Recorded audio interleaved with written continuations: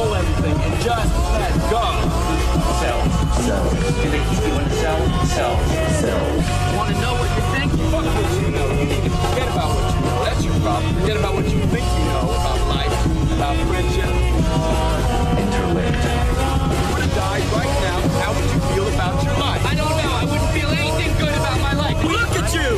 You're fucking pathetic!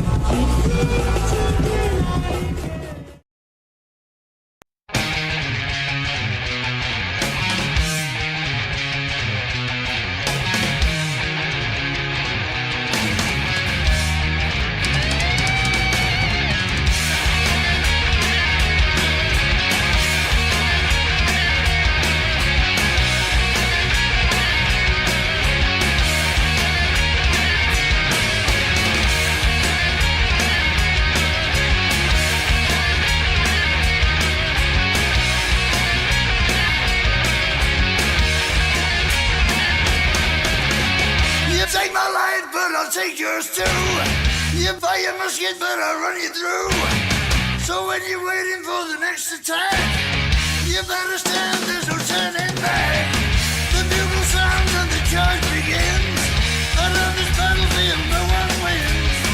The smell of backward smoking horse's breath as I plunge on into certain death.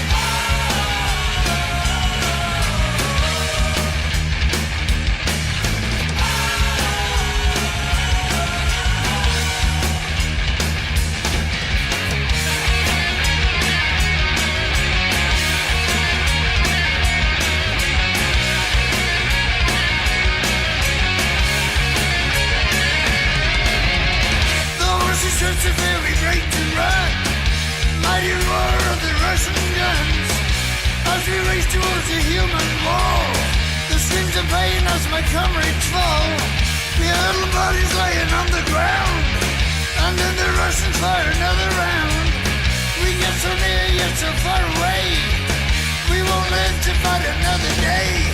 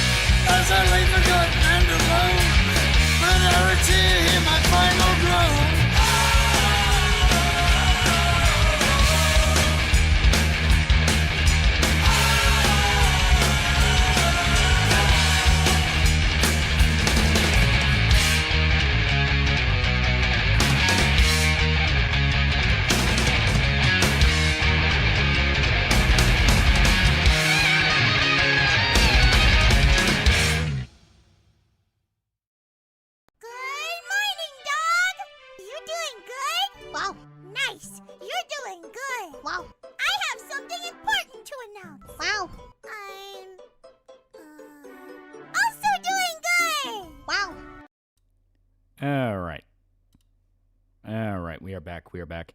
I do not know why, but every time I was trying to post the name of the first song, it just would auto-delete. YouTube was auto-deleting my own posts where I was trying to explain what the first song was. It was Filthy Vagabond by Killer Be Killed. Because that was Brent Hines' side band along with Mastodon, and it's a really good side band. It's really good. See, Rampage Jackson's son almost killed a guy. Yeah. And from what I understand, it was a bit. Like, it was supposed to be a stage fight, and he just went way nuts with it and beat the guy almost to death. And we're live and in living cover. That is true. That is true. That is true. That is true. Not only is new Berserk chapter going to be as important as the Eclipse, we might be getting a new anime. Supposedly, yeah. Supposedly, what was it? Studio Wit might be doing Black Swordsman. Which could be really cool. Yeah, YouTube hates those words. It is weird. It is weird. Like, sometimes you're able to slip a lot past the filter. Other times, it will auto-nuke anything. Yeah, Roger Jackson lost mine because chat called him a cuck. Even though it's like, dude, it's a sold fight. Like, the shit talking is kind of the point. Yeah, Rip King Cobra. Yeah, he's been... He died in a pretty bad way. I got the X3 Expedition. Peak. No Persona 4 this week. I won't say it's not going to be this week, but it is we are doing a special thing. You know, we're doing a special thing. Because we're trying to be nice guys. Do we know what day next month is new chapter Berserk? I think they said it's the 16th of September. Now, Red Jack's almost killed a veteran because he got called a bitch by his chat. Yeah. And we're so back. We're so back. We're so back. Yeah, I can say Filthy Vagabond. It must be Killer Be Killed, which is weird, right? First day of college was good, and Mega Man Legends got better PC ports, so life's good. Make this bitch look like the Battle of Agincourt up in here. Yeah, 13th of September, yeah. Apparently Jim's gotten worse too, yeah. Time to break out the wood chipper for Destiny. A lot happened this week. A lot happened. Cobra died only a month after Ozzy died. Same day, yeah. Well, it's this thing I was kind of noticing, and a lot of other people are noticing it too, where after Cobra died, you had an outpouring of people go, oh man, but he was such a lovable teddy bear and this and that, and people were kind of pointing out the fact of, I mean, everyone was like riding on him and milking him, and he was a lolcow. And like dudes were like sending booze to his house to fuck with him, knowing he was an advanced alcoholic. It's like, kind of feels like you're all just trying to do this whole, oh, we love the guy thing after he died, so you're not wrapped up in the fact of you kind of helped kill him. I became an angle after Stu accidentally fake beer canned Raja because Stu confused Raja for a wrestler. Stu apologized to Raja, the promoter, then got Raja into an actual angle. Oh, wow. I kept thinking the beer can thing was part of it. Berserk releasing a new chapter on my birthday. Be eating good. Yeah. Yeah, so many people dying this year. Berserk releasing a new chapter on my birthday. Be eating good. Yeah. It was also premeditated. Dude was saying he was going to beat the guy bad. Yeah, it's like, from what I understand, Stu, the wrestler guy, was 100% in the whole, like, this is a work. This is just an angle. Like, we're just fucking around. And Raja had, like, an actual personal beef, and he just went nuts. Yeah, Green Red's blaming Deadwing for Cobra's death. Kind of ignoring the fact of, like, there was an entire culture around this dude. I mean, there's not any one person that did it. Everyone kind of has that shared responsibility. And it's official King Cobra Pass. Saw Claw's stream. Was nice. They started watching some Go Animate Autism. Should I play Final Fantasy 15, or is it ending getting cut and put in a book kind of a deal breaker? 15 is still good enough to check out. There's a lot to like in 15. It's just not, obviously, the game it should be. Redder's sending alcohol to his house after getting him banned from all local bars. Yeah, like I said, it's people were sending him booze and care packages knowing he was an advanced alcoholic. Apparently people were sending him like fucking Duster too, you know, to huff. It's like, the fuck did you think was gonna happen? Yeah, I may have given the suicidal guy a gun, but I love him. He's the best, so please ignore the first part. Yeah. How do we submit fan art? You can either email it to the Grindstone email, which is on the Indiegogo page, or you can send it to my email account, which is TheAlmightyLoli@gmail. We are collecting it. And a guy did ask earlier if no AI art is a rule. It is. It is a rule that we do not want AI. Gotta use your hands. What's duster? Like computer duster. People huff it to get high, and that can easily kill you. Spooky games made me Left 4 Dead, please. Yeah, Roger also got rage baited by his chat. Dude cares way too much about what 14-year-olds think of him. Yeah. Isn't he the son of like a pretty famous dude? So it could just be, celebrity kid syndrome. Aren't there rules about sending that kind of stuff in the mail? I think it depends on what state. A month in the 7th anniversary of Sky King taking flight and soaring through the sunset. What do you think of him and the incident at the time? Sky King was kind of one of those of, it's such a weird little story. You can make an amazing movie off it. And when's the Resident Evil Outbreak stream? And we can actually play Outbreak. Okay, if another local enabler, so what if we enable their destructive habits? It's not our fault. Yeah, I know there was a guy posting about how there was a dude in the King Cobra thread that was like trying to send him a care package, and it's like, I thought you guys explicitly made a rule not to fuck with people's lives. Yeah, Rampage Jackson is his father. Yeah, and Rampage is a pretty famous MMA guy. Ready? When's the deadline for the fan art? As stated, right up here. Honestly, I should probably just get rid of the next. Here. Friday. Yeah. Deadline is going to be Friday. I can send, make physical art. Can I send it to you after it gets scanned? And does P.O. Box still work? Yeah, that would actually be really cool. There's a large amount of people who just like Cobra and consider him a confirmed cow, but some did go too far. Yeah. Who's Cobra and how did he die? Cobra was, as stated, kind of like a low-cow guy. He was really famous for making a bunch of weird, fucked-up food and eating it and drinking a lot.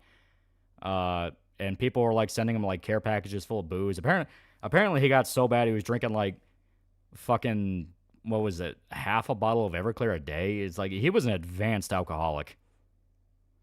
Brandon Lost Texas Chainsaw Massacre sequel called All American Massacre surfaced on eBay after it was thought to be lost. Ooh, that is really cool. It's crazy because Rampage had a short moment in pro wrestling, so he should have smartened Raja up more. Yeah. I remember someone snapping a screen cap in the inside of Cobra's mouth while on Duster. His tongue was necrotizing and turning black, but he seemed to stop after that. Yeah. What's your opinion on Cobra? As stated, it's one of those of, he did a lot of funny shit, and people, who actually were just documenting it and just having fun with it, they weren't really doing anything wrong. They were just watching you guys' public video. But because local culture has kind of become what it's become, especially in the modern era of the internet where everyone wants to get involved with it, you had a rise in people who, they didn't want to just, stand on the sidelines and watch. They had to get involved. They had to send stuff over. They had to be a part of the story. And those are the guys that got him killed. Are people so stupid in the RE9 demo presentation? Yeah, right? Started playing Batman Arkham Asylum for like the 100th time, and now my PS4's fried, so I have to get it fixed. Rip my wallet. Yeah.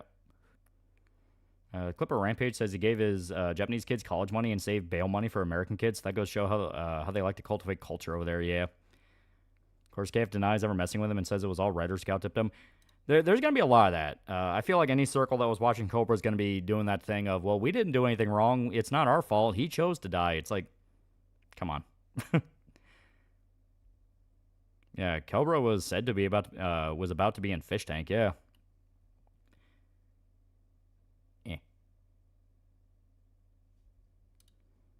Is Pixar good? Yeah, Pixar would be cool. Yeah, everyone's being next to Liquid Chris. Yeah. Yeah, Deadwing paid tribute to King Cobra on one of his streams. Well, Deadwing been watching Cobra for a while. If I remember right, he was watching him before Cobra even got famous. Moment someone like Cobra Flout says, I'm fucking miserable after having an alcoholic binge. Shit stops being funny. Yeah. Yeah, say we want about Cobra. Those locals are way more degenerate. Yeah. And it is kind of the agreed upon consensus in that Cobra was eccentric. He was a weird guy.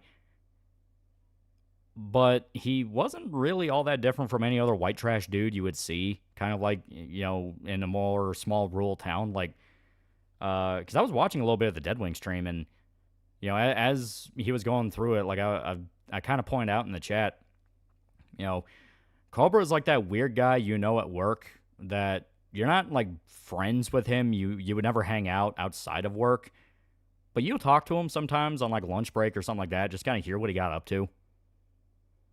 Allegedly, Rampage did a bad job raising Raja, so he may be the root of his anger. Not that justifies what he did. Yeah, as stated, celebrity kid syndrome. Think the new Onimusha Way of the Sword's gonna play like Soulsborne? No, nothing they've shown so far points to Soulsborne. Sky King's story is such a mix of emotions, confusion, sadness, happiness, all rolled into one brief moment in time. One thing that always stuck out was the "nah, I'm a white guy," yeah. Were the Berserk Golden Age movies censored? I thought that was 97. Oh yeah, no, those movies were not censored. You saw everything. These Cobra didn't diddle or groom kids, got respect for Cobes and most YouTube influencers. Yeah, as stated, he genuinely was a pretty harmless guy. The only thing he really hurt was himself. Apparently, Japan is suspending packages being sent to the U.S. over tariffs. For everyone want to have merch from Hall Live ordered. Love to see it. Yeah, Kobe's just your average town weirdo, eccentric but chill, and you like to have a drink with him. Yeah. Like, you're not friends, but to talk to him once or twice isn't bad. Right for Delta tomorrow? I do want to see what they've done. I do want to see. I know they did fuck up the lighting in the graveyard scene, because I saw that and I was like, that's not really that great. But I'm still excited to see what they've done. Apparently, Astrobot got an Easter egg. When Noel talked about Cobra's death, he deflected, blamed to Reddit, and wanted to convince his dad to sue rioters and to give him permission to sell his dead son on the face of a coin. Yeah, that's fucked up. That is fucked up. It's like, deflecting the blame, as stated, everyone's doing that right now. Everyone's deflecting and going like, oh, it wasn't our fault, and oh, it was his own fault, and it was this other group that did it. Like, that's common right now. Selling his face on a coin is like, no, fuck that. That's actual exploitation. Can you feel me on Raja? He's the son of Rampage Jackson, who's a famous MMA fighter. And Raja also was getting into MMA shit. And he did like a staged beef with a wrestler called Stu. But then Raja took it too far and actually had like a personal beef with him. So he damn near beat the guy to death. Yeah, Jerry Adler, actor from The Sopranos, passed away, age 96, rip. Yeah, he was Hesh. He was like one of the better characters.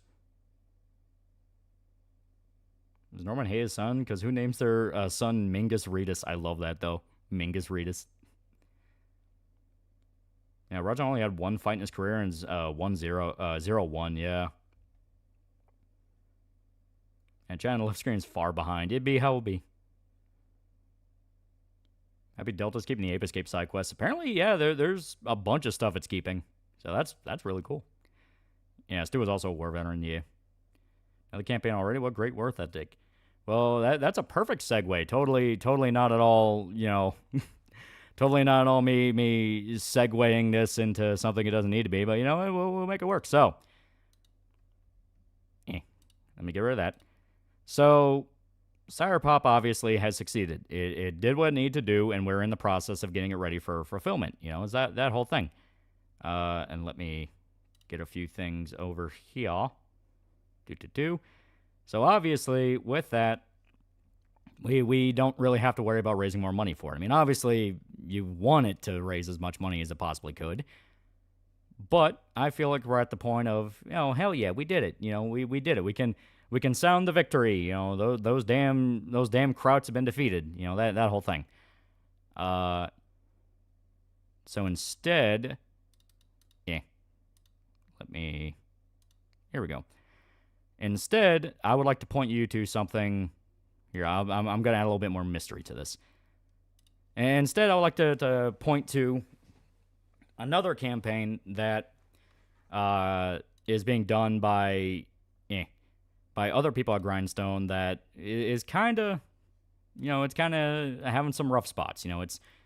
It's one of those things where it's just not getting the momentum it needs, and hopefully I'll be able to show you guys, and you can think it's cool, because it looks kind of cool. It looks kind of cool. Sire Pop 2, the quest for more money. But, here, so I can show it.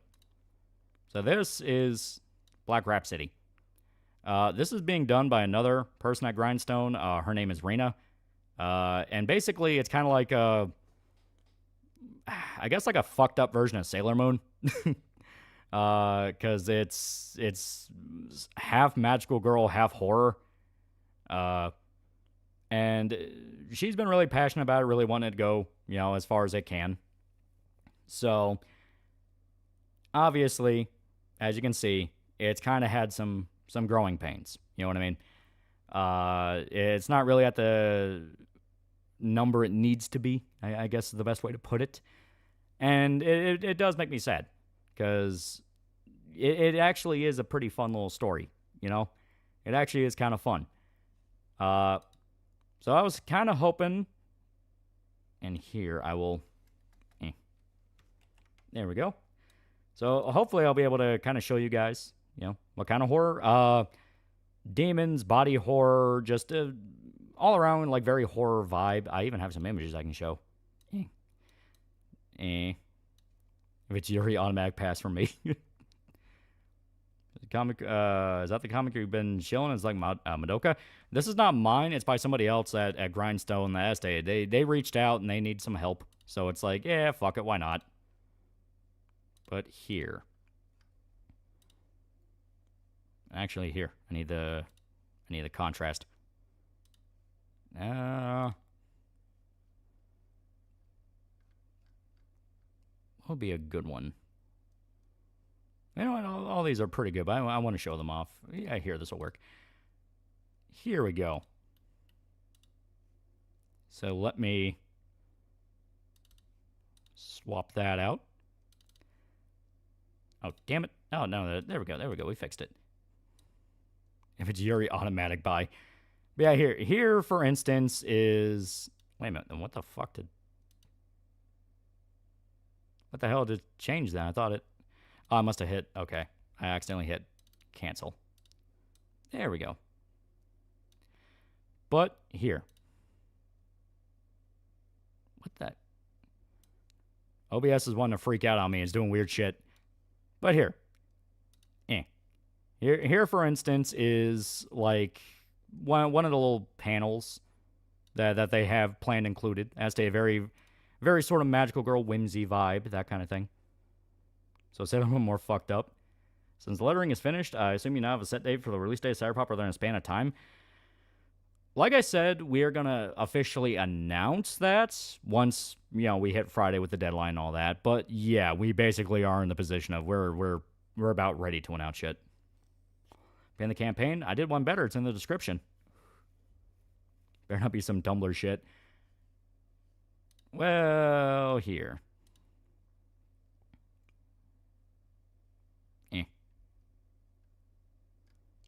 Damn it.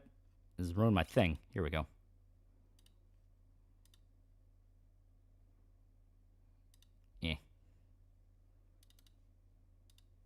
But here. So the whole idea is contrasting kind of the cutesy nature of, like, magical girl shit with, you know, fucked up monster violence. Yeah, I'm here. I'm the writer. Yeah, this is Rena. Yeah. So I'm trying to give a good introduction. You know, a good introduction to this. Yeah, playing a second run Cyberpunk, just beat up the homeless cyber psycho vet, as you should. Yeah, that's looking good. Oh my god. Can we demo you on Twitter, the fan art? Yes, you can. Yeah, Lolly, we have a writer in chat. Yeah, that's Rena. Yeah.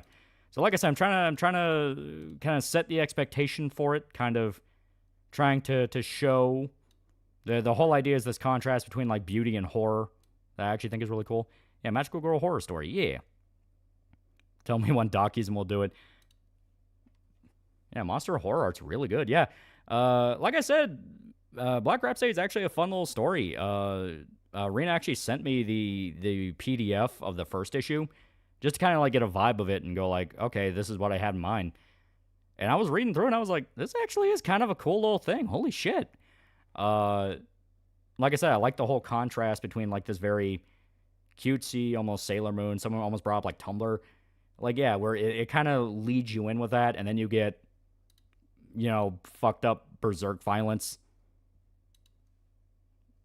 Yeah, magical girl gore. So yeah, it's a lot more in line with, like, almost like a Madoka Magica type thing.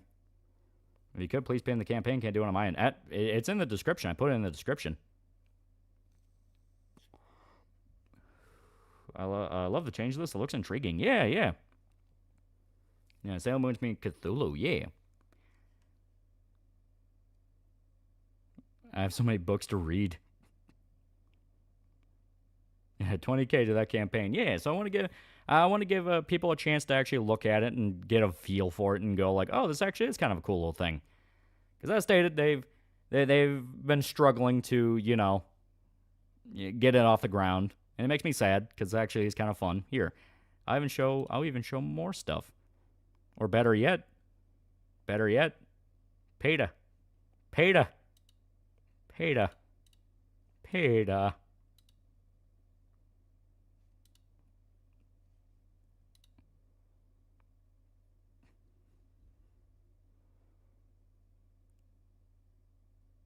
Peta. The writer is here. Yeah. Yeah. Yeah, there we go. There we go. Let me make absolutely sure people can actually hear you here. I don't want this bit to be ruined. Eh. Should be... Ah, come on, where is it? Oh, there it is. There it is. All right, now try to say something. 7. There you go. There you go.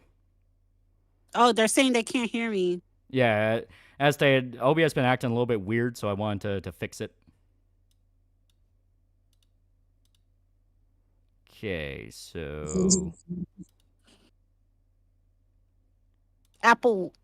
Yeah. Oh, you know what? I think I know exactly what the problem is. Give me one quick second. Oh, wait, now they can hear. Okay, yeah, now they can hear. Yeah. Can you hear me, guys? Yeah. Say yes in the chat. You can hear me. They're saying they can, yeah. So, like I said, OBS acting a little bit weird, but I got it fixed. Nice. And to answer some earlier questions, no, this is not a Yuri. We have regular female friendships. Yeah, there you go. So calm down. The story about friendship. Not every single female friendship is a relationship. Fuck Tumblr. Yeah.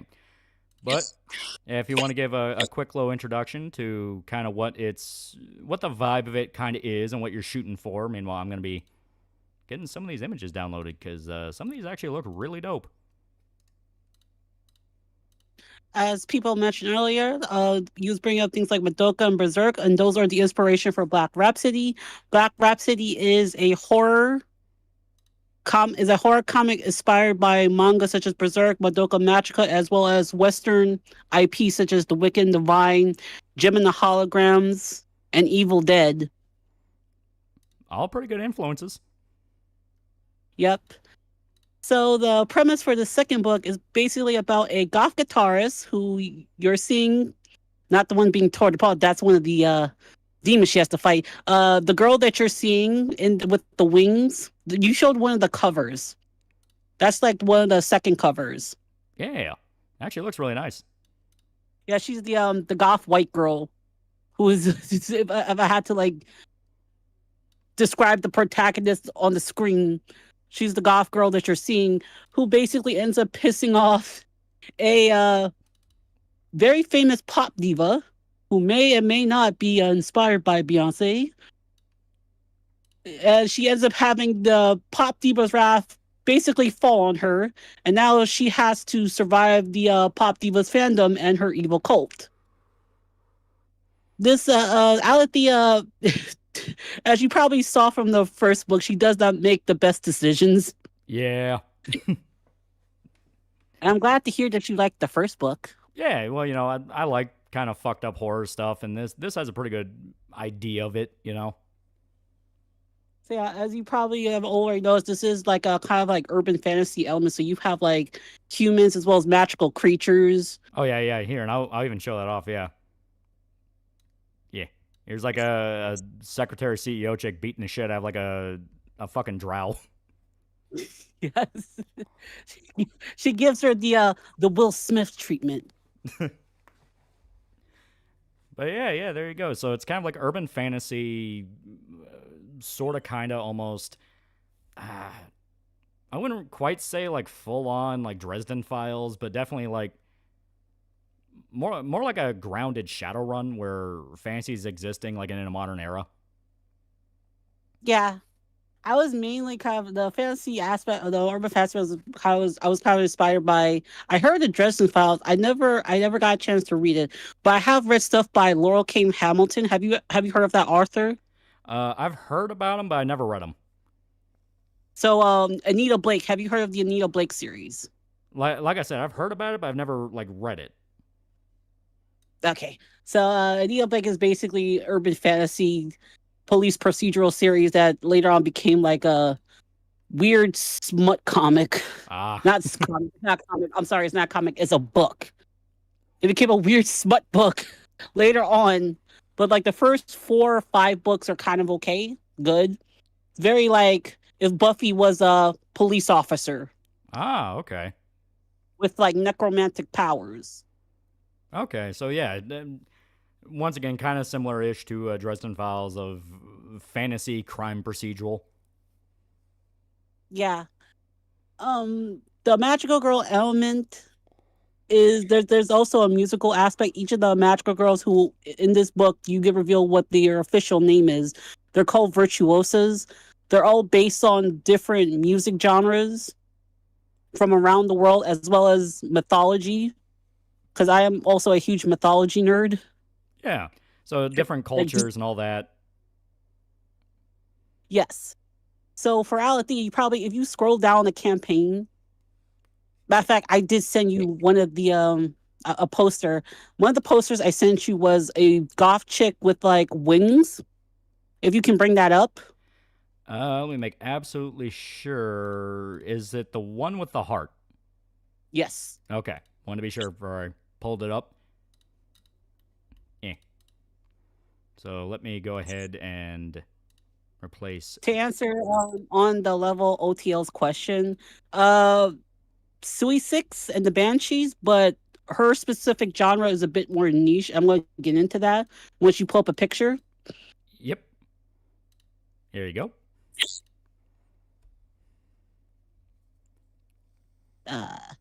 Sorry, I can't really see on my end. Teal's question. So you have it on screen? Yep. It's the one with the heart, or she has the heart levitated by the hands. All right.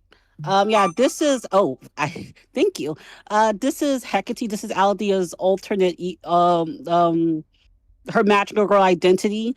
There's a story behind why she looks the way she does that gets explained later on and kind of hinted at in this book. So as you probably already heard, she's based on the Greek goddess of witchcraft and the moon, Hecate, who is the one that helped reunite.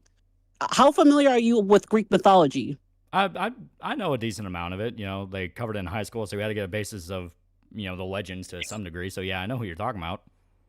Yeah, she's the one who helped reunite Demeter with her daughter Persephone when Persephone got kidnapped by Hades. She was the only witness to Hades kidnapping Persephone. And because she helped reunite the two, she became Persephone's best friend and is now able to travel between the underworld and the the overworld. Okay. So she can travel between the heavens and the underworld. She's a really cool figure. Yeah. The music genre I based her on was ethereal wave, which is a goth music genre. Now, ethereal wave isn't exactly my cup of tea, but if you were to listen to something like the Cocteau Twins, it sounds very ghostly, which is perfect for a figure like Hecate. Yeah, it obviously would make sense for a character who's kind of weaving between the, land of the living and the world of the dead. Yep. Almost very like The Crow, almost. Yeah, that's actually a really good comparison. The Crow. I should admit something. I haven't really seen the first Crow movie. You should. It's really good. I am a baby when it comes to me, so I'm just now dipping my toes into like some of the classic stuff. I think the last classic movie I watched that I can remember was Die Hard, and on Christmas. Yeah, in all fairness, Die Hard is a classic. Yeah, that was the first time I watched it. I liked it, and Micah has been slowly introducing me to other forms of older movies from the '80s. and 90s. Yeah. But to get back to my book, Hecate's ability is that she can serenade the dead.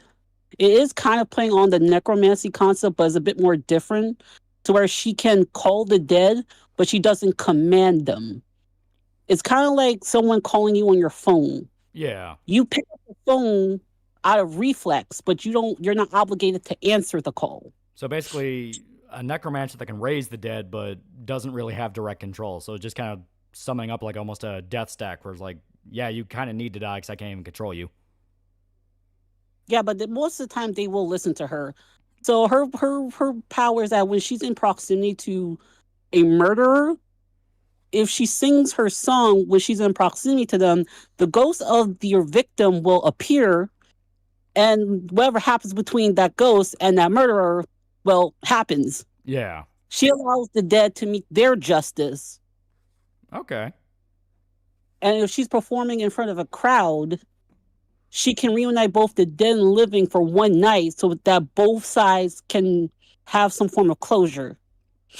Okay, so yeah, it's sort of, God, it's almost, God, what was that show on NBC where it's the guy who could raise the dead? I think it was Pushing Up Daisies, where if he touched someone, it would bring someone back to life, and they would be fully conscious and back to who they were. And he used that to kind of like, solve murders and things like that. I don't think I heard of that series, but I know of the show Ghost Whisperer.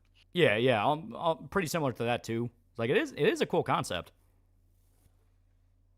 Yeah, I also tied it in with the musical element. So each virtuoso you're going to see in the series has a elemental ability combined with their own respective mythology. So I've had other ideas for virtuosos I wanted to tackle. Like, for instance, I have virtuoso who's based on Japanese mythology, specifically Shintoism. And the god that she was based on was the Japanese ice dragon god Kuro Okami. Okay. And her like music genre is, if I recall incorrectly, death metal. Yeah, that's actually kind of out there. Yeah, like because there are some really good J metal bands out there.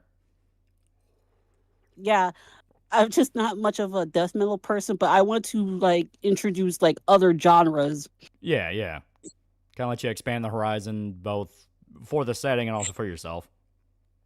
Yep. Don't see the link for comic in the description. You can post it in chat. You may have to refresh the page, but here, I may as well just put it in chat. It should let me. There we go. There we go. So people can check it out and they can see the page. Yeah. But here, let me pull up another. I know, yeah, here.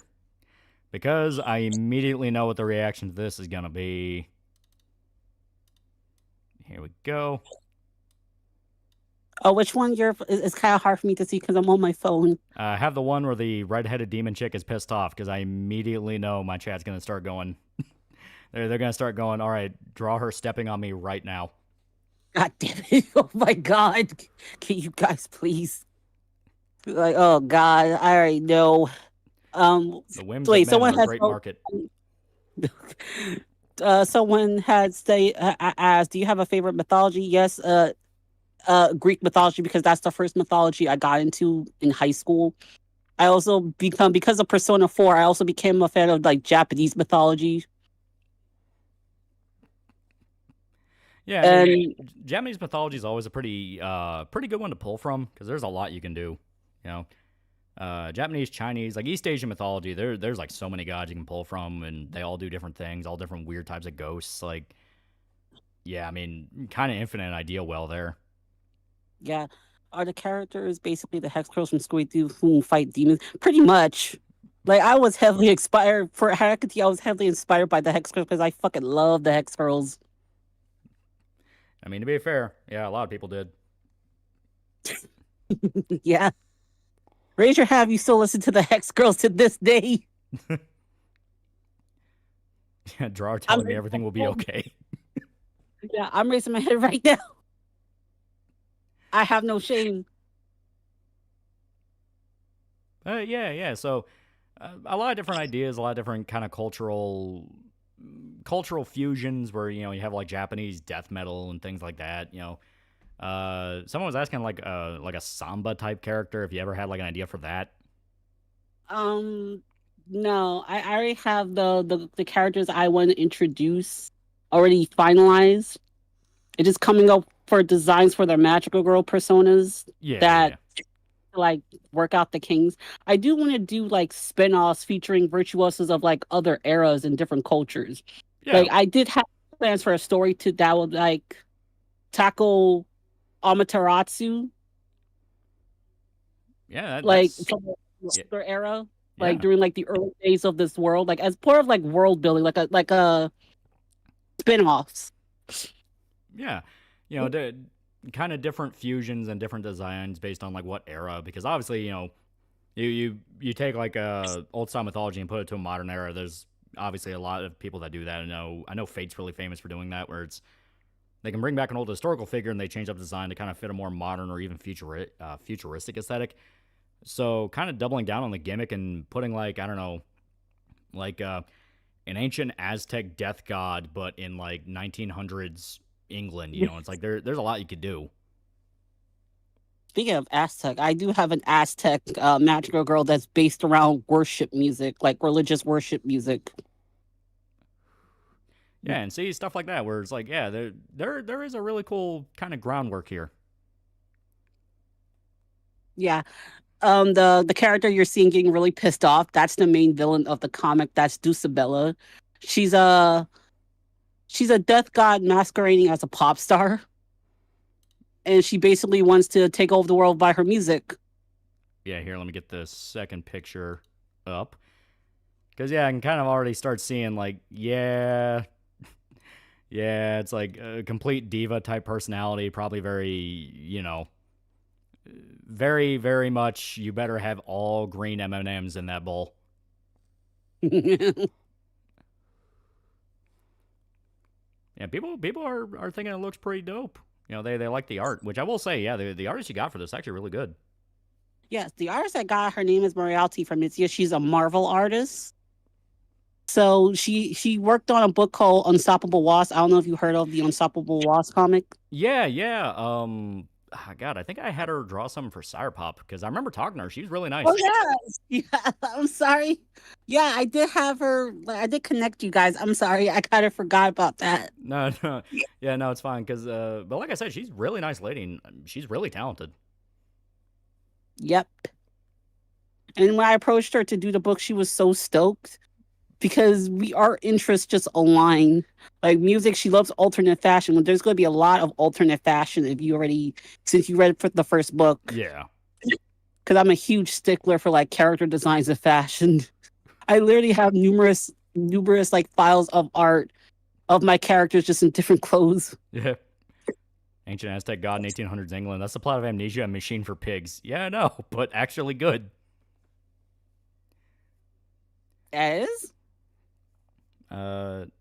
Is she the main villain or the first arc villain? She's a main villain. Okay, so yeah, she's gonna be the big bad. Who's the other voice? Yeah. This is Rena, the creator of Black Crap City. Hello. Yeah, people are already simping for the villain. Wait, who? What was it? A guy put people are already simping for the villain. Oh, of course they are. I already knew going into this that I'm going to have people simping for the villain. Well, that's how I know you have good character design. Yes. I keep being told that she looks like a cross between Rogue and Mystique. It wasn't until after I already finalized her design that I actually realized, wait, they're kind of right. They're not wrong, and honestly, that's not a bad idea for a combo. People love Rogue and they love Mystique. Yeah, I was just thinking, I want a sentient night goddess. Yeah. Someone asked, have you used Celtic mythology? Not yet, but I do have ideas for magical, like Celtic magical girls sometime in the future. I also like you probably saw from like the first book, there's like 3 other villains who are kind of like mini villains or underlings to like the big bad. Yeah, the lieutenants. Yeah. Those are the Marvelous Marionettes. They're a pop. They're a kind of a key pop group of little demon girls. One. Think the reverse of K-pop demon hunters. Okay. So like evil K-pop. Well, not K-pop, because they're general like children's pop music. They Yeah, don't yeah. necessarily K-pop. I do have ideas for a K-pop character. I just haven't decided where I want to make them a villain or a hero. Yeah. One guy asks, is the genre shoegaze an inspiration for the main character? No, specifically Ethereal Wave. Though I could introduce a shoegaze character at some point. I am familiar with shoegaze because shoegaze was one of the music genres I was considering as inspiration for Hecate. And one guy asked, will there be rock and roll magical girl? That's actually the main character. I showed that a little bit earlier. Yeah, Ethereal Wave is a form of rock music. Yeah. Here, let me pull up another page with more of the actual action so people can kind of see how it flows. Yeah. Here we go. So to these pages, the dark elf girl Letitia, who is Althea's friend, tries to bargain for her friend's life, and the main villain is not having it. Yeah, obviously is very much against the idea, considering the fact she's choking her to death. Yes. So a lot of people would pay for that. Yeah, it's true, especially guys right now in chat. Dippers for $1. Don't get green M&Ms. Linkaro will be over and beating his shit over that bowl in 2 minutes. Alrighty. So let me go ahead. I will hide the hot demon lady, and I'll bring this up. So this is an actual like fight scene. This is the one that leads into the demon thing getting ripped to pieces earlier. Yeah. So that's the demon girl who attacks Alethea. Well, the trio of demons that you saw in like the first book, they're based on the Euronids of Greek mythology, the underworld goddesses of vengeance. They're a corrupted version of the Euronids. There you go. So they basically are trying to they messed up trying to secure this thing called the goddess gift in the first book, and now they're trying to redeem themselves by assassinating Alethea. And Alethea, completely confused by the situation, like imagine waking up in like a graveyard, and all of a sudden you're attacked by a pop idol who turns to a demon. Yeah, and tries to rip you apart. Yeah, you gotta fight back. So Alethea takes her guitar and beats the shit out of her, and almost dies. Yeah. Yeah, you kind of get a good sense of that Evil Dead influence, because the creature there looks a lot like a Deadite. And it's pretty dope. True.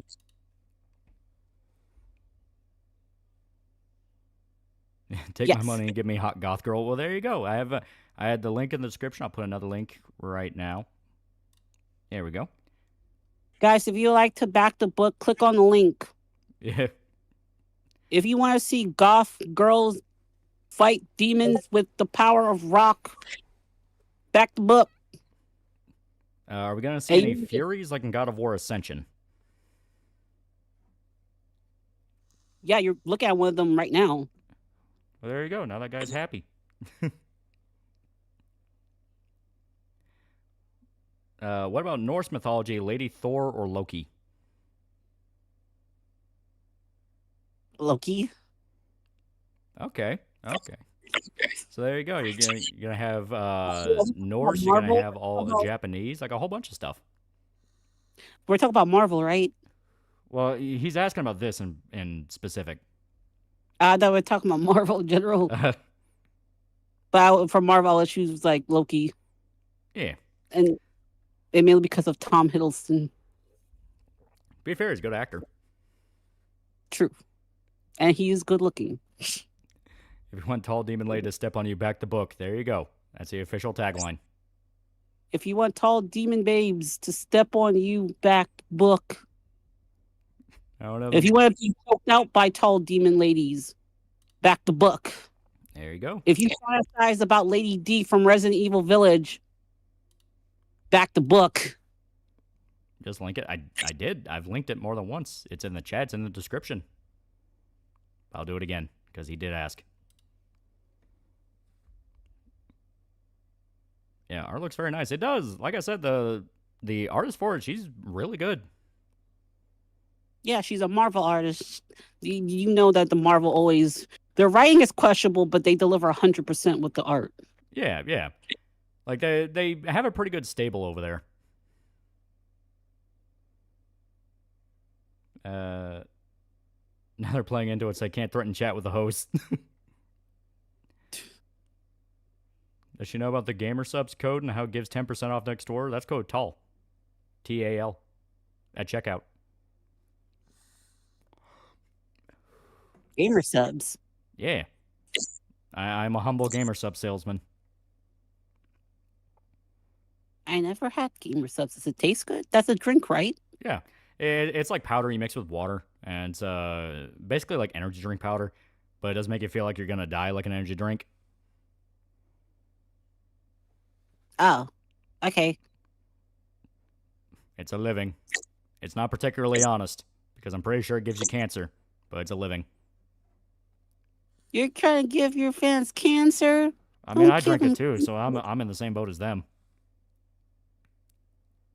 Okay. Great way to say snake oil salesman. Listen, the snake oil works. It sells. But yeah. So as stated, Black Rhapsody is a pretty fun little thing. It's a good action horror type series. I'm trying to see if... Let me pull up another one. Already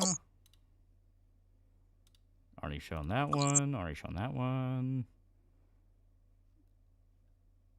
You know what? Here. I know exactly.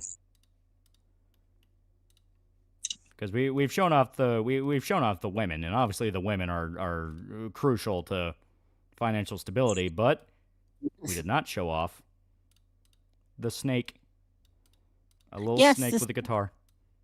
Yes, this is Orion. He is the familiar, the magical familiar. In every magical girl property, there's always like a cute animal familiar that helps the magical girls. Like Sailor Moon has Luna. Madoka Magica has Kyubey, the much more evil version of that trope. Yeah. And Pretty Cure has, you're walking money merchandise. But we have a cute British snake who likes to play the guitar. I like that. People are loving Orion. I like that he strums with his little tail. Yes, he is a cute baby snake. The noodle.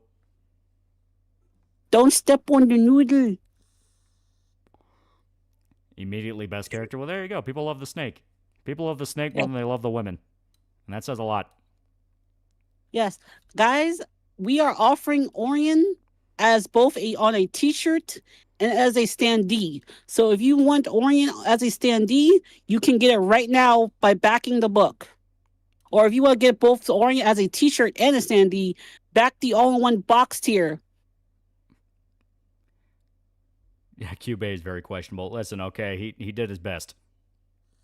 He did his best, okay. That's one way of saying grooming. Understandable casualty is the technical term. 100K to the campaign. Well, there you go. Like, give it some momentum, because that's it's been struggling a little bit, and it's sad because there's a lot of talent and there's a lot of soul. That's the important word, soul. So, give me your soul, Loli.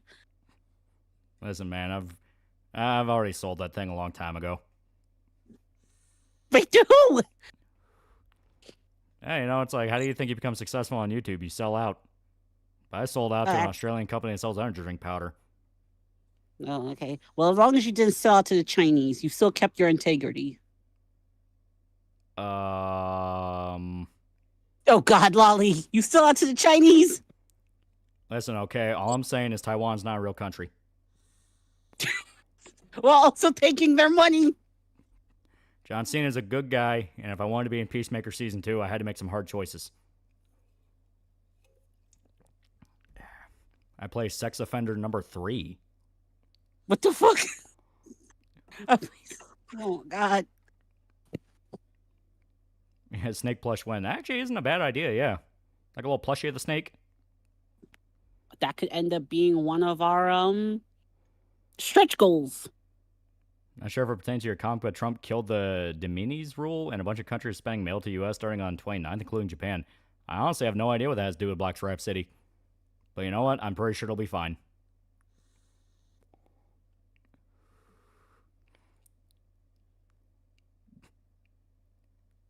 But yeah.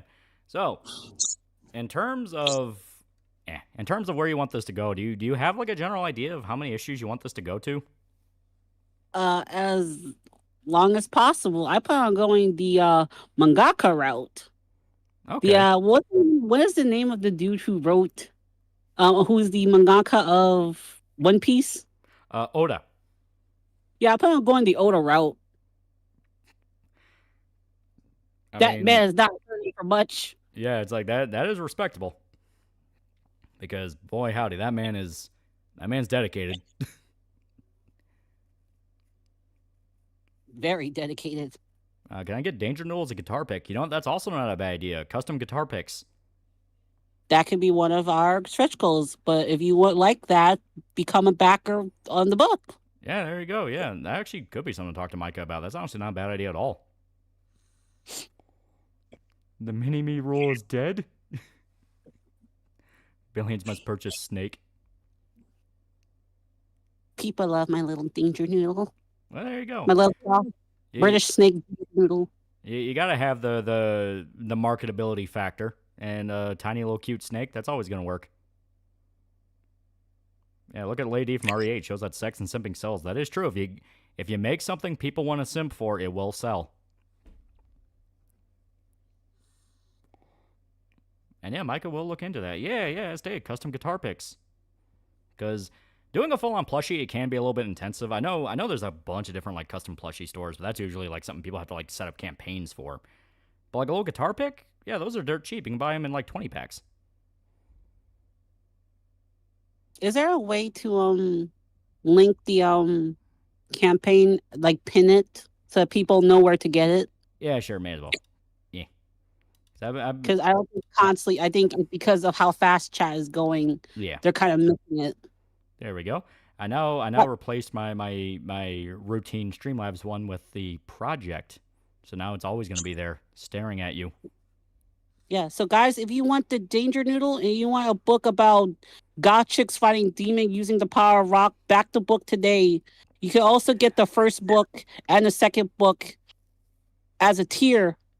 So if you missed out on the first campaign, you can get a catch-up tier. Yeah, dress the snake like Lemmy Kilmister. Yeah. You can have like little variants where he's like based off different musicians. So you can have a little Lemmy snake. You can have an Ozzy snake. You can have a Blackie Lawless snake. Speaking of Ozzy, dude, I literally had this idea like a while ago. I would love to have an Ozzy character be based on Odin. That would be kind of dope, yeah. Ozzy Osbourne is Odin. Yes. Because Ozzy did that bit in Brutal Legend as like the Guardian of Metal, where he was like the shopkeeper, and everyone fucking loved him. Nice. And to put it to you this way, Miss Serena Cyberpop had a wheelchair character who wouldn't feel it from the waist down. People slammed thousands just for a taste of a carrot. That is true. We made Dakimakras of our Crippo Girl, and it sold billions. Guys, back the book, and one of the stretch goals can be a Dakimakura of Dulcibella, the demon blue lady. Well, there you go. If you want a Dakimakura or want to be stepped on by the demon blue lady, back the book at top. The book is pinned at the top, so you know where to back it. Well, there you go. You heard it there. I mean, I didn't want to be presumptive or anything, but yeah, if you back it, you will get your Dakimakura of the demon lady. Potentially a Dakimakura, and potentially Little Danger Noodle could become more than a standee and a t-shirt. Yeah, deal. Yeah, there you go. See? Like, it works. These tactics work. Are they shady? Are they a tad unethical? I don't know, maybe, but they work.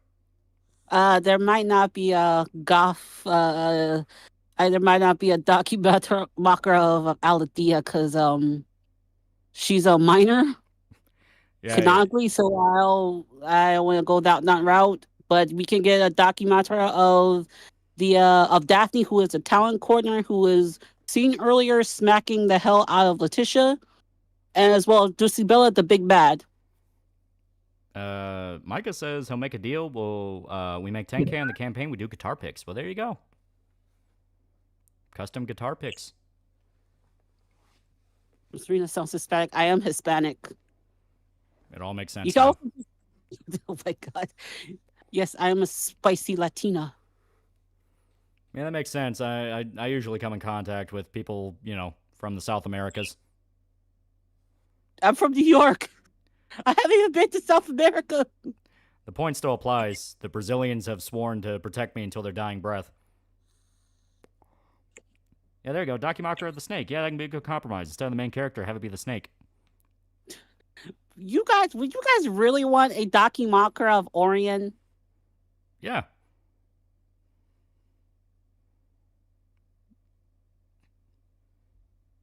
I'm letting it sink there, just for that revelation.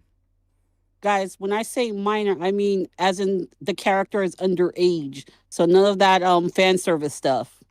Yeah. They obviously those are ethical lines that cannot be crossed in our modern era. Also, it's bad for business. Yes. I don't mind doing like prints of her, just nothing in the sexual territory. Yeah, and obviously that's not really what it's shooting for anyway. It's one of those if it's all based around like what story you're trying to like sell to people, and if people go in expecting like a high school DxD type like ecchi comedy, obviously they're gonna be disappointed. So it's like, yeah, you gotta set the expectation right. Yeah.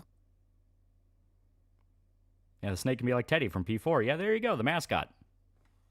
Teddy, oh god, Teddy, I have a love-hate relationship with that character. I love him. Depends on the day, it depends on when he's written. I'm currently going through Persona Q2, and Teddy is just insufferable there. Yeah, that was... The Persona Q games are definitely where it started reaching the level of like, all right, what was this character's gimmick in the original? All right, that's just going to be who they are now. Nothing else. Yeah, they did it with all the characters, so like it's just I don't even want to read their dialogue half the time because they're just so annoying. Yeah, the Q games are a little bit hard to love.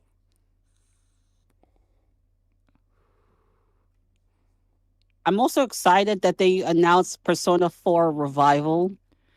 Yeah, I'm curious what they can do with it. I didn't hate P3 Reload, mainly because it fixed up the gameplay, and that was always kind of my biggest hurdle with P3 FES. It's like, not being able to control your party members. That's... Yeah. I really want to play Reload, but I don't have the money for it at the moment. All fairness, if you've played P3 before, you know what you're getting. It's P3 again. So if you have like, the portable remaster or something like that, you're golden. You don't really need to touch it until like a deep sale. Okay. What about, have you played Metaphor? I have. Metaphor is actually really cool. Oh, nice.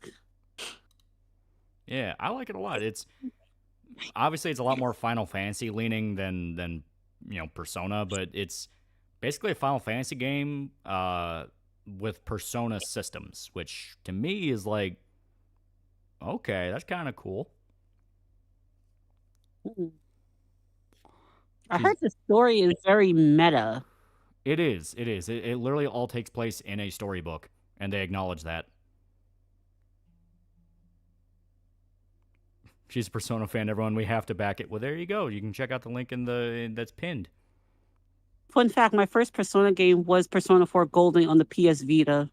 And I fell in love with the series ever since. Actually, I watched the series back in high school, specifically the third game, on a YouTube channel called Psychedelic Snake. Yeah. That tends to be a lot. Tends to be how a lot of people end up getting into it. Because I was kind of a similar way where I started playing it with Persona 4 Golden, but I watched the Super Best Friends stuff about it. So I watched like the Two Best Friends video where they play Persona 4, and they were just digging around having fun. So a lot of people, they would watch the fan stuff and stuff on YouTube leading up to P4 Golden, and P4 Golden dropped, and it's like, all right, I guess my chance to get in. And it is really good. When we go to Atlas, where we're going to get Persona 6? You've been milking Persona 5 for years now. Yeah, right? I know you have more than enough money for that game. Here's a fun fact that's absolutely useless. There's still a living direct descendant of Napoleon in the modern days. He still has the last name Bonaparte, too. Yeah, that could be a fun detail to add in, like a guy who's like just a direct descendant to a major historical figure. Oh, interesting. Yeah. Speaking of comics getting the Spawn Omnibus, what do you think of it? I really like Spawn. Do you like Spawn? I haven't really read Spawn nor watched the show, but I've heard good things about it. Spawn is really cool.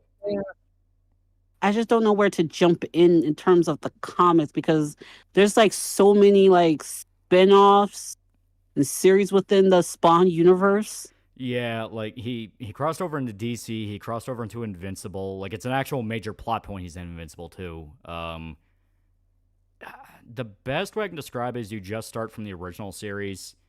Because that's the thing that Todd McFarlane wrote, and that's meant to be kind of its own little story.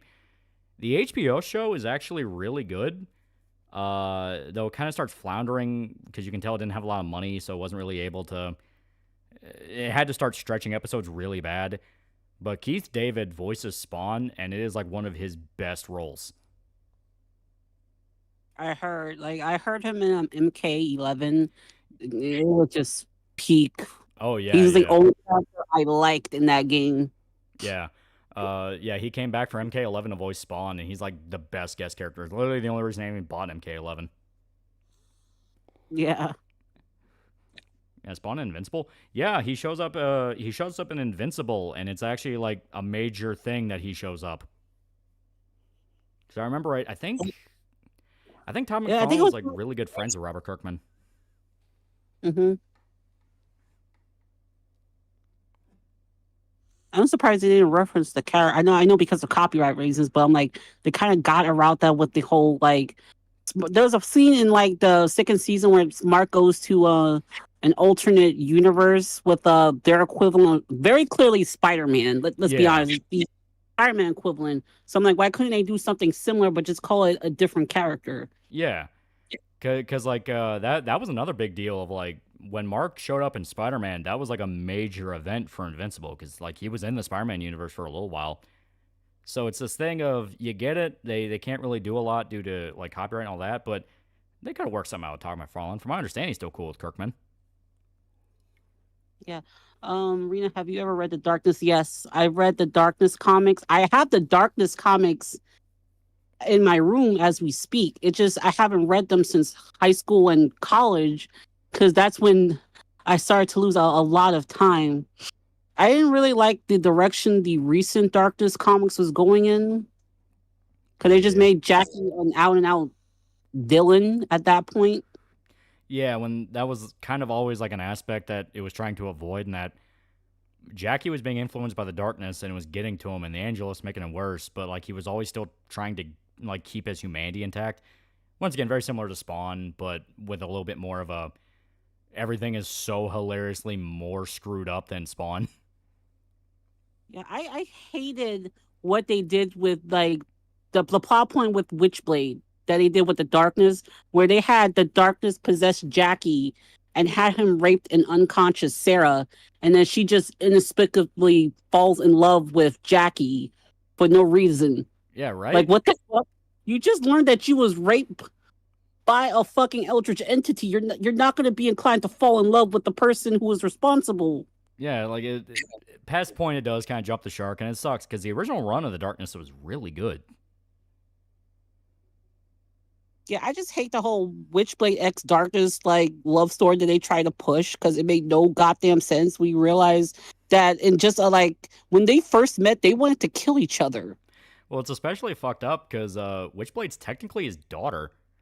Because Yeah, it's I mean, Witchblade's created from the darkness is the darkness and the Angelus are the Witchblade's parents. yeah So the darkness literally impregnated a host, its own child, by that host to like tip the balance in its favor. yeah. It's one of those where like maybe the idea is meant to be messed up. You know, maybe it's meant to be disturbing to think about, but it's like a little bit too far. Yeah, they had to literally reboot that entire universe after that. Someone asked, "You ever play the Darkness games?"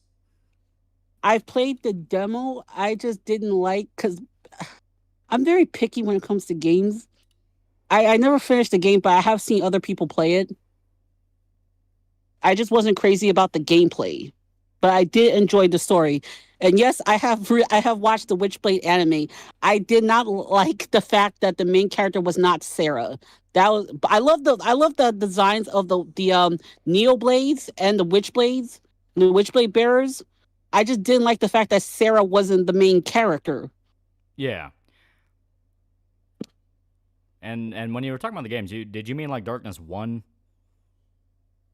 Yeah, Darkness 1. Yeah. I didn't play it too, but I just didn't like the gameplay of Darkness 1. Yeah, that's the Darkness games are basically one doesn't really have the best gameplay, but the story is like really good because basically just a retelling of I believe the first arc in the comics.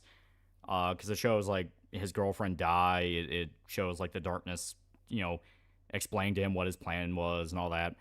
Darkness 2 has like really, really good gameplay, but the story is like 4 hours long. Yeah, it starts to meander a bit. Yeah. And it sucks because Darkness 2 is like really good. There's some like really good moments in that. I just hate that we never got like a sequel to the Darkness 2 because you literally just introduced the nemesis of the Darkness Yeah, and the just Angelus. end the series right there. Yeah. Like, it introduces the Angelus and establishes that is going to be a thing. And not only that, but Jenny is the host of the Angelus. And then the end of the game is Jackie's stuck in hell. Yeah, like you can't end the game like that.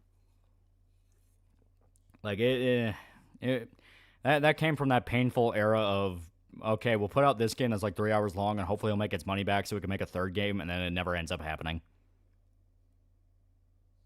Yeah. I'm still mad about that.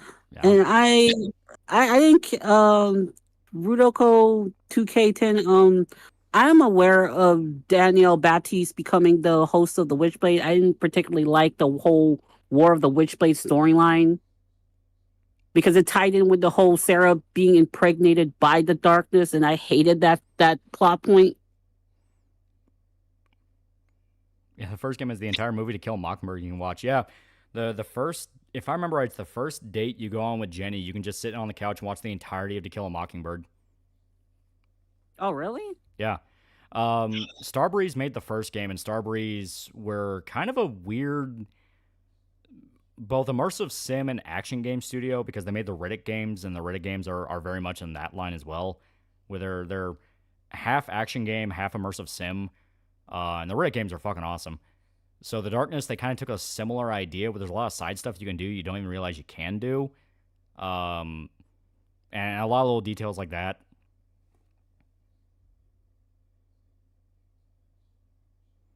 Yeah, third game was in development but was canceled. Yeah. Also, I was still kind of confused about how Angelus possessing Jenny because Jenny's dead. So how the hell did the Angelus possess her? Yeah, it makes you It wonder. can't possess her dead. Yeah, because Jenny was dead for a while. It wasn't even like she just died and was able to like control her body. Like, no, she'd been dead for a few years by the time Darkness 2 happened. Yeah, it was just a weird plot point. Yeah. I mean, you get why, because they make it a through line that Jackie still really cares about Jenny and is like the one tied humanity he has. So having her be controlled by the angel, it's like, okay, that's pretty interesting. But yeah, if you know the exact rules, it's like, come on, that's a little bit bullshit. She had done it before she died, like on the cusp of her dying, the Angelus just possesses her. Yeah, something like that. But then they make it a point that she had the back of her head blown out, so it's like, yeah. Animation called It can't control the soul. Like, there's nothing for it to latch onto. It can suppress the soul, but not like control it. Yeah. There's an animation called The Red Eclipse, and it gives me some major mid-90s indie comics animation on Fox vibes. Oh, that could be kind of cool.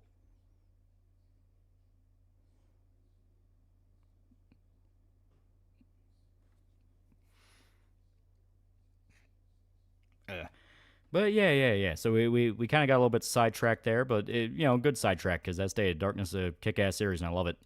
So Yeah. let me go ahead and see.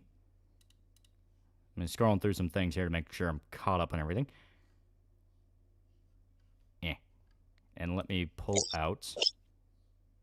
Come on, Discord, don't crash on me now. There we go. So, trying to find another image that I think would be cool to show off. Hey, you know what? Yeah, this one will work. This one will work. I will hide the snake now. Everyone say goodbye to the snake. Goodbye. Doop. All right. So now, scratch that up. I will now show off another page. Hey, there you go. You get to see more of the drow girl getting her ass whooped. Yeah. Letitia, her name is Letitia. She's not having a good day. Scratch that up. I'll go off. Oh. And she's a homie now. She's entitled to a Tanger too. Exactly. And also shows, yeah.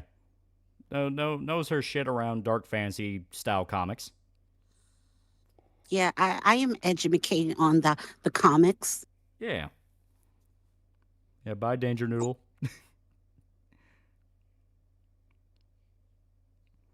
Yeah, you get to see more of the blue demon lady being abusive, which I know the guys here are probably already thinking, God, I wish that was me. I know they are. You have to understand that is the mindset of men. This is all our lives amount to, and it's like, all right, I guess it goes as it gets. Yeah, I know, because I knew I know half of you guys are into Lady D. Exactly. We have Rachel and Yuki fight the blue woman. Disabel might give Yuki a run for her money. Well, I went out of my way to kind of make her more vulnerable, because I like comics where the main characters get fucked up and they're like torn apart and bleeding and all that. One of the reasons I love Berserk is just how many different times Guts gets his ass kicked. So yeah, I imagine like it probably wouldn't be a fun day.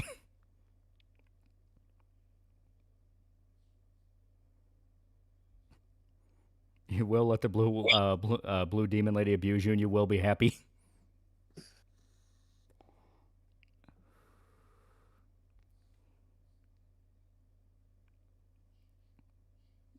My OC can beat up your OC. That's basically what it amounts to. But it is fun. Yeah. Considering how they feel about villainesses, I just know they'll love Angelique. Like I said, good character design.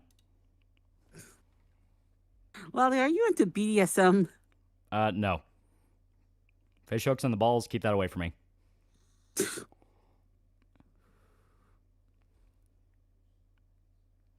I'm looking at this. I'm looking at the stream chat. I told you. Really, like, I'm not into Conan the Barbarian, though I have read some Red Sonja stuff, and I had a hard time getting into it because I just did not vibe with the character's personality. She works a lot better when she's actually teaming up with Conan because Red Sonja is a lot more fiery and like angry, and Conan's a lot more like logical. So they have a good dynamic. Yeah, Red the Sonya by her, Sonya by herself is just not appealing because I tried multiple times to get into the comics. It's just that the character is just not clicking with me. Yeah, yeah. As stated, I prefer her when she's with Conan. She's better as a side character than in the main. So it's like, eh. Some people love her, but just not really.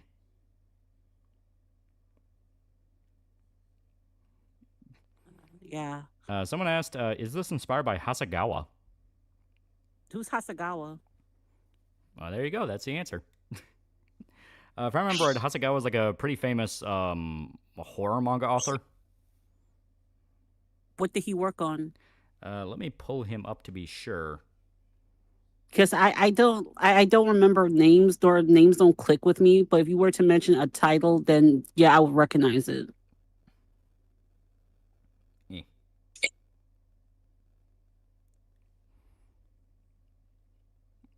All your head will explode in 3, 2, 1. Oh no. A woman being violent and illogical, so originally just being a regular woman. And someone asked, have you seen Battle Royale? No, I have not seen Battle Royale. That was one of the movies I meant to watch when I was in college because I was just watching a bunch of like weird Japanese movies. Like one of the Japanese movies I watched was a girl who like Machine Gun Girl or something. I had a girl with a machine gun on her arm, and there was a scene in that fucking movie where she was fighting a girl with a machine gun coming out of her ass. That might have been Tokyo Gore Police. No, that wasn't Tokyo Gore Police. That was called Machine Gun Girl. Oh, okay. Tokyo Gore Police, which is I had a hard time watching that. I can usually take gore if it's like cartoony enough, like Mortal Kombat, to a certain extent. But if it's like realistic gore, like live action, I disconnect immediately. Yeah, I'm kind of the opposite. I'm a gore hound. I like gore in pretty much anything.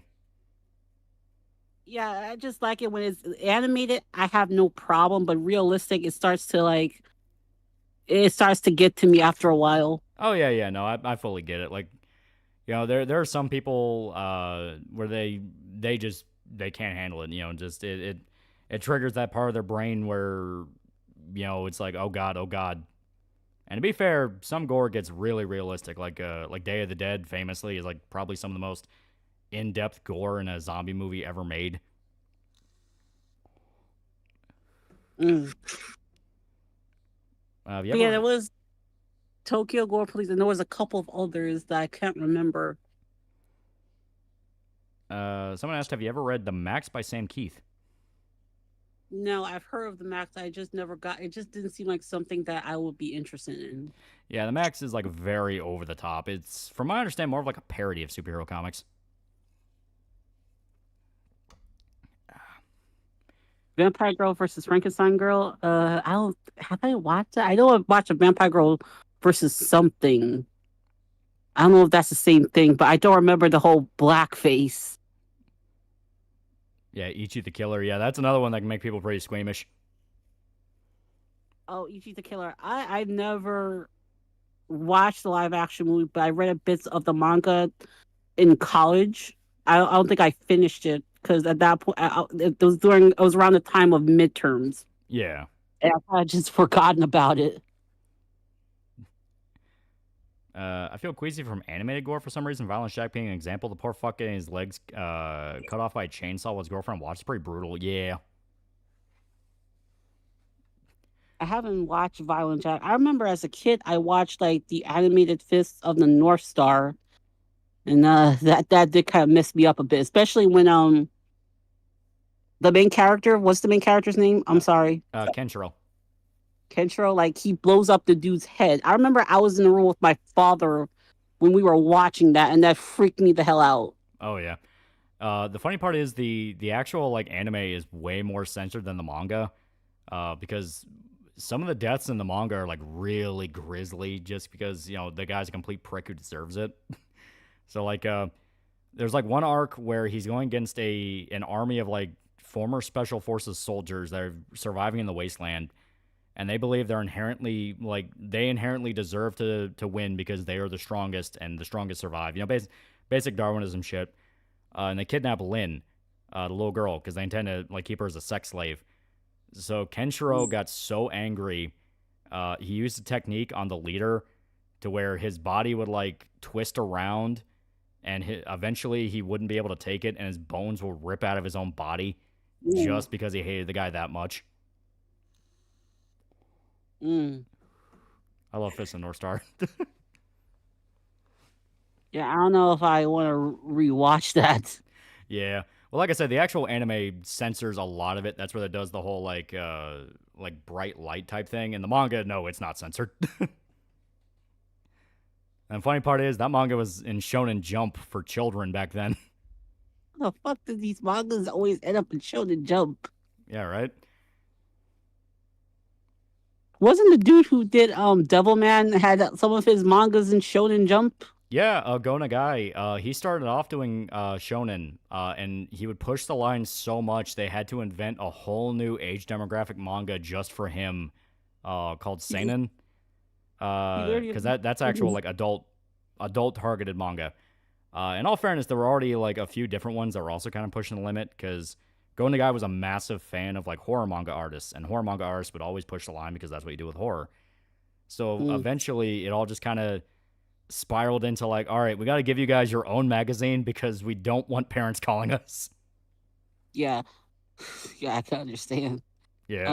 What's the movie that Shorgar keeps mentioning? He Never Died. What's that? That is also sort of kind of like an urban fantasy type movie where, if I remember right, let me make sure I'm actually going to pull up the right one.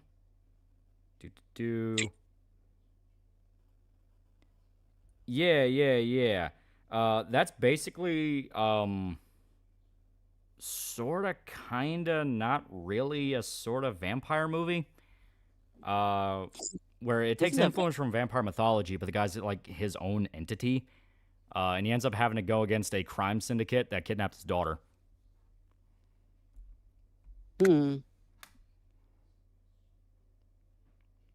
Yeah. Which summoning method do you like better? Booming yourself in the head, ripping the mask off your face, or ripping your heart out? For Persona, you gotta love the evokers. Yeah, just shooting yourself in the head. I love that bro team bit where one of his friends went, "My evoker's an AK."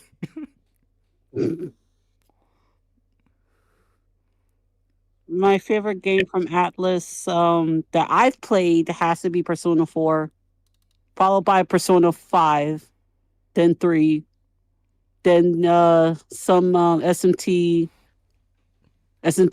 My first SMT was actually on the DS. It was SMT4. Yeah, SMT4 is really good.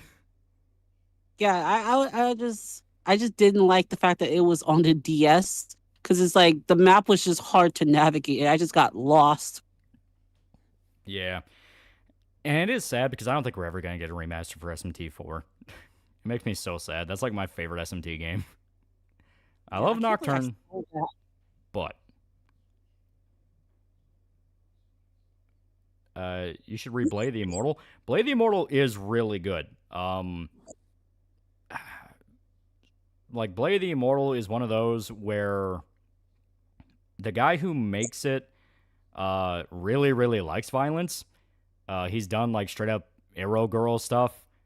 But he is a really, really, really good artist, and he's a really good writer, to the point that he's able to weave it in to where it actually feels like it's part of a larger story.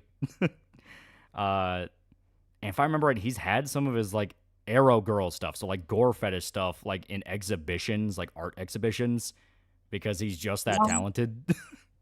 But why draw Arrow gore shit? He's weird. He's weird, but he can tell a hell of a story. Yeah. Also, Gabby, watch your mouth. I have played Nocturne. Nocturne literally made me like destroy my controller. Yeah, she loves Nocturne. I don't like Nocturne. Nocturne is really good. That's one I really like, even if the remaster wasn't exactly what it needed to be. Yeah. Yeah, we got both right I on. have because I bought a PS3 just to play Nocturne a year before they actually announced the fucking remaster. It's a lot, Atlas. I could have saved $200. Yeah. Yeah, we got both Right Out Remake and Bravely Default on Switch 2. That is true. We did get Right Out. And Right Out was really good. I want to play Rida so badly. I literally started playing it on my PS3, then my TV broke. Yeah. Like, I hate, why didn't they just announce it earlier? That would save me so much money. I'm so mad right now. Yeah. This whole year has been nothing but bad luck. I just bought the game for like, luckily I was able to get it cheap on like the PSN store. But fuck you, Atlas. Yeah. Toriko, One Punch Man. Oh. Sorry. Oh. Well, you can go ahead. I was gonna say, what about the Catherine games? I've played the demo of Catherine 1. I didn't like it because I'm not into puzzle games like that. I like the story of Catherine. Catherine Full Body is with the newer content I'm not a fan of. Yeah. Catherine is a genuinely really good game. It is very different with it being more of a puzzle game compared to, like an action RPG. And I do think the new stuff in the remaster is like honestly really funny because it's basically deny women and get gay with an alien. Yeah, that was just so fucking weird. The whole Ren plot line was just like, why would you add this character that's a boy when Vincent was never established to be bi in any? Okay. Yeah, it's like it's one of those like, man, that's a move. That's a choice. Cats or dogs? The woman, abandon the succubus. I'm going gay for the angel as God intended. Yeah. Someone asked, cats or dogs? Yes. Well, there you go. Yeah. That is the correct answer. You gotta like both. Yeah, Ren's cute. But yeah, Catherine with a K is the best choice. She really is. She just wants Vincent to grow up. She's a bit a little overbearing. But glasses, though. Yeah, glasses. There you go. Question for you, Lolly. If you were to make a DMC-like Dragon Ball game, how would you do the Devil Trigger transformation system when the characters have multiple transformations? Lock it off by story. So, like, each arc, that will be your new transformation. You just jump straight to, like, Super Saiyan Blue or Super Saiyan God. Super Saiyan God is Super Saiyan Blue. Or did they fuck with that? God. No, I think God is the red. Super Saiyan Blue is Super Saiyan God, Super Saiyan. God, it's hard to keep up with all these. What the fuck is Ultra Instinct? Ultra Instinct is like a side transformation where that's not Super Saiyan. That is a new thing. So theoretically, Goku can go Ultra Instinct Super Saiyan and then jump up the line from there. And it's like, oh, God. Fuck you, Super. Super just like is officially the Jump the Shark series of Dragon Ball's franchise. I'm not saying GT was any better, but like at least GTA was consistent. Yeah. Yeah, the Elita sequels mulled the potential left behind in the original series and delved into convoluted bullshit. Yes and no. I liked all the Mars War stuff. I only read up to the tournament arc. The later stuff is still pretty cool because they delve more into like the actual war with Mars and like Elita's backstory, and you find out like, oh God, you're like a fucking weirdo psycho war criminal. What the shit? And it's really cool. Yeah, I looked more into Elita's backstory. Apparently, she was born from a tumor. of a fucking princess or something. Yeah, it gets weird. Yeah. Yeah, obligatory GT was right comment. I mean, they made Super Saiyan 4 canon again, so... Yeah. Before completely replacing it with, like, fucking Super Saiyan God and shit. Yeah. That's a sad part. Super Saiyan 4 is, like, barely a drop in the bucket, but it has the sickest design. Yeah. Read any of the Left Behind series? I have not. Me either. Yeah. Since Spooky Game streamer, you're playing Huntsman, Skitter, Skitter, Lolly, Skitter, Skitter. I tried to boot up Huntsman. It kept crashing. I have no idea what happened. So I got something else planned. Yeah. Okay, I'm going to ask you a question, Lolly. What are tags? What does he mean by this? Tags are a essentially philosophical breakdown of a man's soul when he is very lonely on a weekend with internet access. So porn shit. Yeah, it's your N hentai tags. Go to church. Those are my tags. Yeah, there you go. There is a tag for that. Oh, Jesus. Oh, I wouldn't know. I wouldn't know. Have you played any of the Arkham games? No, it's just I don't mind other people playing the Arkham games. I'm just not interested in the Arkham games like that. Yeah.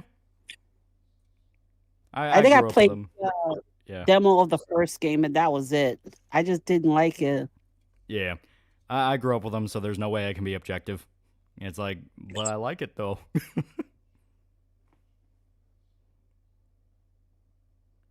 Yeah, yellow is normal Super Saiyan, red's God, blue is God plus Super Saiyan, white's Ultra Instinct, purple is Ultra Ego. I forgot about Ultra Ego. Wait, back up. Purple. When was purple introduced? I think that's a new thing the manga is bringing up now. It's Ultra Ego, which is once again Super Saiyan. No, it's Ultra Instinct, but the next level of Ultra Instinct. So it's already like, oh man, he's gonna go through the whole fucking color scheme. Oh my god, yo! I'm so glad I jumped I jumped out off the series when I did. Cause now you're just like introducing the what is this? The Green Lantern? Is this the green? This is the Lantern Corps? Yeah, Dragon Ball. Yeah, Ultra Ego is Vegeta's transformation, so it's him going Ultra Instinct.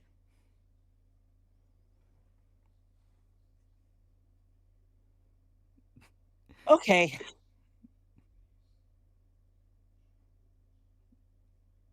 One guy asks, any games you like? Yes, I am a huge fan of the Bayonetta games. They're pretty damn good. Yes, Bayonetta's my favorite video game character of all time. I legit, I have the models. I was just spending my money on the T-shirts and stuff. In terms of RPG, my favorite RPGs are the KOTOR series, the Star Wars KOTOR series. Also pretty damn good. And in terms of like Japanese RPGs, it's the Persona SMT series. Yeah.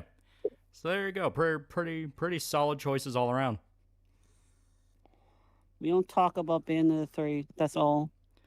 Bayonetta 3 is not the worst thing ever. It's just, you can tell it's maybe about like half finished. And it's poorly written too, but let's not get into that. Yeah, well, you know. UI isn't even transformation. It's basically the Kaioken on crack. It's a passive ability too. Ultra Ego is counter to UI. They're not the same. Yeah, it's like I said, it's this whole thing now.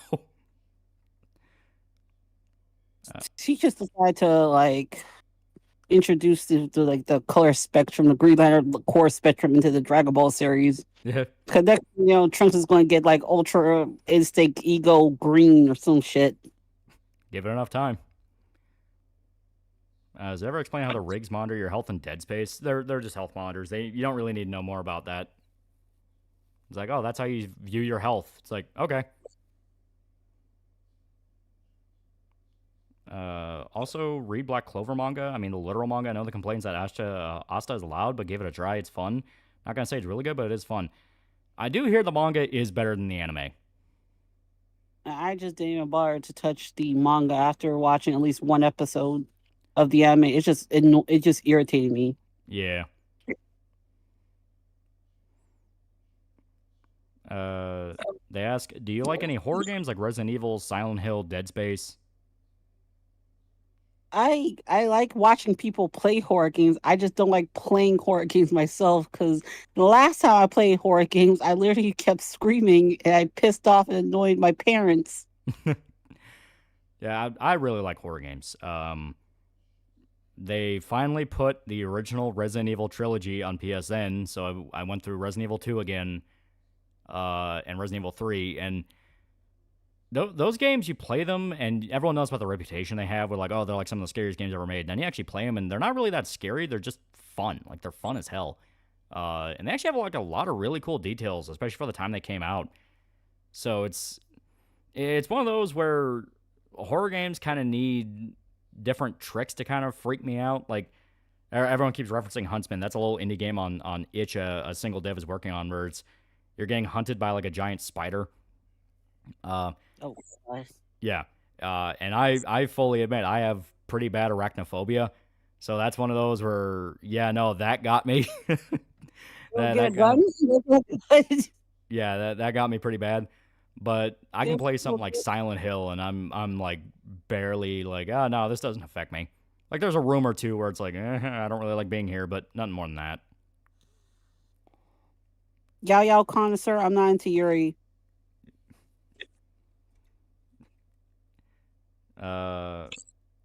Okay, Reina, favorite husbando? For me, it's a tie between Dante and Leon.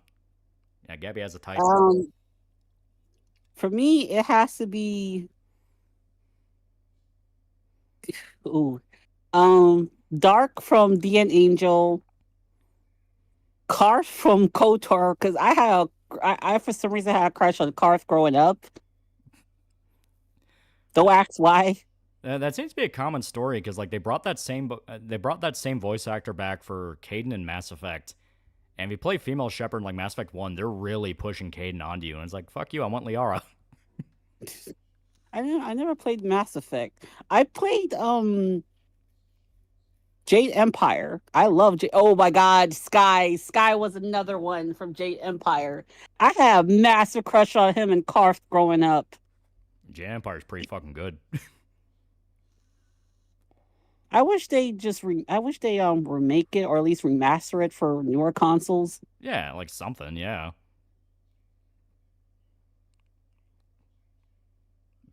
What's a glowy?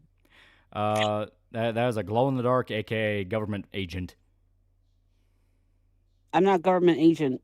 Why would you think so? Well, there you go. Now he is suspicious. Yes, there are people who like Karth. Karth is actually pretty cool. How about Dragon Age? Have you ever played those? Yes, I played the third game, Inquisition. It's a bit of a mixed bag for me, but I did like the Iron Bull for very obvious reasons. Yeah. I would recommend checking out Origins. Origins is like the best the series ever got because Dragon Age started off where BioWare was made up of like former Wizard of the Coast devs who worked on like D&D games like Baldur's Gate and Neverwinter Nights, things like that. They eventually broke off and did their own studio, which is where you got like KOTOR. To be fair, I think Neverwinter Nights 2 was BioWare. So they basically took that tabletop D&D philosophy and applying it to different genres. You know, like Jedi Empire's like kung fu action movies, KOTOR, Star Wars, things like that. And Dragon Age was basically them having nostalgia for doing D&D games, and they were originally supposed to do Baldur's Gate 3. And they're like, well, we don't have the D&D license anymore. Let's just make our own little fantasy world and do Baldur's Gate 3. So, which I have to still play because I know my friend, everybody loves that game, and I can see why. My friend is like crazy about that game. Yeah, actual Baldur's Gate 3 is really fun. There's a lot you can do in it.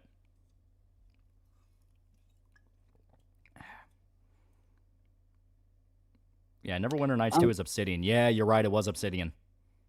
I got Neverwinter Nights on my Switch. I had no idea how to play this game. I keep dying. So I just gave up. Yeah. Those older style CRPGs, they did not screw around. If you didn't figure out how to build your character right, you were dead. Yeah, I've never played a D&D game, so I'm just completely lost with like how to do team makeup. If the alignment system has an effect on the character's abilities. Well, it all depends on your DM, which is kind of what a lot of those CRPGs have an issue with, where they can't decide if they want a really forgiving DM or like the ball busting, oh, you made me mad, now a rock hit you in the head and you're dead type DM. Because I assume, have you ever actually like played a tabletop session? No. Okay. Well, a DM is the actual like game manager. He's the guy that's like factoring in all the variables. He's the one trying to like push the plot along. He's basically like the engine of the game, to put it in terms like that.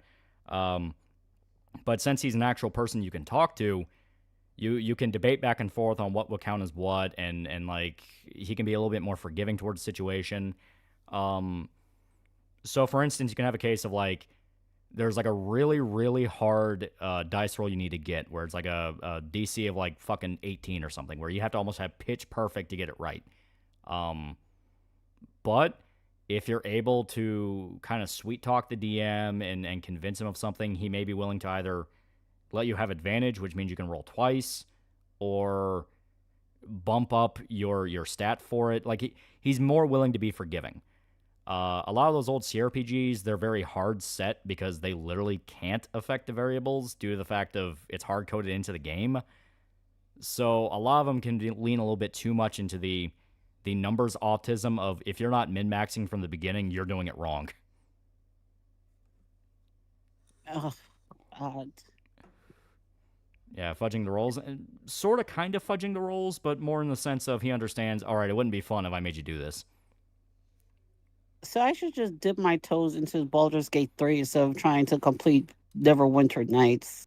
I would say Baldur's Gate 3 is probably the best representation you can get of 5e, because 5e made it much more streamlined for people in that and obviously some people hate that. That's where a lot of people broke off to like Pathfinder, or they play homebrews of like 4 or 4.5.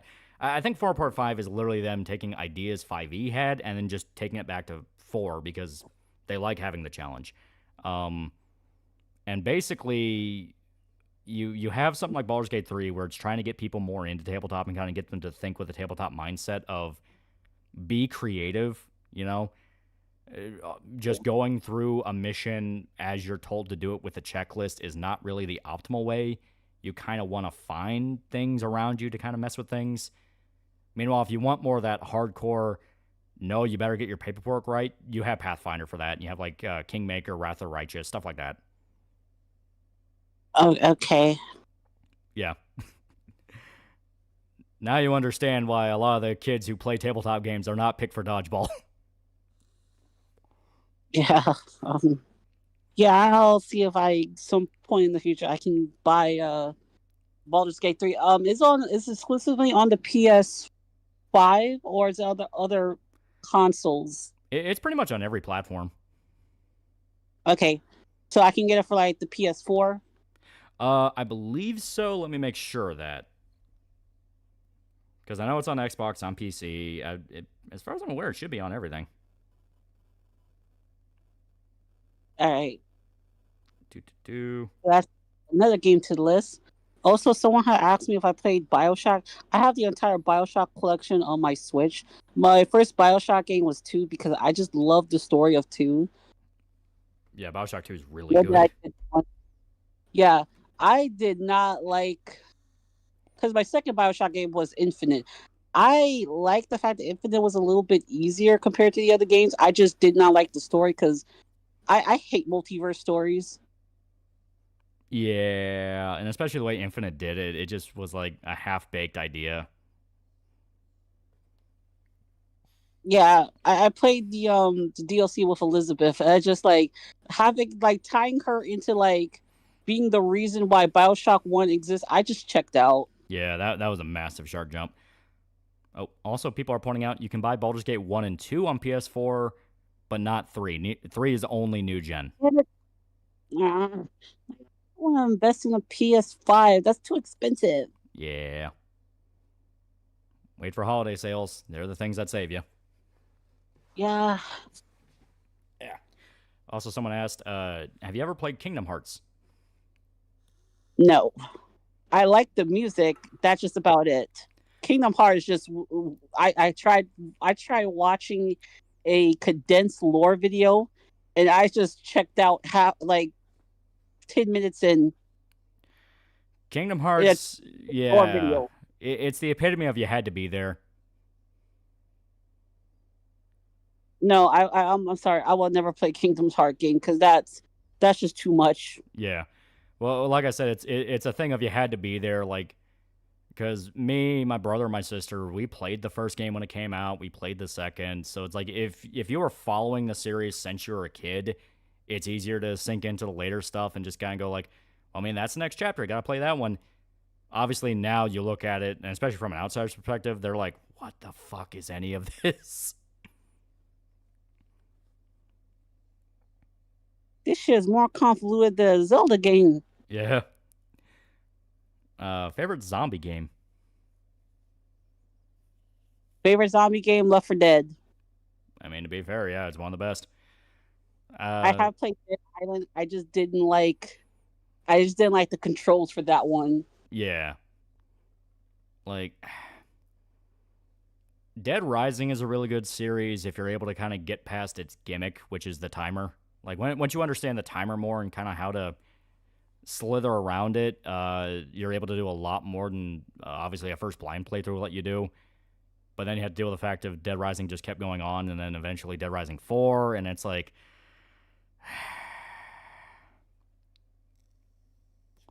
Dead Rising 4 never happened. Oh. Yeah, it's that bad. Thoughts on High School. I loved High School. I just wish they had continued it, but I understand why they didn't continue it because the mangaka died. Yeah, which yeah. is sad.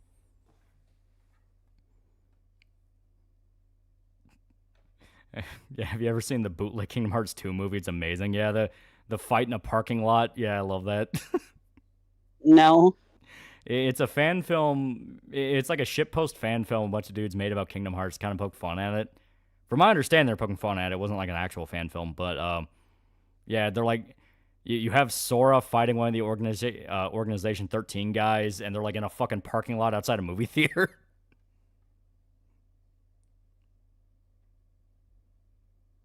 Okay. Yeah, it's funny as hell. Cyberpunk 2077. No, I have not played a Cyberpunk game. I've watched Edge Runners. I liked Edge Runners. Yeah. Cyberpunk's a really cool setting, and that's another one that's based off a tabletop. The guy who makes it, Mike Pondsmith, he's like just an awesome dude. Everything I hear about him, he's really cool. Yeah, check Discord. Yeah, I saw the post about the what was it? The Mankind Divided composer released a new collection of music that was never actually used in any of the Deus Ex games. So that's really cool.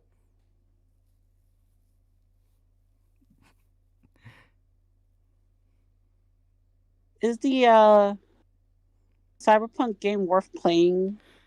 It is now. It did the classic CDPR thing where it launches really rough, but they're updating it. They patched it a lot. And Phantom Liberty, which was the expansion pack, gave you a bunch of new stuff. So yeah, definitely as it is now, I'd say it's well worth a play. Just like art direction alone, I think it's like one of the best looking games that's come out in a while. It has a really good sense of style, and it has a bunch of different fusions of different cyberpunk visions, where basically, so like whenever you think cyberpunk, people usually think like Dread, where it's very grimy, it's very gritty, it's that urban cyberpunk thing. They can think like Blade Runner, where it's very sleek and futuristic. You think like Ghost in the Shell, where it has that very Japanese influence to it. Cyberpunk is kind of taking all of that and mixing it into one world. So there's a lot of really cool styles. Oh, nice. Yeah. Yeah, you don't even need Phantom Liberty. They add the mechanics to the base game. That is true, yeah. They made all those mechanics just part of the base game now. So hacking is... Cool. Yeah. Also, to answer H2 50V's question. Rebecca. Enough said. Yeah, Rebecca's fun. Yeah. Too bad what happened. But I was like, fuck yeah. Adam Smash. That's all I'm gonna say. Yeah. Well, that's the thing. Like, Estee, the actual Cyberpunk lore is really cool. Adam Smasher is like an endgame threat. Where basically, Estee, it's all based off a tabletop, so you can take different characters and include them in a plot if you want. Adam Smasher is who you include if you pissed off the DM, because he is literally there just to kill everything. He is super OP. He is a massive asshole. And he is your main rival in 2077. So it's really fun. I know you can fight him in the game. He's just fucking intimidating. Oh yeah, he's great. The basic concept is, for Cyberpunk is basically, the main character, V, ends up having like a copy of an old rocker boy, which rocker boy in the setting is like slang for like rock star, so rocker boy. Yeah. Yeah. And he has like this copy uploaded into his mind, so he's being haunted by the ghost of Johnny Silverhand. Johnny Silverhand is another like pretty important character in the setting, where he's basically a full-on anarchist punk that wants to burn the world down. And in the game, he's played by Keanu Reeves. Yeah.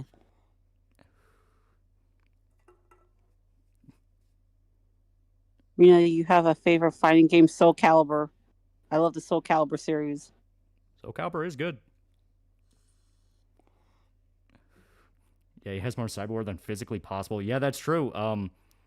In the setting of Cyberpunk, you can't have too many cybernetics, because Edgerunners goes into it, but you go cyber psycho, where you go insane.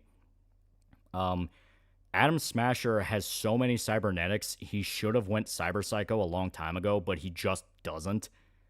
So wait, isn't he cyber psycho just a really like focused and calm one? Or moderately like, well, I don't know what would use for him. Just not psychopathic, bloodthirsty, killing everything. Yeah, well, it's an actual thing in this setting, and there's actual like rules for it in the tabletop, where once you have sufficiently enough cyberware, your cybernetics will literally become self-aware, and basically create like an AI in your mind, and it drives you nuts. But Adam Smasher, it never happens to him. So there's like a pretty dark implication that the reason it doesn't is because he was already batshit crazy before he became cybernetic. I did not know the intricacies. I'm only familiar with cyberpsychosis from the anime. Yeah. It's just like completely like you're disassociating from reality. Yeah, and that is a symptom of it. And the games go into it where you have a whole side quest line where you have to hunt down various cyber psychos and you understand different parts of them. There's one of them where she was an actress on a soap opera. And when she went cyber psycho, her mind fused the reality of the soap opera with her real life. So she actually thought the other actress on the soap opera slept with her husband and was like trying to kill her. So she goes on like this whole massacre on set. It's a really cool setting. Like I said, I really like the world of it. Yeah, once humanity score plays a part. Yeah, it's sort of similar to like the humanity system in like World of Darkness, where if you're a bad boy one too many times, and there are dire consequences. Yeah, speaking of Vampire the Masquerade, what did you think of the Bloodlines 2 trailer? Ooh. We'll always have Bloodlines 1. Here's the thing, I've never played Bloodlines 1. Bloodlines 1 is probably still the best urban fantasy RPG ever made. It takes a lot to get it running. It's like Fallout New Vegas, where everyone loves it, but it runs like it runs like an old Dodge pickup truck, that kind of thing. And there's been a lot of like fan attention for it, fan patches, and they've added a whole bunch of stuff. But Bloodlines 1 was like very ambitious for the time, where World of Darkness is already a really weird setting where vampire is just a part of it. Because if you know anything about World of Darkness, it's separated into like vampire, werewolf, mage, hunter, Fairies, demons. yeah, fairy, yeah, Yeah, stuff like that. I'm fairly familiar with the World of Darkness. Yeah. So Bloodlines was basically just focusing on the vampire side of things, but it does make reference to all the different ones. And vampire itself is really complicated, where you have the different clans, you have the Camarilla, you have the Sabbats, it's like, it goes into the politics of it. But so, like, when I say they were ambitious, I mean to the point of, like, they wanted each clan to feel unique. Not to the degree they all have their own story, you all follow the same basic story, but, like, choosing one clan over another could, like, radically affect your ability to even play the game. So if you pick, like, who are the rich guys? The, like, Blue Bloods. Fuck. I know who you're talking about. It begins with V. Yeah, it's like the Ventru, something like that. Yeah, the Ventru. Yeah. So there's a segment in the game where you have to go through the Hollywood sewers, and because the Ventru can only feed on, like, elite blood, they cannot go through that sewer without buying blood packs beforehand, because they'll never be able to feed on the rats down there. That was a very famous filter for a lot of different people. Meanwhile, the Nosferatu, they get a blood bonus when they feed on rats, so you can go through that sewer pretty easy. The trade-off for the Nosferatu is you're not able to walk around in public. Yeah, because you're walking monster, you're deformed. Yeah, you're a fucked up, deformed walking monster. Yeah, and it actually, like, radically affects your ability to do quests where you have to go talk to people. The Malkavian line, they rewrote the entire script for the game to address the fact you're Malkavian, because the Malkavians are the schizos. And not only do they rewrite different people's responses, like, your in-game character dialogue can contain spoilers if you know what it's talking about. He looks like some dude banged another dude. Yeah, I love that one. Yeah. They're not the first time you want to pick when you first get into the game. Yes and no. I really like the Malkavian line. It's probably my favorite, and it is one of those of, once you have no idea what the spoilers are, you can end up just kind of going like, that's a weird reference, that's weird. And it's only in retrospect you look back and go, oh shit, that's what it's talking about. But there are some that are more obvious than other. Everyone talks about, like, the two-faced goddess. That one's a really massive spoiler.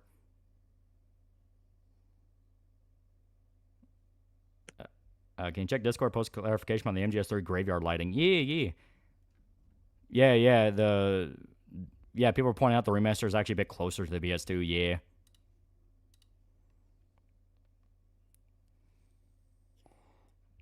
Yeah. Which clan was the Chinese vampires? Oh, fuck. I can never remember their name. I always call them just the Chinese vampires.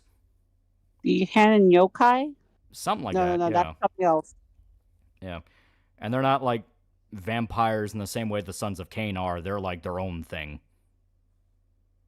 They're like the Kuei Jin, sorry.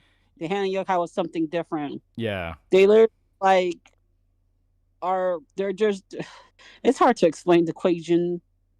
They have to go through, like, hell and reunite with their bodies, basically becoming they're more akin to demons with vampire characteristics. Yeah. Yeah, the Chinese vampires are a completely different thing. Yeah, because all the clans that you know of in the base game, where it's like the Ventru, the Malkavians, the Nosferatu, blah, blah, blah, all that, those are the Sons of Cain. And the Chinese vampires are, they do the whole, like, more like demons possessing a human body type deal. Like I said, World of Darkness is all this whole fucking thing. Yeah, it's super interesting. My friend Mouse, he's into World of Darkness. He's the one who got me into the series, and I started looking further into the series via YouTubers and, like, lore channels. It is super interesting. A really good series on YouTube that's World of Darkness related is Hunter the Parenting. That's made by the... Yes, I love Hunter the Parenting. Yeah, it's made by the If the Emperor Had Text-to-Speech guys. Yeah, he's literally the reason why I'm even into, like, Warhammer. Yeah. It's pretty damn funny. How to get into World of Darkness? The easy way is Bloodlines. Yeah, just play Bloodlines. Because you will remember that hotel. Oh, yeah. That's supposed to be like the most scariest section in the game. Yeah, you are literally going through The Shining after it all happened. Another fun fact about rocker bars in Cyberpunk, they're not necessarily a rocker. The name comes from a specific dude. They can be comedian, satirist, so on. Yeah, basically your bards. Yeah. On and off the court, straight fundamentals. My favorite clan in Vampire Masquerade has to be the Toreadors. I just like the idea of being a petty vamp. Just being sit there and just look pretty and petty. And be petty. Are the Toreadors? Those aren't the mages. No, they're they're kind of the aristocrats. They're the socialites. They're the socialites. Yeah, I remember who you're talking about because that's what the one vampire stripper is in Bloodlines. Because they're kind of similar to the Ventru. Just what they're more focused on the artistic side rather than the power and political side of things. Yeah, very kind of like classical romantic. Yeah, Hunter of the Reckoning is playing detective to find and kill vampires. Yeah, the Toreador is basically the theater kids. Yeah. I'm slow, so Bloodlines is peak. Bloodlines 1 is peak. Bloodlines 2 looks like it's ripping out everything that made Bloodlines 1 good. Like they're locking off clans as like pre-order bonuses. It's like, what the fuck? Yeah, when I saw that, I was just like, nope, I am not buying this fucking game. And plus the gameplay looks a bit mid. Yeah. And I wanted to play Toreador, you just took that away from me? Nah, I'm good. Well, it's like they were trying to show off. God, who was the anarch chick they were trying to show off as like a big reveal of like, oh, she's back, and it's like no one cared about her. They cared about fucking John DiMaggio's guy. Yeah. Yeah, what does she think of the anarchs? The anarchs they're all right. They don't really have their shit together, so I don't really take them seriously most of the time. They're the useful idiots you do. You do favors for because you need something from them, and as soon as you're done, it's like, all right, see you guys. Yeah, and plus they inevitably end up becoming another Camarilla. Yeah. Depending on the area, depending on what state you're in, they end up devolving into that. Yeah, you cannot make Bloodlines now too much cancelable humor. That is true. Like, Bloodlines 1 is very famous for having a lot of satire in it. Like, you have the political ad, which is like one of my favorite jokes, where it's like, you can listen to the radio and it has different commercials, and one of them is this guy running a political ad, and it's like, oh, is my opponent secretly a child molester? Who knows? Maybe you don't want to vote for him. And then he has another ad right after that where he goes, oh, my opponent's trying to sue me for slander. What is he trying to hide? Yeah, 20 minutes. Yeah, 20 minutes till MGS3 Delta.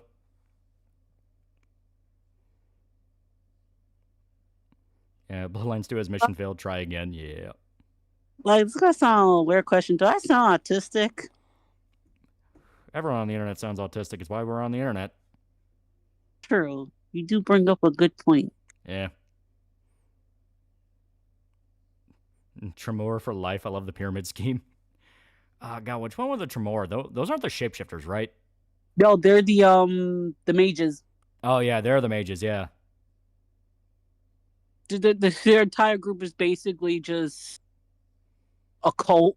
They're a weird like cult of vampires that basically trap you in their clan. Yeah. By a what do you call that when vampires exchange blood with one another? Oh fuck yeah, that's God, there is a specific term for it, but I can never remember the name of the term. They do that a lot. Yeah, even though it's like one of the big cardinal sins you are not supposed to do. I mean, it was. Then the new editions made it to where like, oh yeah, no, that's not that big a deal. It's like, it's a super big deal though. Yeah, it's essentially slavery. Yeah, Tremere got ruined by 5e, yeah. Yeah, Siring, yeah.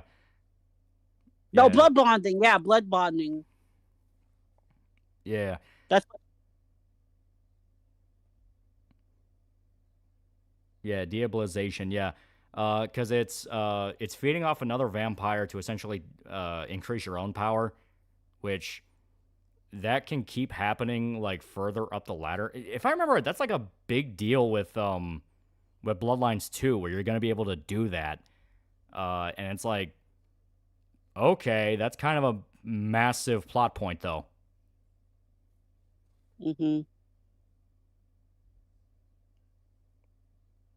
Yeah, blood bonding is sharing blood. Diabolizing is consuming the other vampire's essence entirely. Yeah, it's feeding off a vampire. Blood bonding is not for gold. It's not just for gold. It's for, like some vampires do use that to ensure loyalty or as a form of like slavery. Is that how vampires get AIDS? Bloodlines 1 actually has a quest line of what happens if a vampire feeds off people who are like sickly, and it causes really, really bad things. Yeah, they basically start to die. Yeah, they either die, or in the case of a Nosferatu, because that's who you find out was the one that was doing it. A Nosferatu became a plague bearer, so he ended up creating a zombie virus. Yeah.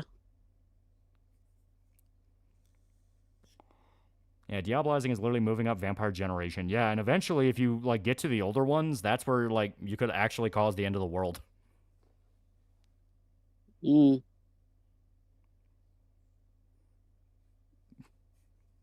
Yeah, like the goal, she goes full yandere. Yeah, the in Bloodlines 1, you can run into a chick in a hospital who got hit by a car. I think you do eventually find out who hit her. I don't remember the context, and it doesn't really matter. So you can choose to like blood bond with her, and then she becomes like your live-in girlfriend, and you can like extort money from her and like basically go full abusive boyfriend if you want to. So I can live out my dream as LARPing as Chris Brown. Yay! Yeah, like literally. And the quest line ends with her being kidnapped, and she gets ripped apart by werewolves. No. No, I don't want her to be ripped apart by the mutts. It's also another thing that it physically makes you stench with vampiric essence, so the vampires can tell you ate vampires. Yeah. Yeah, most of the time she dies, yeah. Mage is just a weird series. Yeah. Yeah, Mage is weird. Werewolf gets, like, really weird. Not only does Werewolf get weird, they, like, cause, like, some of the world-changing events.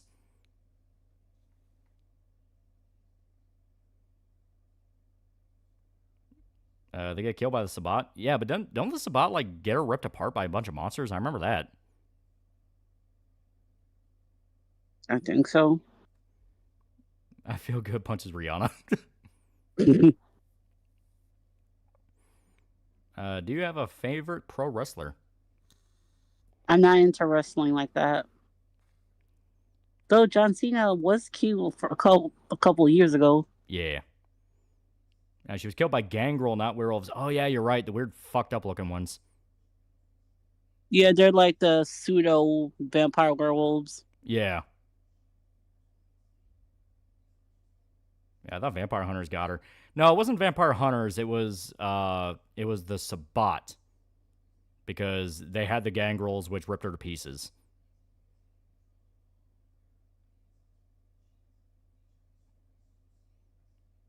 Yeah, it's weird how every mythological creature has a world-ending event behind them. Alrighty, let me go ahead and... Doop. And let me pull up one more image. Just because we've been going on our little tangents here about like World of Darkness and stuff like that, which World of Darkness is really cool. Yeah. I do like it quite a bit. It is really cool. Yeah, vampire furries, basically. Yeah, a little bit. Would you recommend buying OG MGS3 or Delta? I'm new to the series and I've got a Steam Deck ready to dive in deep. You can buy OG MGS3 pretty easy. Yeah, go deep. I am excited for Delta. I do hope Delta is good. Confession, I have never played a Metal Gear game. The only thing I played of Metal Gear was Revengeance, and that's because of Platinum Games. Yeah. And the music is good. Not gonna lie, that music be bopping. Yeah, the actual like Metal Gear games are really good. I know people talk about like the convoluted Kojima story, but if you actually like sit down and play through them, they're really not that hard to follow along with. Yeah. But you get one more image. And I believe it's one of the covers. Yeah. Yeah. Yeah, I beat 1, 3, 4, and 5. MGS2 is really good. MGS2 probably still has like some of the best gameplay. But yeah, the whole series is amazing. Which game had the best story? That kind of depends on your definition. Like, MGS1 is a really good self-contained story. MGS3 is like a fantastic prequel that explains the origins of like one of the more famous villains. Then you find out he's not even a villain. 4 is a really good closing chapter. Some people feel explains a little bit too much.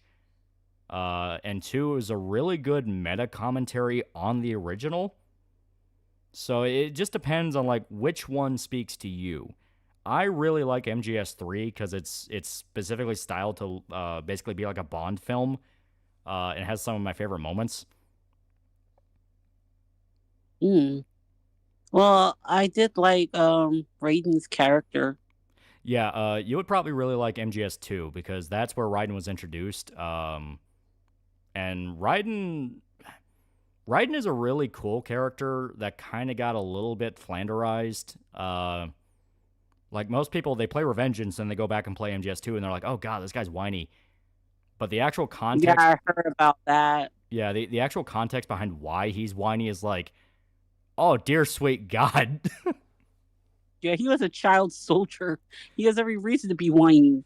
Like, one of the more famous monologues in the game is when his wife is, like, calling him on the codec because she's part of the operation. And she just asks him why his room is empty. Like, there's no shelves, there's no posters, it's just a bed. And it's because Raiden would have such bad nightmares at night, he would, like, freak out and flip his bed and, like, punch holes in the wall. Like, he is not okay. Damn, I'm trying to figure out how the hell did these two get together, much less have a kid together. Yeah, right? Because, like, sleeping next to that. Yeah, it's... You feel so bad for the guy. Yeah, I remember the story hit hard in 4 when I was young. Yeah, the ending of 4 is like, dear God.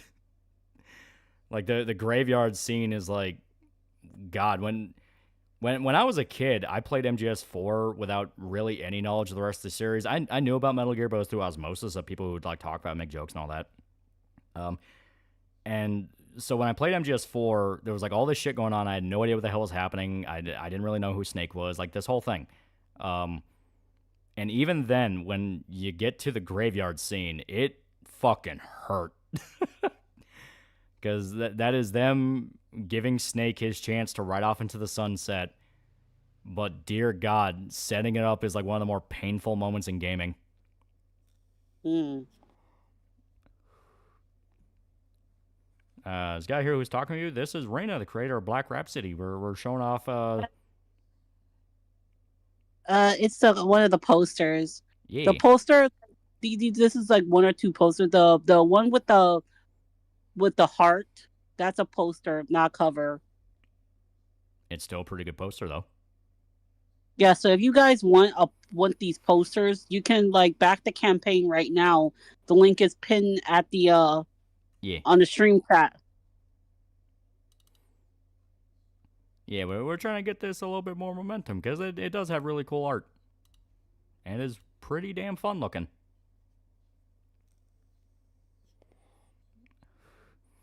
And Delta wants Snake to bust out the aviators and say, gentlemen, I'm happy to announce it's White Boy Summer. Yeah, I cried at the graveyard scene knowing what Metal Gear Solid was from Newgrounds Flash cartoons. Yeah, right? Like, and what always gets me is specifically Sonny asking Otacon, where's Snake? Like, hey, where's Snake? And Otacon just tells her, oh, he had to take some time for himself. And it's like, oh, that hurts so bad. I don't know the full concept because I haven't played and watched the game. Yeah, it's one of those where if you ever start it and you get to that, it hurts. It is a sledgehammer. Because the entire point of 4 is Snake is well past his prime and shouldn't be doing any of this. And he's basically like, what the fuck else do I do? This is all I know.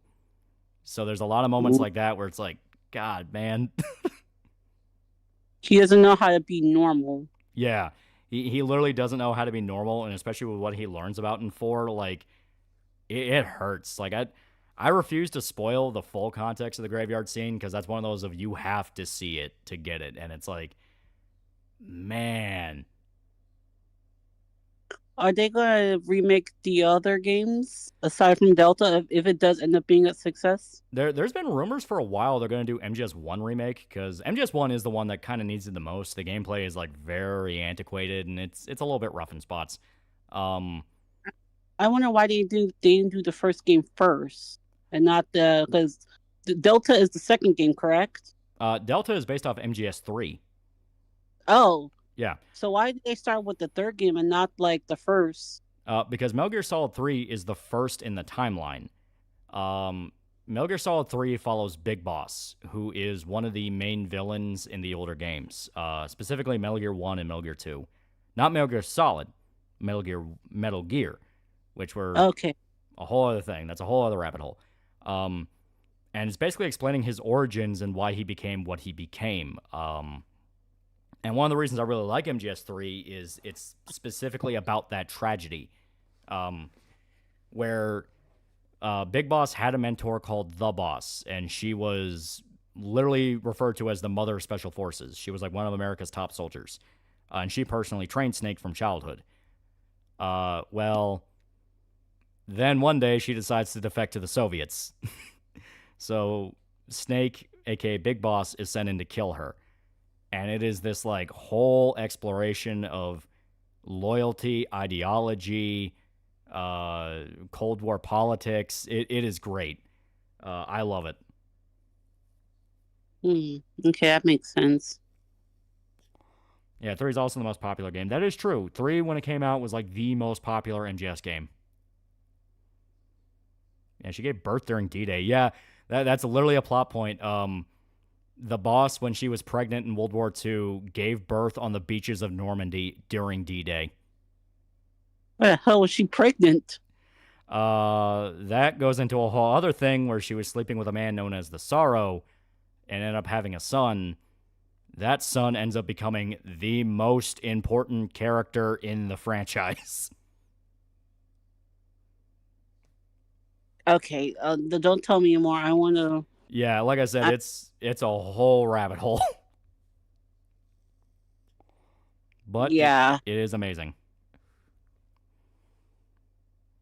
What did you think of the Silent Hill 2 remake? I liked it a lot. I know people have issues with it, but personally, I think it is probably the best remake of Silent Hill 2 we could get.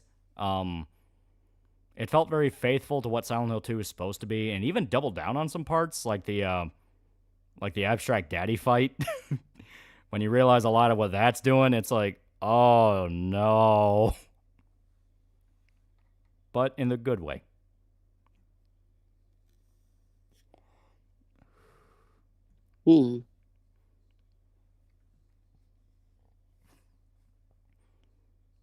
Yeah, and honestly, the boss is one of the top 3 baddest women in gaming. She is awesome.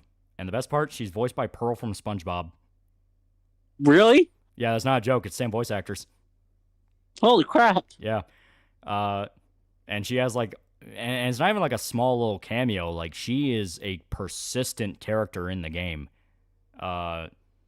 She shows up in like a lot of major cutscenes. You can call her on the codec, and she has like a lot of monologues to give. Like, it's pretty mind blowing.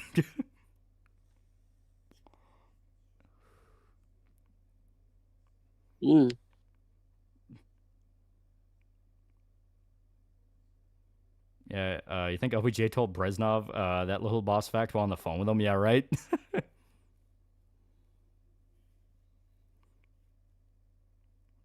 Yeah, I thought the remake was good. I don't know why some people have an issue with it. Yeah, right? Like, it kind of feels in the same vein as like Resident Evil 4 remake, in that there's such a legacy behind it. It's impossible to make a remake without people getting mad in some fashion. Yeah. I heard they were going to also remake the Silent Hill 1 as Yeah, the next game. yeah, they're gonna do Silent Hill 1 because that will lead into Silent Hill 3, because you cannot do 3 without talking about what happens in 1. Is 2 connected to the other ones, or is its own separate thing away from the other 1 and 3? 2 has like tenuous connection in the sense of it is the same curse, but it's very much its own standalone thing. So it's self-contained largely. Yeah. Silent Hill 1 and 3 are about the cult, the actual cult of Alessa that are involved in Silent Hill and know more about the actual origins of what's going on. Silent Hill 2 is much more of like just a personal trip through hell, because that's the point. It's your personal hell. Okay, so I have a question. With Silent Hill F coming out, is the other world or Silent Hill becoming its own thing that can pop up in different places around the world, or is it still connected to a specific place on Earth? From what I understand, the idea is they're going to explain more about the actual curse itself, which the first game did imply was connected to some cult in Japan. But that's always been something they were a little bit vague about, just because they didn't want to have to like constantly reference Japan and just be more of its own thing. But it does establish that it can pop up in different places, which the series did bring up more than once. Silent Hill 4, that all takes place in like a different city, but there was a reason why it was able to be connected to Silent Hill. Silent Hill Homecoming, the curse was affecting a town that was next to Silent Hill. I think Downpour did a similar thing where you also had like areas around the actual town that were starting to be affected. So it's both that the curse is starting to spread, and at the same time, it can pop up in different places. Okay, because I was curious about that. I was a little confused because I thought the quote was situated in like one area in America. Yeah, well, yeah, obviously that's because like it's named after the name of the town, which is Silent Hill, and everything has to revolve around going to Silent Hill. But yeah, Silent Hill 4 happened because the bad guy's man's foreskin was stolen. Yeah, the foreskin theory, yeah. Wait, what? There was a really infamous crash out in the Silent Hill wiki where one of the moderators on the wiki kept editing the Walter Sullivan article, which Walter Sullivan was a serial killer in Silent Hill 2, and kept trying to say the reason he did everything was because he was traumatized by being circumcised as a child. And it led to like this weeks-long like argument between him and the other mods and the users. Like, it is a hilarious story. No, okay. Yeah. For actual context, no. Walter Sullivan instead had abandonment issues due to his mother. So, not circumcision.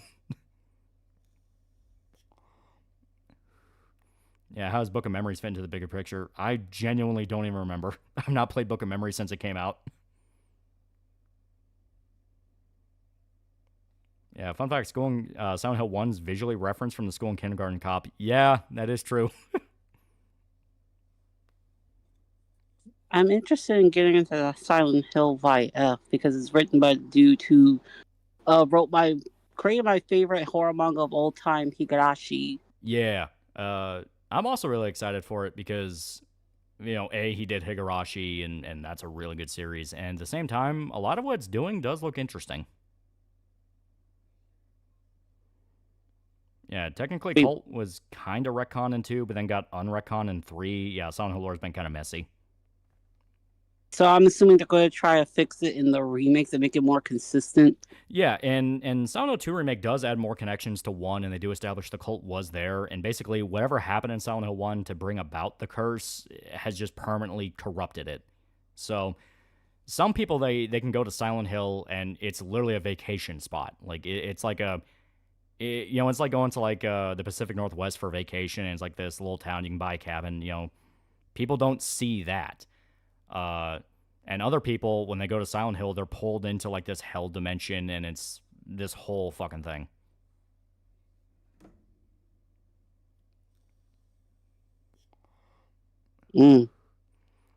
Yeah, Team Silent said the original idea was connect 2 to 3 with a personal hell. Silent Hill 3 theme were about teenage adolescents, unwanted pregnancy, and relationship abuse and assault on women.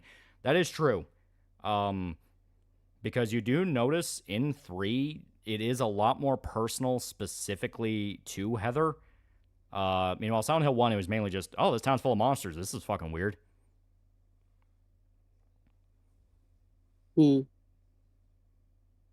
Yeah, the whole thing with Heather was kind of because she's supposed to be a reincarnation of Alyssa. Yeah. Basically, Silent Hill 1, Harry's daughter is kidnapped after he gets into a car accident, and he ends up in Silent Hill, the town. The town is currently being corrupted by the curse. That's why he's able to travel to the other world and all that. And in the end, he can't save his daughter, but he's given the reincarnation of Alessa as basically a new surrogate daughter, and he does adopt her. So what happened to his real daughter? Did she just get died? Yeah, she's dead. And in Silent Hill 3, the cult tracked down Harry and Heather and murder Harry. So Heather goes to Silent Hill essentially for revenge and discovers that there's a new plot to resurrect Alessa. Yeah, monsters? They look like monsters to you? Yeah, I love that. You mean Cheryl? No. Silent Hill 3, Heather. Cheryl, Heather, Alyssa, just it's hard to keep up. Yeah, the original daughter's reincarnated into his new daughter in a way. Yeah, basically. That must be a mind fuck. Kinda is. Yeah, not exactly true. Heather is Cheryl and Alessa mixed together. Yeah. Yeah, if he was talking about, like, Cheryl's and Harry's daughter, Cheryl, yeah, his daughter's name is Cheryl. But, like, no, Silent Hill 3, it's Heather. Yeah, the guy schizoing over circumcision would go on the SMT wiki making pro-zoophile and pedophilia arguments. Yeah. What the fuck? It's a whole rabbit hole. That dude was nuts. Okay. Yeah, Silent Hill's a really good series. I like it. I like it a lot. I have to have nerves of steel to play Silent Hill. Because when Micah played it, he was getting kind of wigged out by the atmosphere alone. I've played the original game so much it doesn't really affect me, except for, like, certain moments. Like, Silent Hill 1, I can play, and it's like playing RE1. It's like, yeah, this isn't scary at all to me. Silent Hill 2, the room where something starts whispering in your ear always gets me, because it's like, okay, what the fuck?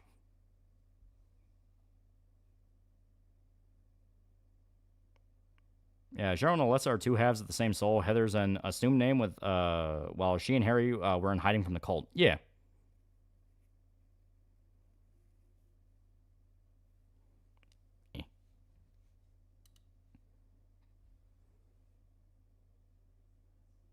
You fuck with Silent Hill 4. Silent Hill 4 to me is probably the most creative because that was basically 1408 but with Silent Hill. So it's like you have a guy who's in an apartment complex and the apartment complex itself is affected by the cult. So he's basically stuck in a haunted apartment.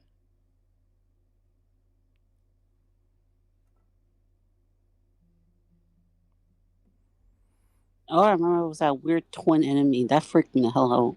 Yeah. Like I said, it's a really good series and there's a lot to it, you know? Which is better, 1 or Shared Memories? Shared Memories because you can call Konami and they tell you you're fucked, we can't help you. Shared Memories is a pretty good remake of Silent Hill 1. It was a tad too gimmicky with not being able to fight the monsters. You had to run away from them, and that's a little like, eh. But it had some pretty cool moments. Okay. And I'm setting up something on my end over here.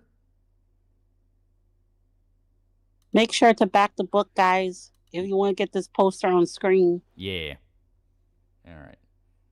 So let me see. Will this let me do what I want to do, or is it going to be one of those? Nope, it is in fact going to be one of those. Ugh. Okay. May as well do. Okay. So let me just... There we go. All right, I'm going to swap us over real quick. You should still be here, but give me a moment. All right. All right. And you are not, so let me set it up again on my end. Doop. Should be... All right, yeah, here I gotta... There we go. Meaning now I got to...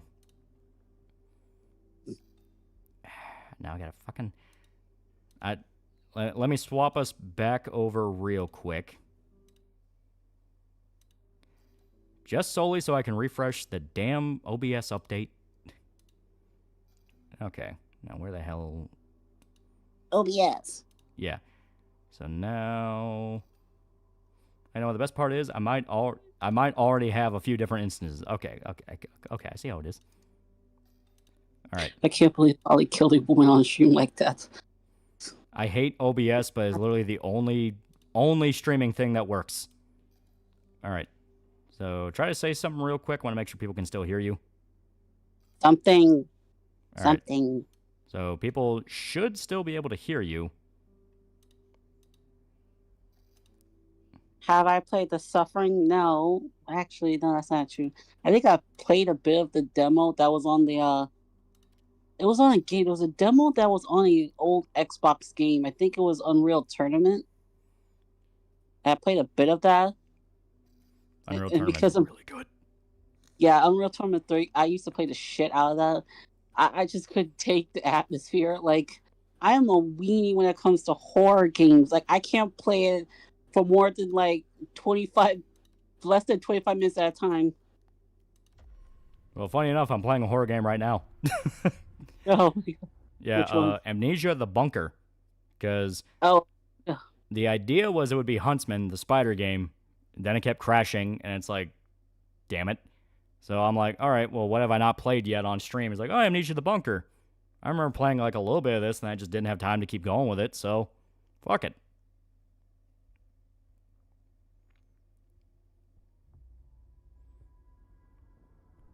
MK Shaolin Monks. I played Shaolin Monks. I just never completed it because I remember being stuck on a section and it just pissed me off after a while. Yeah. I think it was in Outworld because I had no idea how to progress, and I just kept dying. Well, not Outworld, the Netherrealm area. Yeah. There's also an old Resident Evil style World War I game. Yeah, I think it's called... God, what was it called? Fuck. I think it's literally just called Siege or something like that.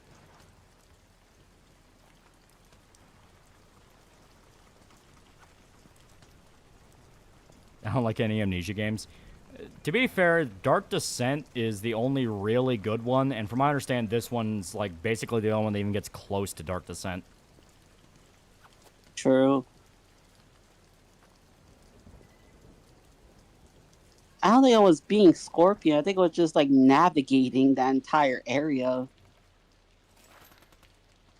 Yeah, Conscript. Yeah, Conscript is the one. Yeah.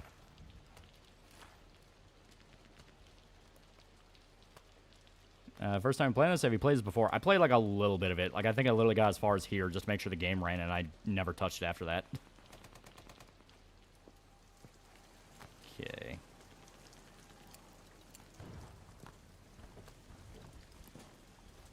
Oh, I played NAF on my phone. I had to stop playing because I couldn't take the jump scares. Because I kept fucking up because I was so stressed out.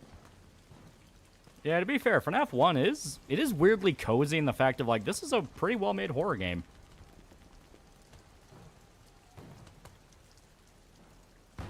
Yeah, but it stresses you out quickly. Oh, yeah. Especially when you get further in and it's like, oh, dear sweet God, everything at once is going wrong. Yes. I remember just expecting Fox to just pop up somewhere. And I was just only focused on him. Yeah. Kept preemptively, like, shutting the doors. What helps this game is if even if you demystify it and don't find it scary, the gameplay loop is still kind of fun. I do hear this is like one of the best Amnesia games in a while.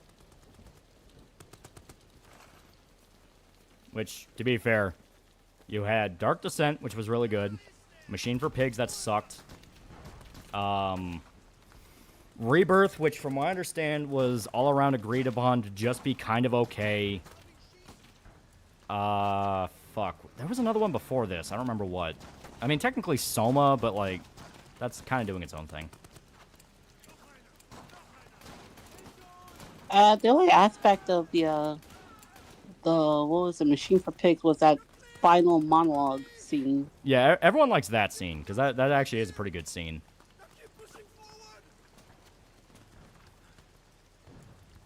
Yeah.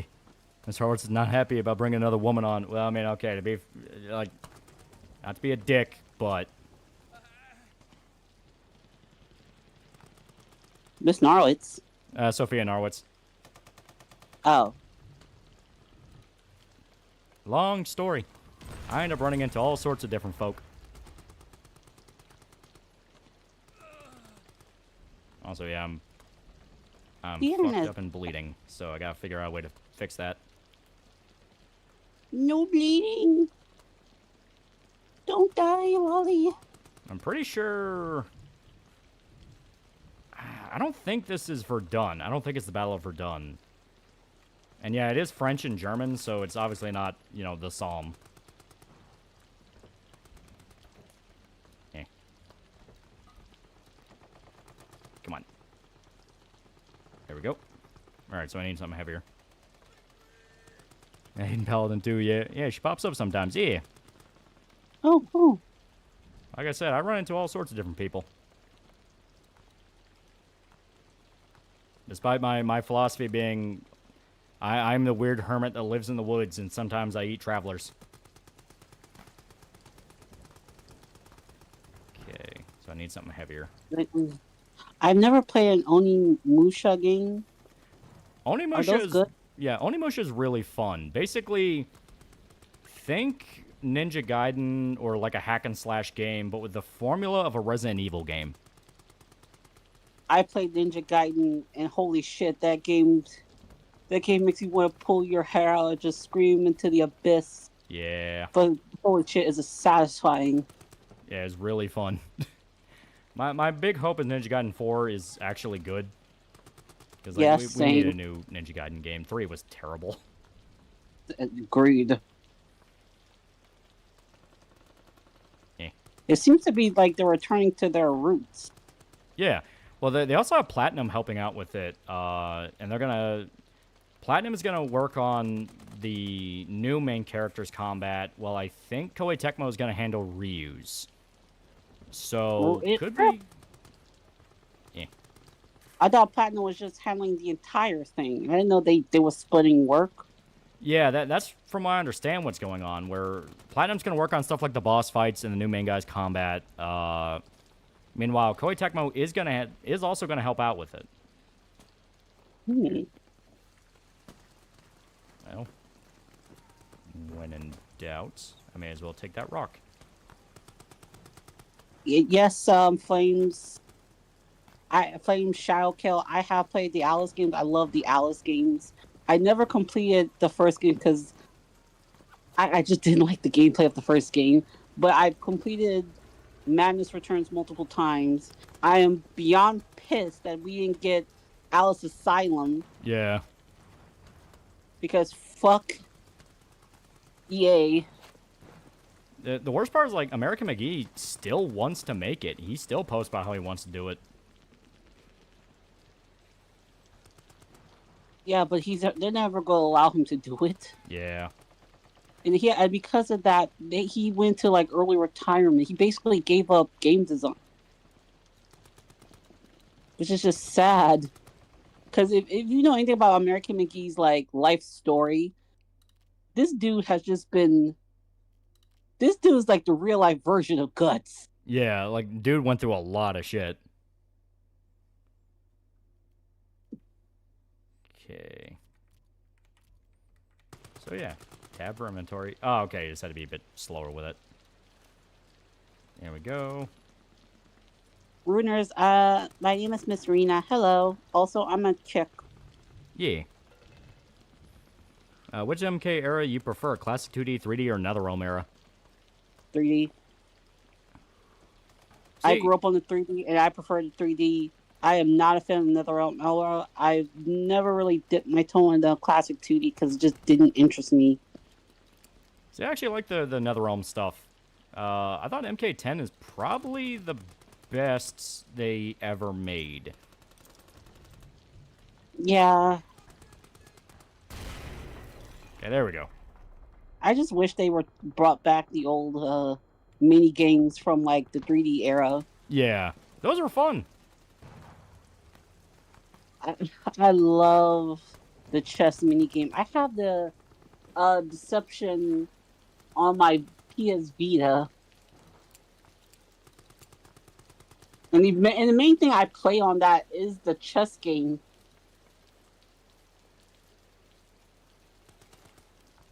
Okay, so... Oh, Hey, okay. Hey, servant. Thanks, Gabby. So The stream is there- going good. I finally figured out how to reload the gun. Nice. All right. What are the enemies of the game? Other soldiers, or is there a monster here? From my understand, you are being hunted by some kind of creature, but at the same time, you are still in the middle of a battle in World War One. So it's the Germans. Oh, Yeah. damn those Germans. I mean, to be fair, World War One, it literally wasn't their fault. Yeah, but it was that for World War II. Yeah, but that's not until like 30 years. They're throwing grenades. Oh shit, that's gas grenades. A lot of me like to focus on World War One, not World War One, World War Two, but never on World War One. And World War was a lot less cut and dry in terms of who was the bad guy. Well, that's because with World War One, there wasn't really a bad guy. It was mainly a bunch of different treaties from a bunch of different nations that all had military alliances. So when Serbia and Austria had a war, each one were calling on their allies and ended up dragging everybody into it. Mm. Yeah. Like, the only reason America even got involved was because the Lusitania was sank, and Lusitania was a civilian ship that the German blockade suspected of trading military arms, like selling guns, so they sunk it, and that's how America came in and was like, all right, what the fuck's happening here? It's the same thing that happened with World War II. Well, World War II, Well, there was a little bit more in the sense of we kind of were fucking Japan over. Because, I mean, in terms of how we got involved in the war. Yeah, it's yeah, starting off isolationist and then getting dragged into a larger thing, yeah.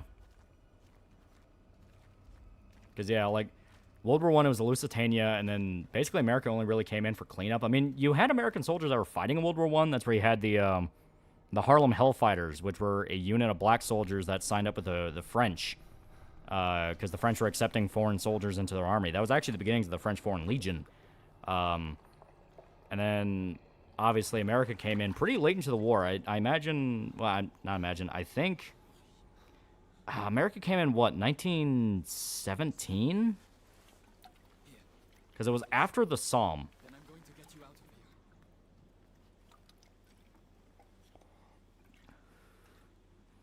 Yeah, it was the Lusitania and the Zimmerman note, yeah. Mm. Yeah, it was around 1917, yeah. Yeah, if it's not obvious, I really like military history, so... Because my whole family's military, so... Oh, interesting. Yeah. I'm more on, like, the cultural side of the thing. I've been getting into a lot of, like, Japanese history lately, especially when it comes to, like, the sex worker side, because that's just interesting. Oh, yeah, yeah. Like, that's a whole rabbit hole in and of itself with the different industries they Yeah, have. especially with how geishas and orons became, like, kind of, like, not, I would say mixed, but confused. Because I think during, like, during the occupation of Japan during World War II, a lot of the women, you know about the comfort women, right? Yeah.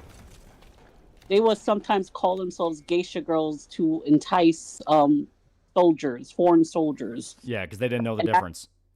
Yeah, because geishas technically are not prostitutes; they're just female entertainers. Orons are or there's another term that begins with a T, but I'm just gonna use orons.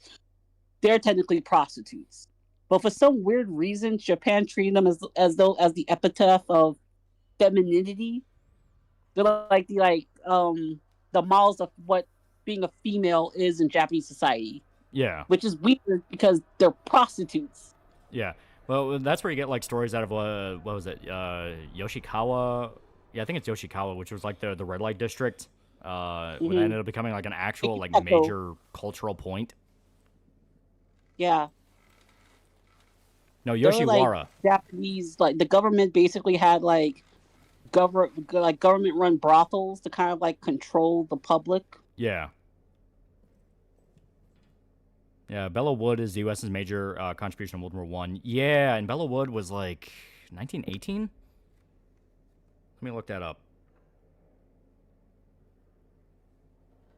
Technically speaking, geishas were not supposed to be like prostitutes. They had laws against like the crossing of professions. Yeah.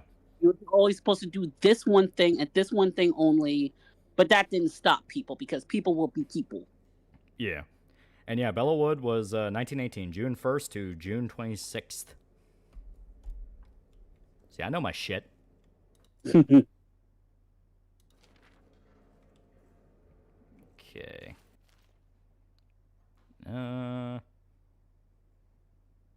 So yeah, main guy got fucked up after running into an ambush and now has amnesia. Mm. To be fair, he's clearly an officer because he has a pistol, and only the officers had pistols. Everyone else was a rifleman. Wasn't Japan just angry that America sanctioned them for bayoneting Chinese babies? There was a lot of different reasons why it happened. Wait, what about Chinese babies? Yeah, basically what kicked off the beginnings of America's involvement in World War II was you had the Japanese conquest of Southeast Asia, where they were going after the Philippines, Guam, China, Korea, a bunch of different places. And since they were openly an ally of Germany, the Western world was paranoid about them in the sense of like, well, for America, they're like right next to us. It's just one flight over the Pacific, so... So the U.S. started looking into a lot of what Japan was doing in Southeast Asia and found some pretty horrific war crimes. So they sanctioned them. That's where the rape of Nanking comes from? Yeah, the rape of Nanking was when the Japanese soldiers took the city of Nanking in China, and they did very bad things to the women there. Mm. Yeah, Unit 731, yeah. So America sanctioned Japan and cut off their, if I remember right, it was their oil supply, which drove up the price of oil in Japan, which led to them doing Pearl Harbor, thinking it would cripple the U.S. military. Okay, so I have a question about Unit 731. That gets referenced a lot in Japanese media. Yeah. And I want to know more what that is. 'Cause I know it's like really fucked up human experiments, but like how bad does it get? Unit 731 was a unofficial unit of the Japanese military that was their science unit. So they were experimenting on prisoners of war to basically find out different things. Like they did like pressure tests of like, okay, what would happen if a human body was under immense pressure? You know, you put them in a pressure chamber. What would happen if they're under very low pressure? They would infect victims with like diseases and like vivisect them to see how the diseases affected their organs. Sometimes they wouldn't even do that. They would just line people up and shoot them just because they didn't want to feed everybody. A lot of really dark shit happened in Unit 731.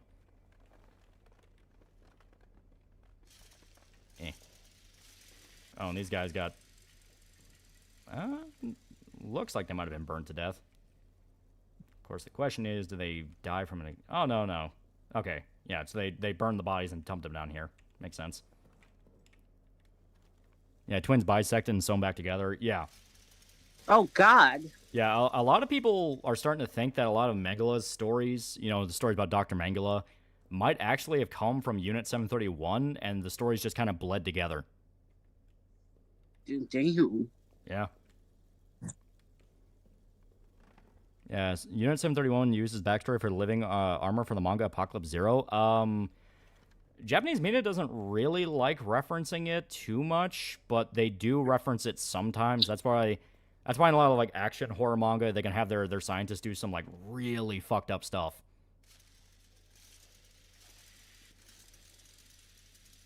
Okay.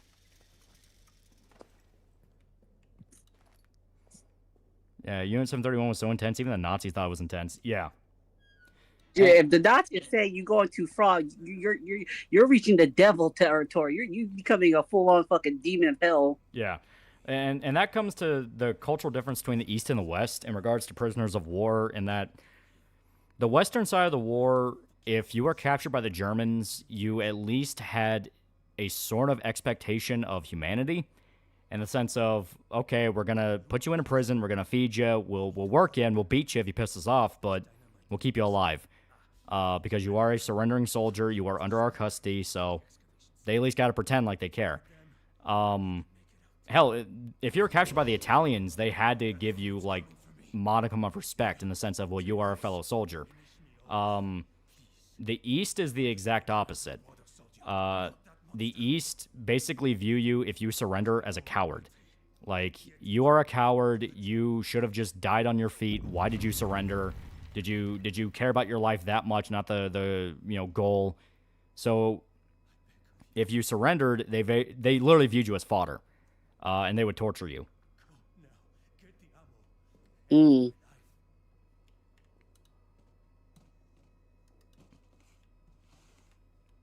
All right, now I gotta find the ammo, because this guy's asking to get shot, and it's like, all right, I could just hit you with it though. And I gotta use the bullets.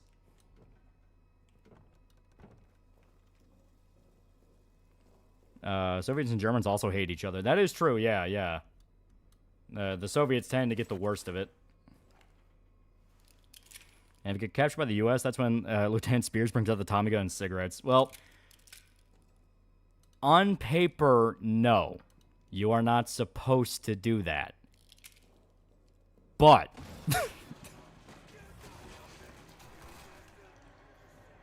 Oh, he got 8. Well, you know, yeah, it's fine. Who cares about him? He was a loser. Yeah, it was how you could abandon your country if you surrendered. Yeah, there was a lot of dishonor in the idea of surrender. They would also spread a lot of propaganda. That's where you had the, God, what was the name of the student unit in Japan where it was all the nursing kids? Fuck, what was their name? It was like Himayori students, something like that. Where they were a bunch of nursing students that were recruited by the Japanese military, and basically were told, oh, you'll stay away from the front line. We need you in Tokyo to like take care of our injured here, because there were a lot of injured in Tokyo. That's where you had the fire bombings and shit like that. And basically they were lied to and they were sent to Okinawa. Okinawa is still, like, some of the most intense fighting of the entire war. So these little, like, nursing students who were, like, maybe in their 20s, they had a few women that were in their 30s, but they were mainly, like, supervisors to the younger ones, being shoved right into the front line.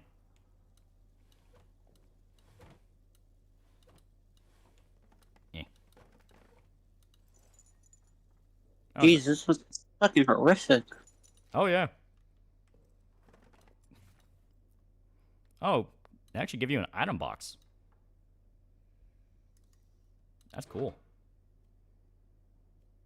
I'll put the meat in there. Weren't they told to kill themselves to avoid capture? Yeah.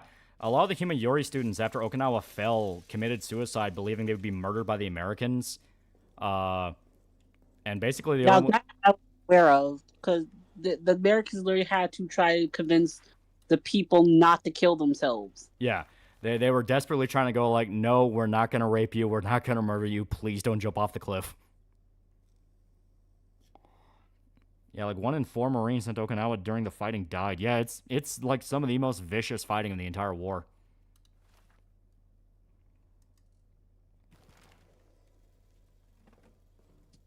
Yeah, America treated POWs humanely, except for a few very well-documented events, like the guy who shot like 30 Nazis in the heart with his pistol. Make sure they go to hell or something.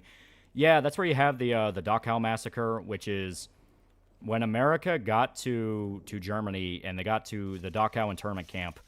There were a bunch of Nazi officers that were still there because I think they ran out of time to run from the camp. So, the American soldiers were well acquainted at that point of what the camps were for and who was responsible. So they lined up all the officers against a wall and shot them. Yeah. Like I said, I like World War II history. Okay, I'm going to need to put some of that in. Do you have any channels that cover World War II history that you'll recommend? Count Dankula does some pretty good videos about it, though he's not solely a war history one. Fat Electrician is probably the best. Count Dankula I'm familiar with. Electrician? Yeah, Fat Electrician. He does a lot of military history stuff, and his videos are actually pretty good.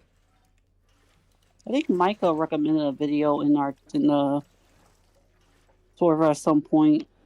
Yeah, Big Red 1, as John Chang mentioned. Yeah. Yeah, TIK history, yeah.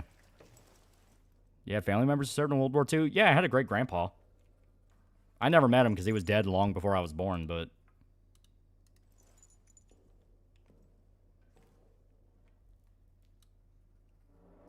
There we go. Okay, only power the generator when you're going to venture out.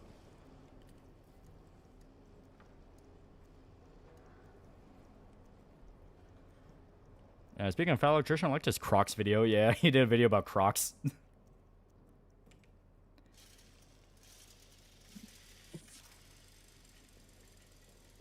Yeah, Dank's videos are more humorous, but still informational. Yeah, Count Dankula, it's more about the humor. It's more about being funny than trying to give you a detailed breakdown, but he still tries to be detailed.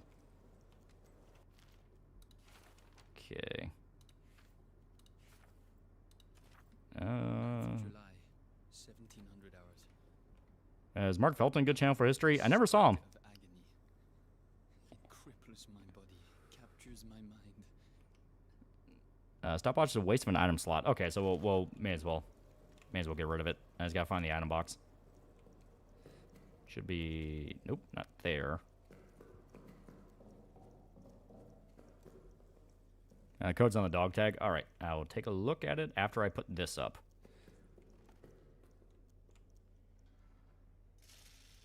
I just gotta remember... Okay, that's where that guy died. This is the pantry. Okay. What game is this? Amnesia the Bunker. I've actually never played this, detailed all the way through. I got as far as you get the gun, and that's about it. And I mean, you get the gun in, before you actually get amnesia. Okay. You had mentioned earlier that you played the Horse Girl game. Yeah, Uma Musume, yeah. I tried playing that on my phone, and it kept freezing because my phone could only handle one gacha at a time. Yeah. It is a fun game. The anime to it is, a lot of fun.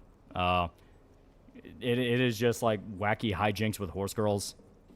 And it actually got people, way more into horse racing, which is kind of hilarious.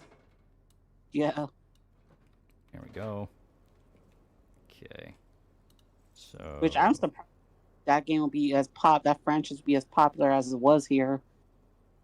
Yeah. Well, people like gachas. Gachas are kind of becoming a big genre now. Okay, that's V. Batiste. So... I play Nikke. Have you ever heard of Nikke? Yeah, I know about Nikke. I know people who play it. I never got into it. But I know the devs that made Stellar Blade, and I did like Stellar Blade. Yeah, I think you will like Nikke if you get another chance. There's some really good stories within Nikke. It's not just purely fan service. Yeah, I'm well aware of the Doro meme, where apparently one of the more tragic characters just became a little gremlin Pepe. Yeah, and yes, Farron, I do play Nikke. I am a player. Okay, so let's see notes. My favorite unit is actually my favorite. I should start with my favorite squad. My favorite squad is the Counters and Old Tails. And who else? Counters, O-Tails, a bit of Pioneer. Okay. I come around to Absolute, especially with this current event. So I gotta track down the dog tag that has the code to the door. But my favorite has to be my Glass Princess Cindy and Scarlet, the swordsman.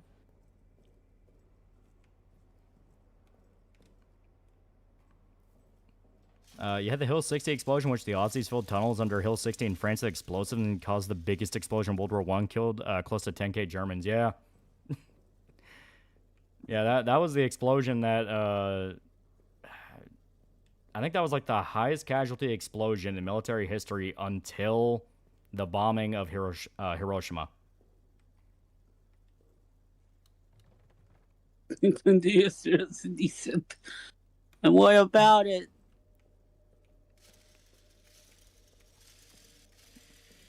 I'm not crazy about some of the designs for the new upgraded designs for Absolute. The only one I kind of like is Emma's design. I do not like Ewa's design because she looks like a fucking white trash Calvin Klein model. I'm sorry, but she kind of does. I do not like the fact that she looks like she's wearing her underwear. Oh, yeah? Yeah, if you were to, like, I don't know, if someone can show Lolly the design for Inua's tactical upgrade, she looks like she's just walking around in her underwear and just mini shorts. Vesti's alright.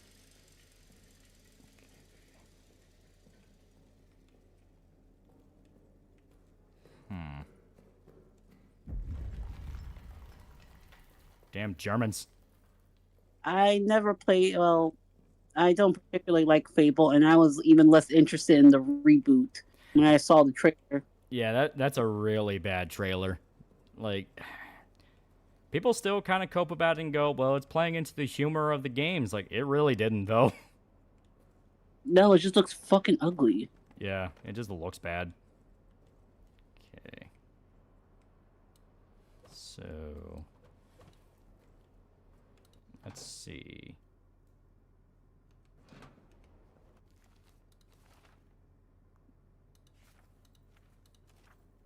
Yeah, state of agony, policy, notes, autopsy.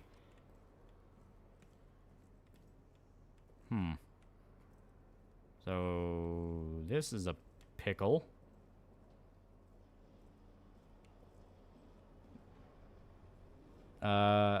Someone asked, are you a Tekken fan?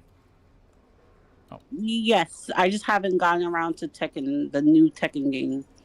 Because again, I've been working like 9 to 5, so I don't always have time for gaming outside of the weekends. And even on the weekends, I just mainly sleep. Yeah, and to be fair, the new one kind of screwed itself. Like how? They kind of patched it to death. Like, a character will start off really fun, and then pros would complain, so they would patch them. And then people complained, well, now they're a complete joke compared to this other character. It just... it turned into a mess. What about the story? Is the story decent? Because the story in, like, Tekken 7 was just bad. The story is fun for what it is. You have some pretty fun fan service stuff. But it's definitely not amazing. Like, it's amazing in the drunk fun aspect of, like, oh my god, big dumb thing happened, that's so cool. But, like, actual, like, well, what does this mean for the larger plot? It's like, I don't fucking know. All I know is they brought back Heihachi's ass, and I'm just like, oh god. Yeah, Heihachi's back. I want them to keep, like, doing this whole kill character, fake out death, character comes back in the next game, because it's becoming repetitive. Well, the fucked up part is they make a new character to essentially be the new Heihachi, where her whole gimmick is she acts like Heihachi. And then they brought him back in, I think, like, the first DLC. So what was the point of Reina's character, then? And what sucks is she's actually a really fun character. So it's like, well, now you kind of ruin the point of her. Yeah. Yeah, King Main still live rent-free in my head, and I'm a King Main. I'm not a King Ming either, but I know Micah's a King Ming.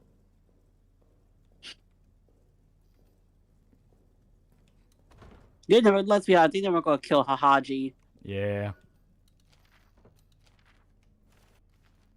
Okay. In terms of my most favorite character, it was Ling Xiaoyu. Now she's kind of becoming annoying. Now it's kind of like more veering towards Alyssa, the robot one.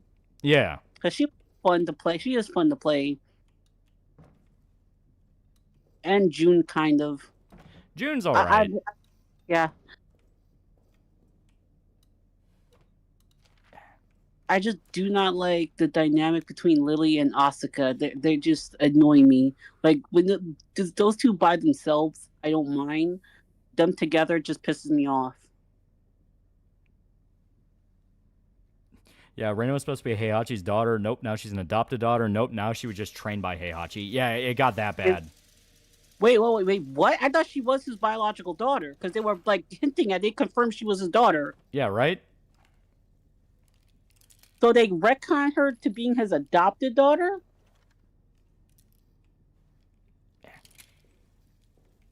Yeah, like I said, it's been a mess ever since the Heihachi DLC came out.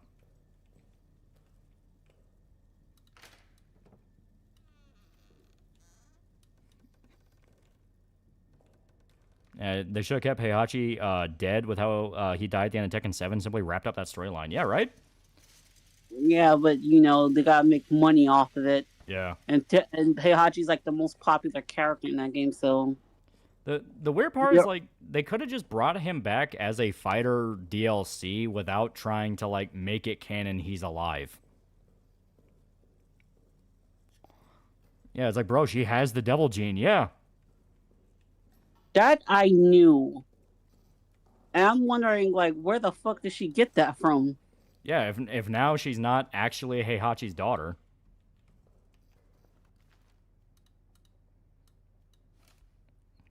Because the only other female that had the devil gene was his wife, and he's dead. Yeah. So where could she have gotten it from? I mean, they can always pull out like the classic, like, oh, she could be like a clone or something, like an attempt to clone Heihachi, but it's like, ugh. Please, no. I don't want them to go the clone route. It's gonna be so fucking stupid. Yeah. Well, it's one of those of like, at that point, they made it more dumb and complicated than they even needed to, because people were fine with like, oh, that's Heihachi's daughter. It's like, okay. Because we already know that Heihachi was like, he had a bunch of mistresses and women he was sleeping around with. Yeah. Like, that's how Lars became a thing. Because he did explain that he had Lars to check to see if he had the devil gene. Yeah, it's like it's all so goofy now.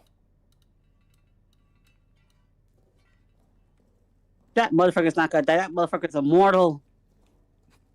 It's like, because like Street Fighter 6 brought back M. Bison, but they were at least able to do it in a way where people are like, all right, fine. In this case, we'll be okay with it.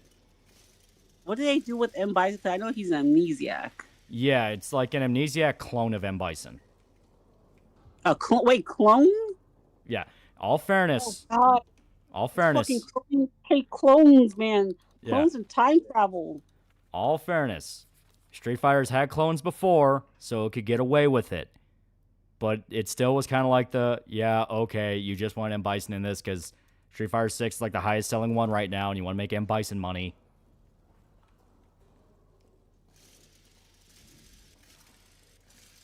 All right.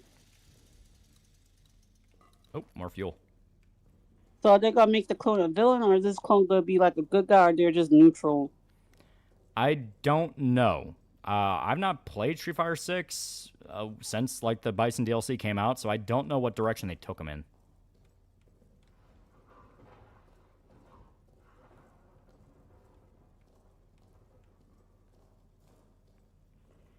Well, at least it is that K levels is stupid. Yeah, Yeah, by the way, this isn't the first clone of M. Bison. Yeah, that's why.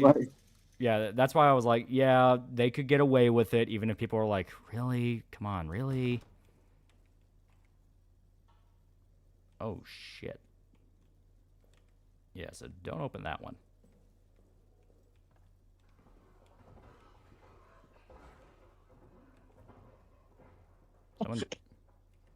Someone's being noisy. There might be another man in this trench beyond me. Be careful. It'll be fine. It's just World War One. Yeah, true, but there's also a scary creature. Okay. Yeah, Eddie's also an M. Bison clone. That is true. Yeah, real Bison can probably split himself from the clone, kind of like how Rose was born, maybe. Yeah, like I said, it's something to where there's enough set up to where they could justify the clone angle. Compare that to, you know, Tekken, where it's like, no, there's come on. If you die in Tekken, you die.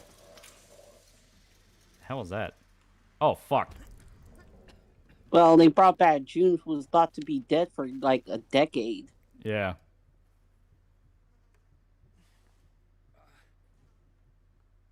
Should be alright. That's only a little bit of blood.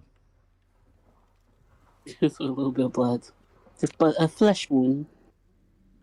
Problem is, that made a lot of noise.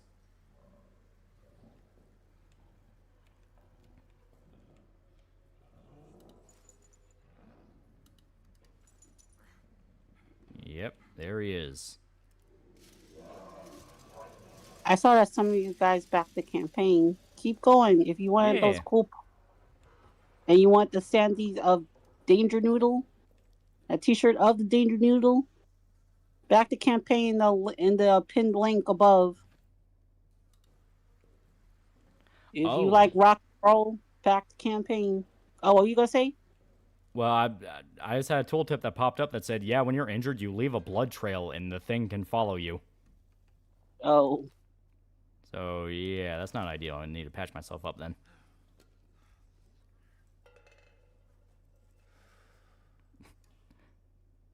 Yeah, no, back to campaign, you know? That's the whole reason we're doing this tonight. Yeah, if you like rock and roll and horror and violence, back to campaign. Okay. Have you watched K-pop Demon Hunters? I have not yet, but I do hear it's genuinely a good movie. It is. Micah reviewed that he liked it despite being a hater of K-pop. I had to literally bully that man into watching the movie. Yeah, like, because I saw when the marketing was coming out, and it was like, oh, God, that's like one of the worst marketing campaigns ever. What the fuck? Then the actual movie came out, and everyone was saying that was the worst marketing campaign ever. They, like, tried to sabotage this. What the hell?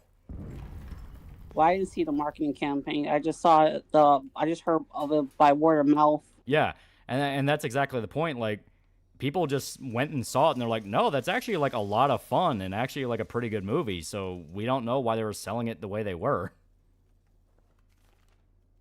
Some of the songs are good in the movie. Yeah.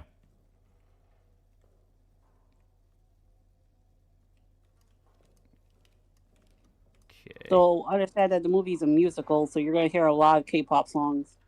Yeah, which, you know, I can tolerate. But I don't think my friend here will. He's getting closer. Gabby, if you like rock horror, become a backer. Yeah, there you go. Yeah, what marketing team these days? Yeah, what's up with marketing teams these days? They're terrible at promoting movies. Yeah, right? Like, same thing happened to TF1. Like, TF1 had, like, one of the worst marketing campaigns ever. It completely killed the movie. But people saw TF1, and they're like, shit, that's, like, one of the best Transformers things we've gotten in years. What the fuck?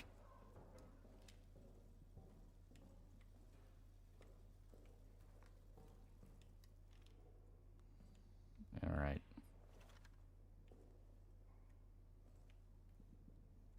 You think darkness protects you, monster?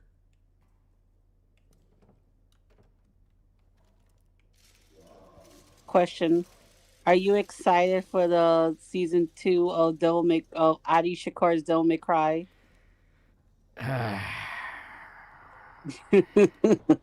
I've explained my thoughts before in that Adi Shankar has to buy these licenses because when he's like paying lip service and doing like big dumb fan service for whatever franchise he's handling, you can trick yourself and go like, oh wow, that's fun. You know, first 2 seasons of Castlevania were basically that. Though season 1 and 2 had the unused Castlevania 3 script to go off of. But every original idea he has is awful. Every original thought he tries to push does not work. And Devil May Cry kind of embodies that. Like, because, like, every single time they had a new idea they wanted to do, it did not fucking work. Hey, wait a minute. Hey. Get the fuck out of here. You're not allowed in my trench. Don't go growling at me, dickhead. Fuck you.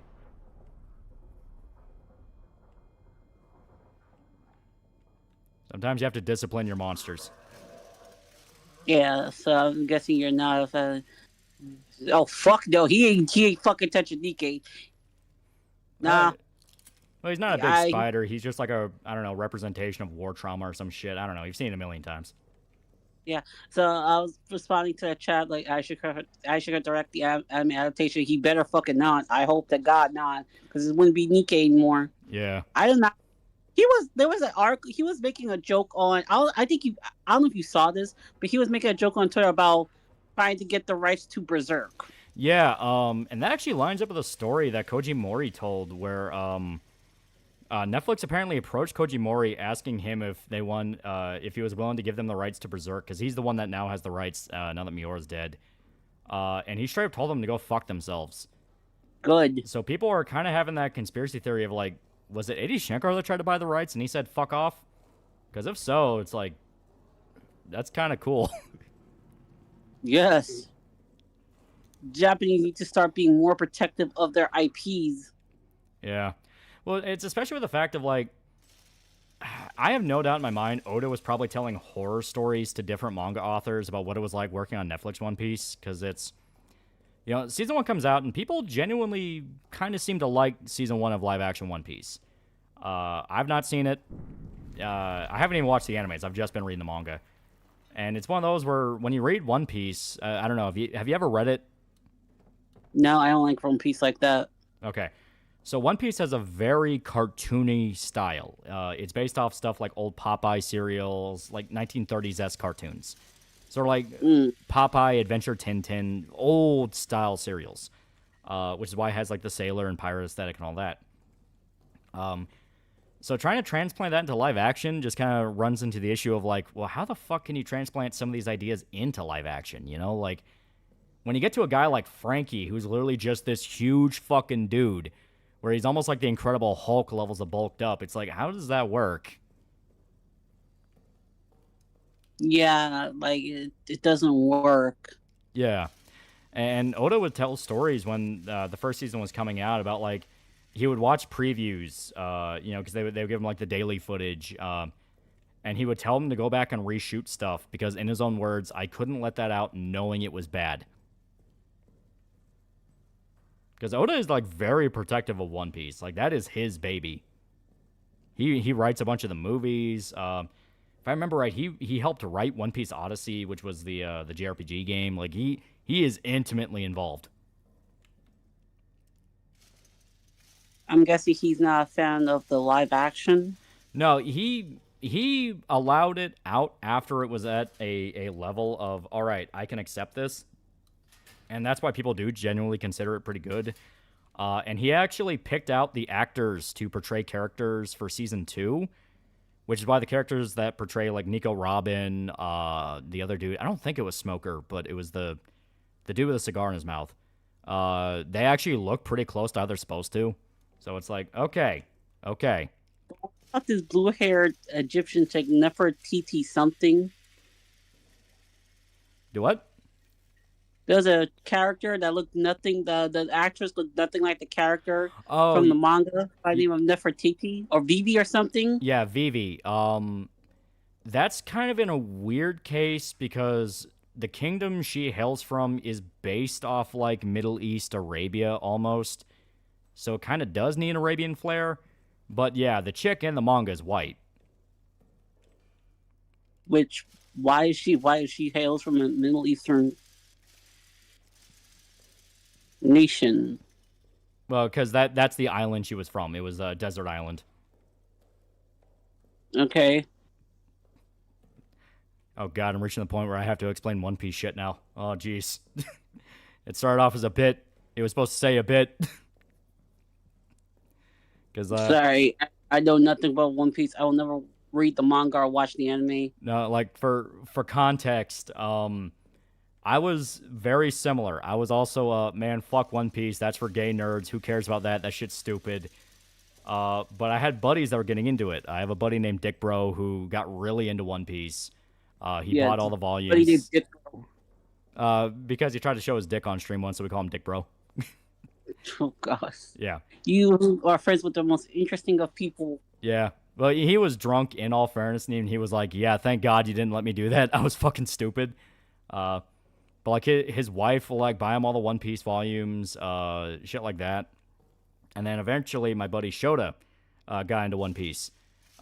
Because Dick Bro has this thing where he'll get super into something up until a certain wall. Whatever that wall is, it just depends. But he'll hit a wall and he will just not have enough time to sit through it. He just is like, I'm not in the mood for this. He would just always hit a wall. So Shota, to fuck with him, was like, well, I don't even like One Piece, but I'll start reading it and get further ahead than you because haha, fuck you. Then he got super into One Piece. And was like unironically enjoying it and going like, man, this is actually kind of good though. Well, I was like, man, this is stupid. Fuck you guys. Fucking hate you dudes, whatever. Then I bored like a month or two ago, was like, God damn it, I guess I'm reading One Piece. And I started reading it, and now I'm at like chapter 610. Oh God. Yeah. What makes One Piece so popular? I don't get it. I'm 600 chapters in. I still don't fucking know. Like, how does this end with this unappeal art style like rival popularity with Berserk? I don't know, but Usopp is my homie. I will die for that man up until he became gay and annoying. Oh God. Yes. He was supplanted by Sanji. Because Sanji is now my real homie.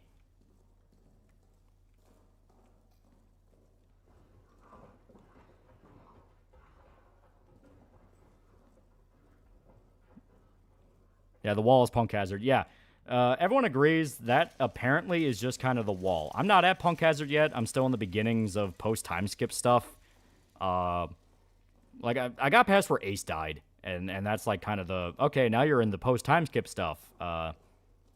So I still have not hit Punk Hazard, but that is apparently like, if you're going to drop out, that's where you drop out. Yeah, One Piece spreading across your friend group like a plague. We're already talking Irishmen into it.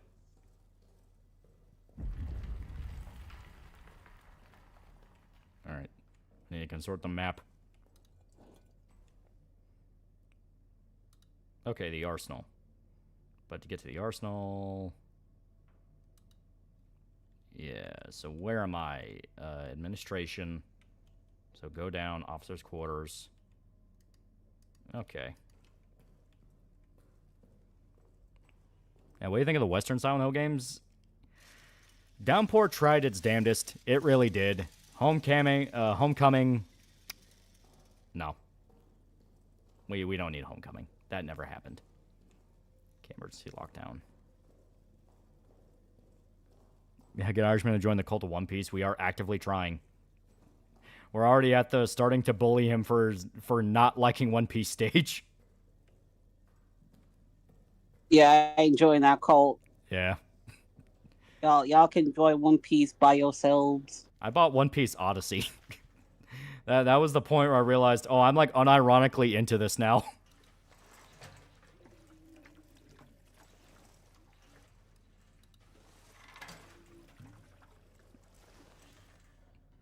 Can you explain every single part of Berserk to your guest? Well, she's read it. Yeah, you doesn't need to explain anything to me. I have not seen Akira.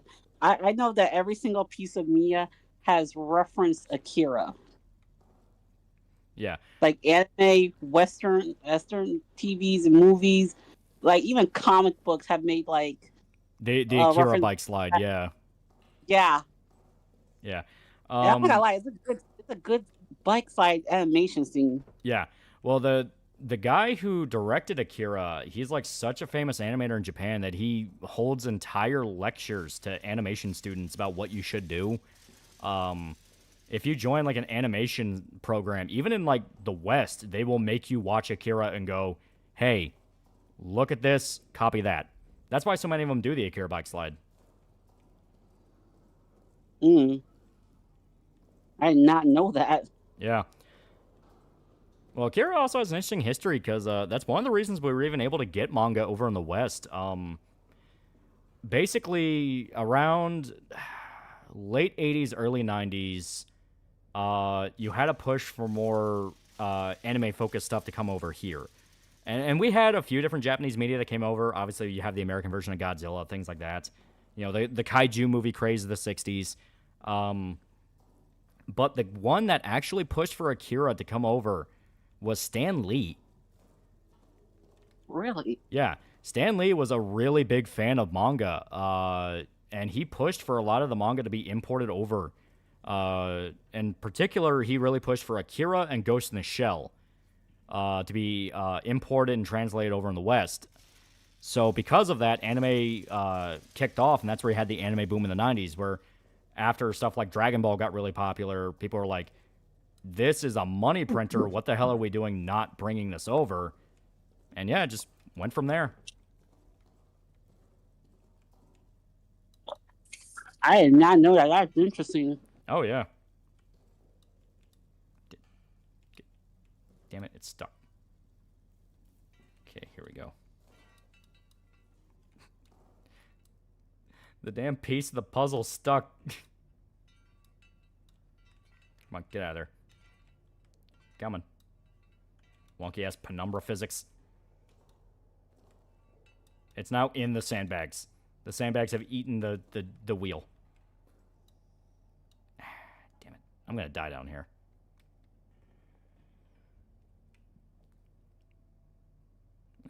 Your Odyssey delivery is still canceled, or you managed to get that fixed? I have it now. I actually put a few hours into it. It's pretty fun. Even if it is pretty brain dead easy, because like you can hit most enemies once and they die, even though it's a turn-based RPG. So I literally just have Sanji kick everyone to death because it's funny. Also, Chopper's basic attacks, he just punch you in the balls, and that's pretty good. Yeah, Stanley was a personal. Yeah. Yeah, Stanley was a personal friend of Hiroyuki Takai, Shaman King, and collaborated with him for the concept of Karakui Dojo Ultimo, even lending his likeness to the main villain. Really? That's what a guy said. And yeah, as stated, Stanley was like a really big fan of manga.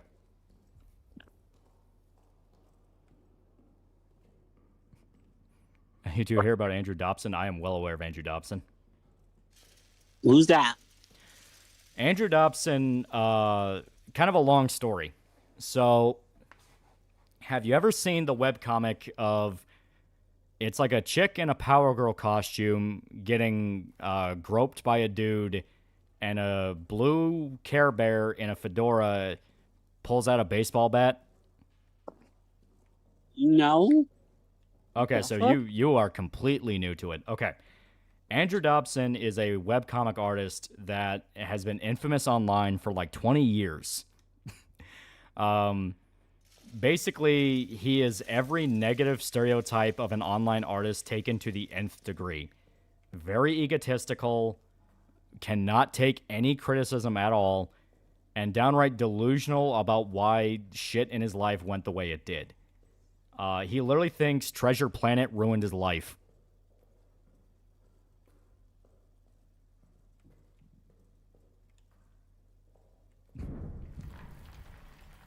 Yeah, I've spread the mimetic hazard. Yeah.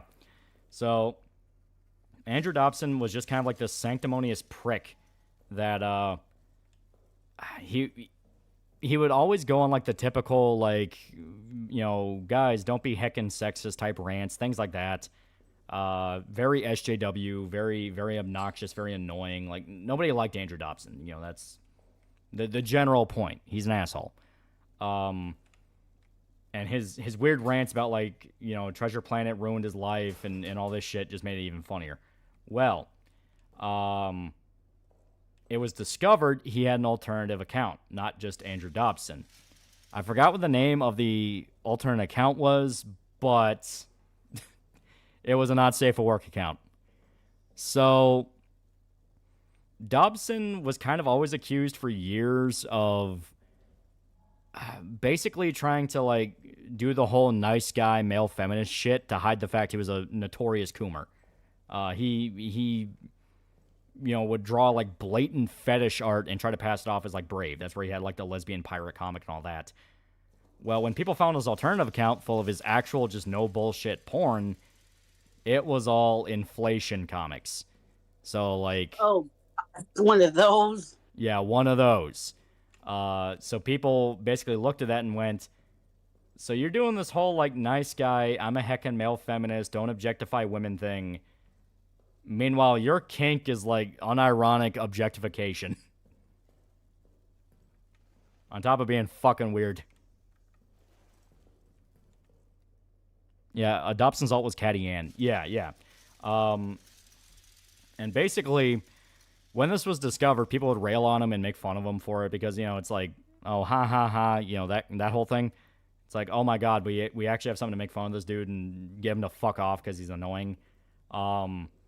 He's a creep. Yeah, he's a creep, yeah. And he got so angry about, like, Trump getting elected that he would make, like, so many death threats against Trump that it's been theorized for years he cost his brother a job because his brother works in the government. And around the time that Dobson was doing his old, like, heckin' kill Trump, kill the fascist, all that shit, his brother got fired or was, like, denied a promotion or something. There we go. Oof. God damn, I'm sorry to hear that. Imagine having to deal with that as your family member. Yeah, right? And it's only, like, in recent years, he's had kind of a renaissance of people wanting to talk about him and go, like, all right, so what exactly was Dobson's deal? And basically, the deal with Dobson was a few different things. It was... He's very similar to Movie Bob in the sense of he's clearly got like arrested development issues in that he never mentally or emotionally left high school. He still thought of everything in terms of like high school logic, where like if someone fucked with him, that'd just be a bully trying to make his day worse. You know, he genuinely believed there was like conspiracies out to get him and make fun of him, that whole thing. And usually with like locale stuff, in the modern era at least, you know, you have like, you know, like King Cobra or shit like that. There actually is some truth to that. I mean, you have like guys like Chris Chan where, yeah, people were literally like doing shit to ruin his life. But Dobson, no one ever did that. Like, he was a case of explicitly, no, he brought everything on himself. And it was kind of one of those where Dobson never mentally grew up, and people kind of believe his whole, like, I'm a nice guy, I'm a male feminist, ha ha ha, that whole thing was basically to hide the fact that he legitimately hated women, like unironic sexism. Because people would notice it. Like, whenever a guy yelled at him, he would shrink down and then, like, usually rant about it later in, like, an article or, like, a blog or whatever the fuck he did. You know, that whole thing. But whenever it's a chick, he would, like, always warp it into, like, a degree of, what's even the point of doing that? Like, what the fuck? Because, like, the most infamous tweet he ever did was like Zelda Williams a year after her father died. And you know who Zelda Williams is, right? No, who's that? Zelda Williams is Robin Williams' daughter. Oh. Yeah. And she was posting a year after his death because her father committed suicide. I'm feeling really down because, her dad died in such a horrible manner, where he committed suicide, and, the general agreed upon is he died because he knew he was having, like, increasingly worse symptoms of dementia and Alzheimer's. Fucked up story. Well, Dobson just replied to her with a panel from the female Thor comic, where female Thor presses Mjolnir against someone's chest and says, "Calm thy tits." What the hell? To a woman who was talking about how she had a bad day because her father was dead. So that kind of said all that needed to be said about Dobson. The fact of this retard does not understand any kind of social cue at all. I'm surprised he's not a troon yet. Yeah, right. Well, give him time. I mean, he's been run off the internet for years now, but give him time. That's usually what happens with these types of men. Yeah, explain the Power Girl comic. Yeah, the example I was trying to use is another, like, really infamous case where... So, the comic is, you have this Power Girl, Power Girl cosplayer, I'll work it like that, because it is at a convention, who's being messed with by a guy who's, like, groping her ass, taking pictures of her, like, harassing her, like, actual unironic harassment. So, Dobson swoops in with a baseball bat and beats the crap out of the guy, and it's like, take that, chud, sexist, that whole thing. The thing is, that is based off an actual occurrence that happened at a convention. People tracked down the picture that inspired it. Few details Dobson neglected to mention. For one, the guy that took the picture of the Power Girl cosplayer was her boyfriend. They were dating. Not only that, she presented herself to the camera. As in, she was fully into it and wanted him to take her picture. And in the background, you can see Dobson sitting alone at a little desk, staring at them. So Dobson watched this interaction between a guy and his girlfriend, who are completely doing their own thing and don't even know he exists. And he had to write this whole, like, revenge fantasy where he got to go in and save the girl and be like, yeah, I'm so fucking cool. So pathetic, man. Yeah. That is Dobson in a nutshell.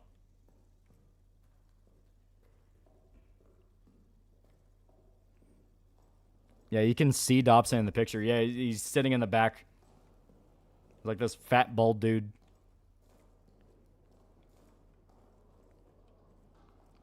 Ackman, what are you doing? Leave that poor woman alone. Yeah, I love the Magic Mush video.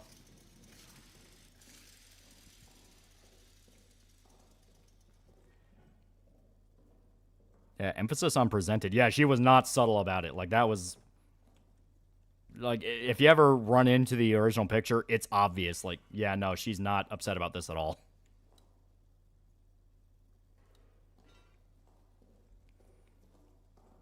Some other shit that happened with Dobson. He had a Jewish girlfriend, and he apparently described Hanukkah as being depressingly dull and the cost of the entire relationship. Oh, the story's worse than that. So, yeah, Dobson had a Jewish girlfriend, and a key detail is he moved away from his family, and he moved to, like... I think it's like Minneapolis or some shit. So he moved a state away from his family. So he was living with his girlfriend, and yeah, his girlfriend's Jewish. Well, his family, while they weren't Christian, they celebrated Christmas. So it's, basically he couldn't celebrate Christmas anymore, and he had to celebrate Hanukkah with her family. Well, one day they had an argument and the argument started from like the stupidest shit. Where basically his girlfriend walked in and saw him drawing and basically asked him, like, oh, did you use 3D models for that? That looks kind of cool. She was genuinely just interested in his process and, like... Okay, 7076. But yeah, basically just interested in wanting to know, like, okay, how do you draw? What do you do? What's your style here? And he took it as, like, a personal attack and, like, sulked for 3 days straight from it. And it got so bad that he drew, like, he basically extrapolated that fight with his girlfriend into being into being about not liking Hanukkah and being sad and depressed and all this shit. So it got to the point he drew a little comic of himself spinning a dreidel while he wore a Santa hat, and he just said, "Merry Christmas." You know, he was all sad. Well, all of his art shit was public. He published it under his own name. He published it under his own information. Like, people know it's Andrew Dobson. So his girlfriend, who followed his accounts, saw that picture and saw what he was doing and was like, I mean, if you fucking hated that much, you could have just talked to me. I'm surprised this dude could even get a girlfriend. Yeah, right? Yeah, and then there was that thing that went around where Dobson was a dick to everyone and tried to befriend him back in college. Yeah. If you read Dobson's blog, every single situation he describes himself in, it's everyone's just a massive asshole to him for no reason. People will just walk up to him and basically go, "Hey, Dobson," and like fuck with him or mess with him. Like, he always had to be the victim. Then there was That's so having complex. Yeah. Well, then someone that actually like was one of the people at college with him posted and talked about what it was like, trying to talk to Dobson, and it was like he is like the most fucking asshole person you could ever meet. Like, for instance, the guy in the story basically just walked up to Dobson one day, and saw him watching anime on his laptop. He was watching it was like a Rama 1/2 OVA. I think that's what they said it was. Because Dobson was like a really huge Rumiko Takahashi fan.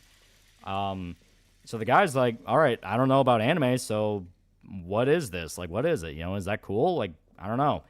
And as the guy was watching with him, he was like, man, this is kind of goofy, isn't it? For Ranma, a comedy. So Dobson, who knows about Rumiko Takahashi stuff, could have just said, oh, yeah, this is meant to be a comedy. It's meant to be funny. It's very over the top. It's very slapstick. Like, he could have actually, like, broke down why he liked it to the guy.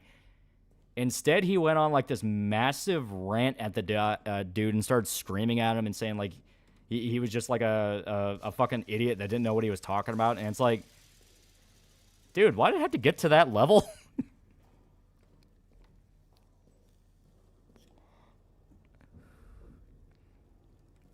Yeah, so literally just the, hey, Goob, nice hat. Hey, Goob, looking good. They all hated me meme. Yeah, right. It was literally that.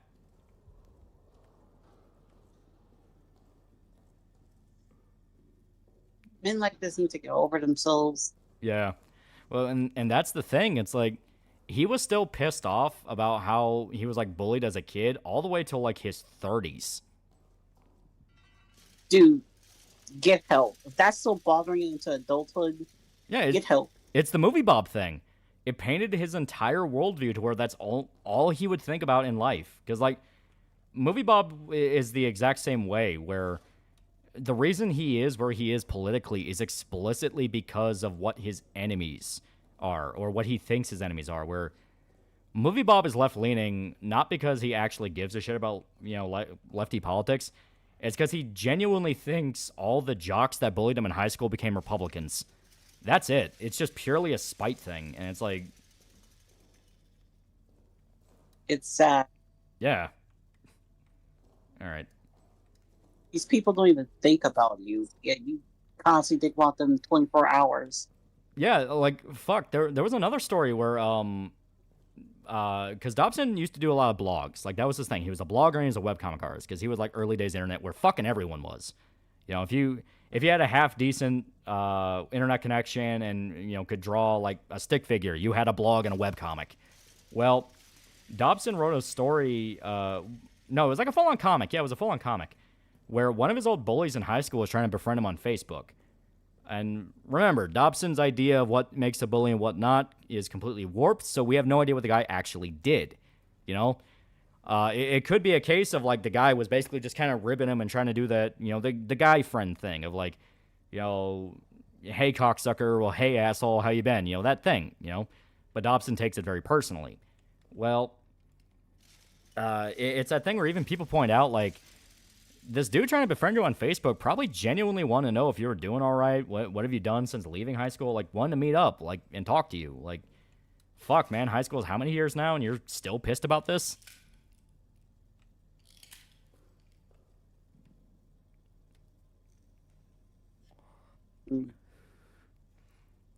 Yeah, after The Last of Us 2 edits hit Dobson after 2020, there was a new outpouring of mocking him. That is true. Yeah, the Last of Us 2 edits, where you had like Fat Geralt punching the kid, you had Ellie getting choked out. That ended up causing edits where people were using like Dobson's webcomic to make edits and fuck with him.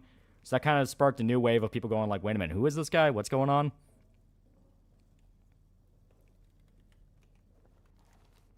All right, I've pretty much accepted. I think I'm gonna die down in this tunnel. No, die. I've literally been bullied, nearly killing myself, but this guy's just a bitch. Yeah, right?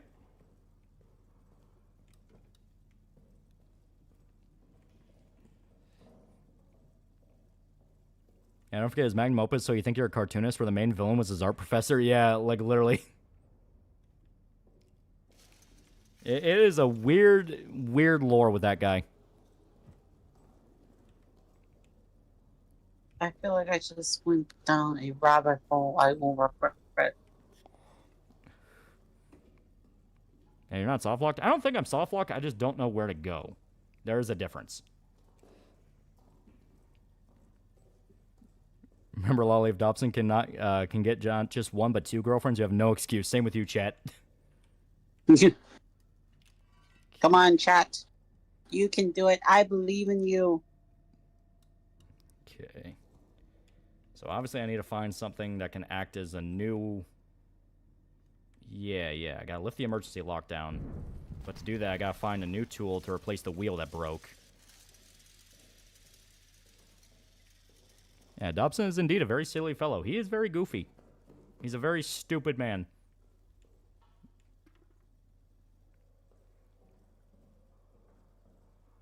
Doesn't Dobson constantly glaze Nintendo even when they made stupid decisions?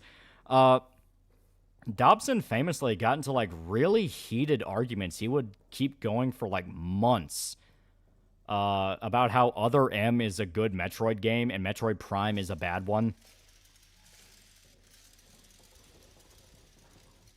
Why? Why is that worth it?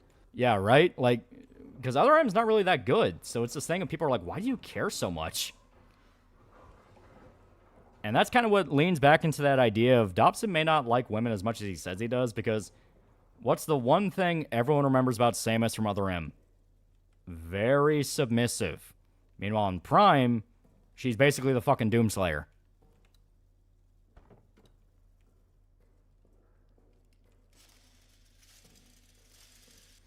Don't forget that one time 4chan found Dobson's private server and trolled him with a Samus psyop. Yeah.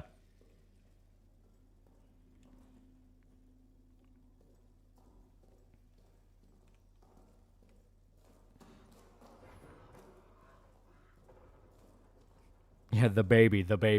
Yeah, that's Other M. You have now played Other M.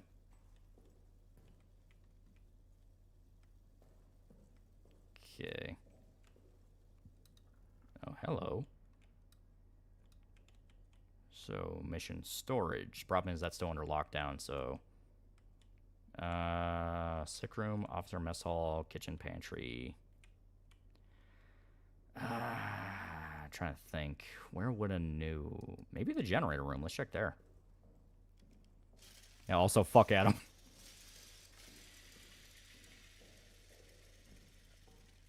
Okay.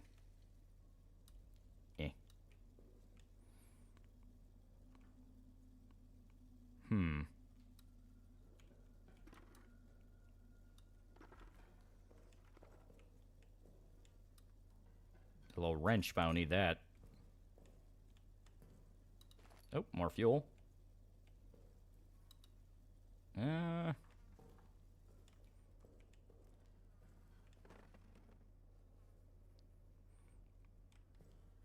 Yeah, Prime Games came out when FPS console games were entering a golden age, and my guess is Dobson knew guys from college that were into FPS, a la Doom and Halo, and hated FPS because of them. Yeah, once again, the movie Bob thing. That would make a lot of sense.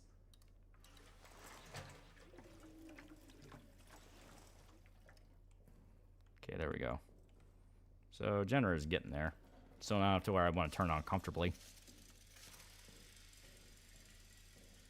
What was entailed in the Samus Commission PSYOP? So, there have been accusations for Dobson for years that he would like trace art and would just be really lazy and hard to work with. So 4chan got together and thought, all right, we want to see if that's true, so let's commission Dobson for, if I remember right, the picture they wanted was Samus busting out of her power armor while fighting Ridley. Very basic, like, yeah, that's something that Metroid fans would realistically want. So they asked Dobson, all right, draw us Samus, you know, exiting her power armor, fighting Ridley, just do whatever you want for that. And Dobson took way too long with it. It was like something like 3, 4, maybe even 5 months to get the picture. Way beyond any kind of like, dude, what the fuck? And on top of that, the Ridley was traced. Ooh. Yeah, the site approved Dobson was lazy. Yeah, horribly.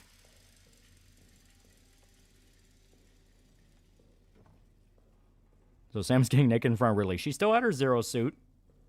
They had class.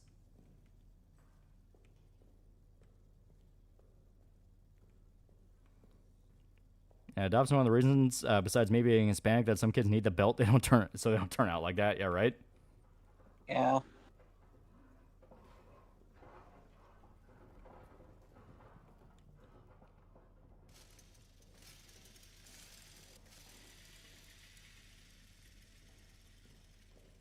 Hey, Lolly.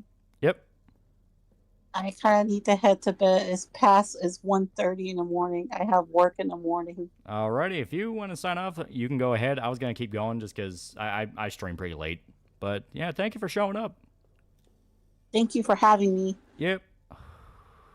As stated, And the everybody. Pitch Black, Yeah. and Pitch Black Rhapsody one more time. The book is about a goth guitarist who gets in trouble and pisses off a demonic pop idol and now must survive this pop idol's evil cult while discovering something new about herself.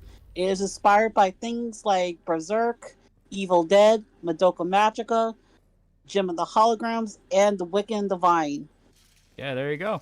I'll keep the link pinned for the rest of this stream there so people can check it out in case they want to back it. Yeah. But, yeah, there you go. So have a good night. Thanks for having me. Yep. All right. See ya.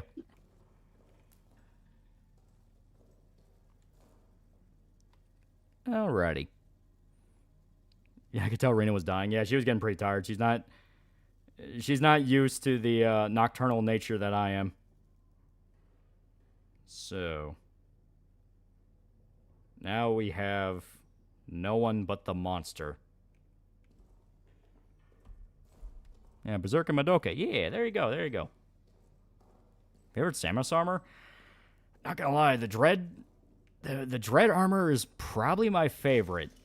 It's got a good mix between the sex and the death.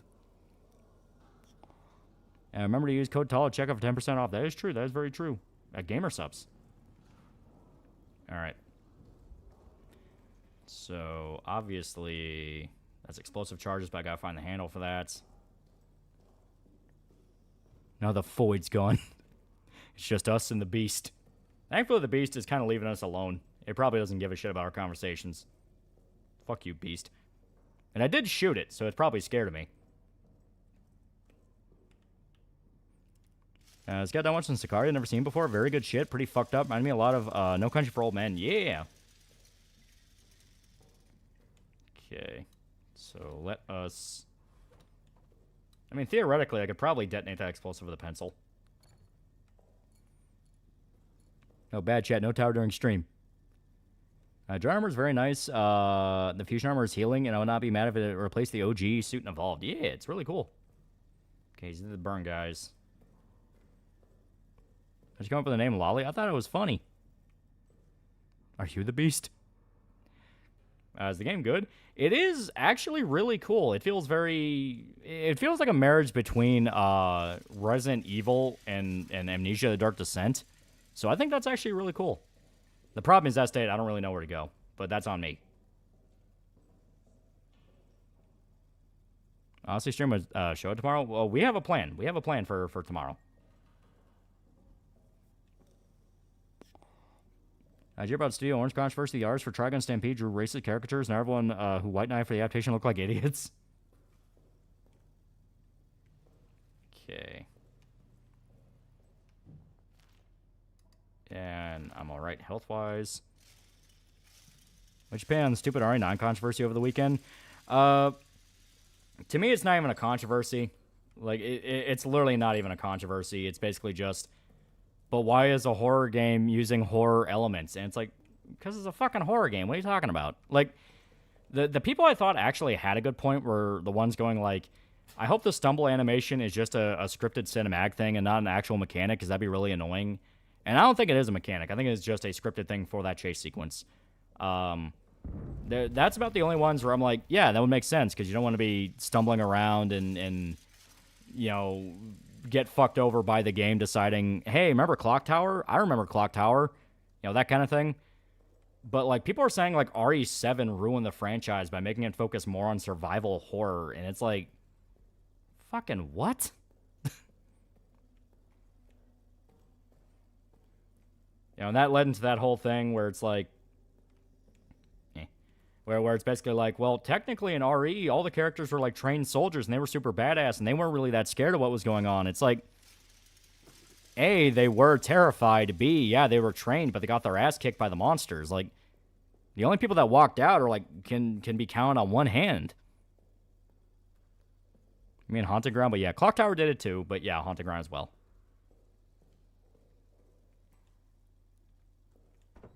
Also, yeah, I am officially lost. So,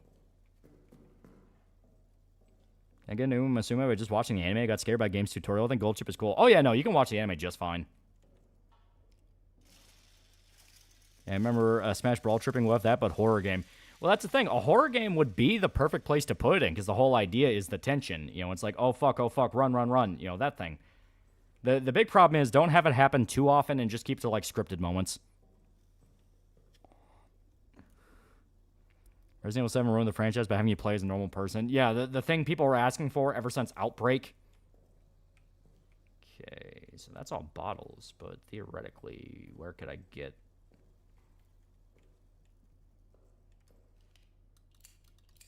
Damn it, okay. Yeah, multiple RE Pro tags are traumatized. And they weren't trained to fight zombies and mutants. I've watched Mikey No More's new video about Dr. Omar. I have not, but it does look fun. Alright, so...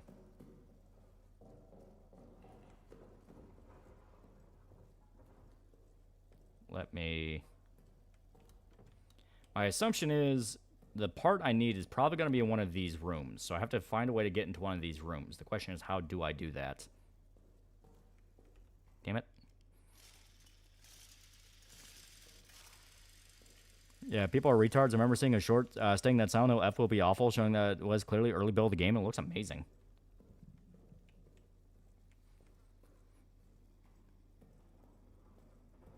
Yeah, people do not play games. They really don't anymore.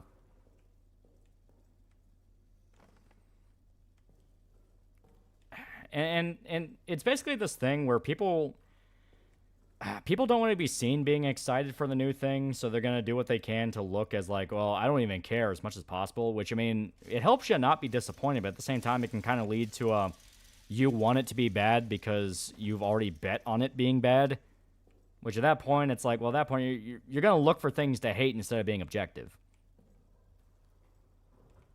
Yeah, I remember the tutorial. I remember bits and pieces of the tutorial. I'm just trying to remember exactly...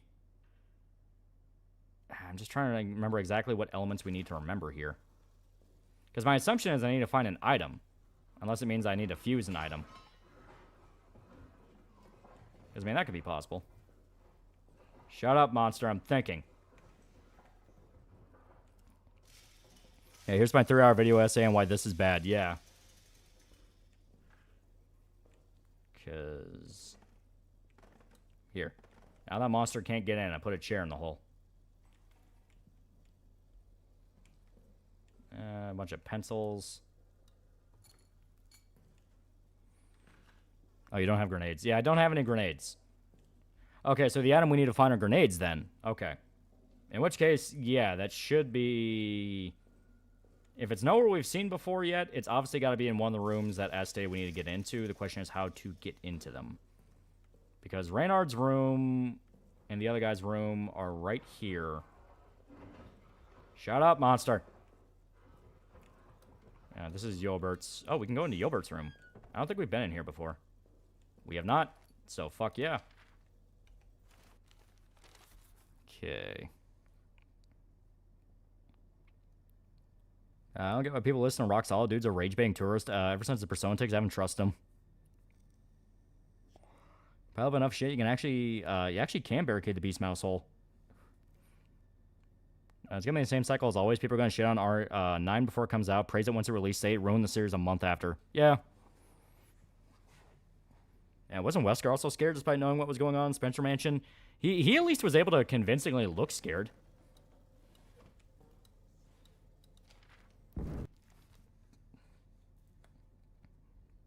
Okay, so another journal. Playing Wasteland 3. I love going somewhere to resolve a quest and only get 10 more. Yeah.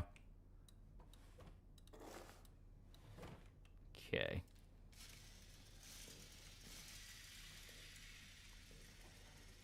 So here we go. Look at this photo.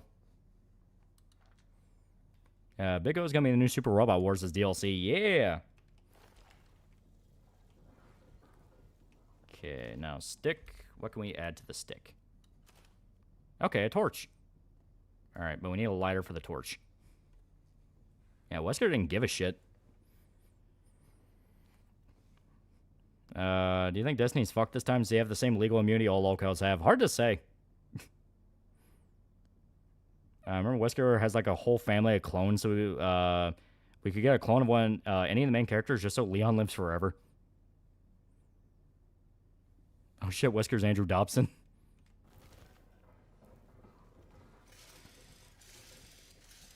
Okay. Is this... Yes, behold, tyrant. Chris? Stop it.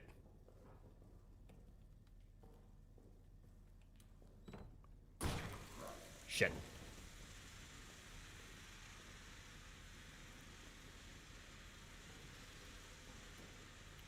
So that's not ideal.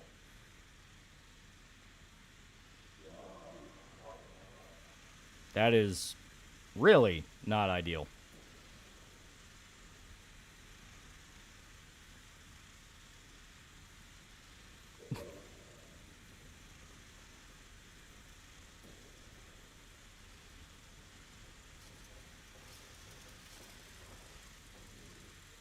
There we go, let it burn out. Let it burn out and then wait.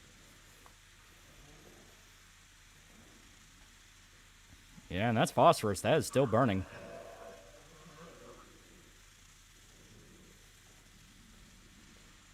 Okay.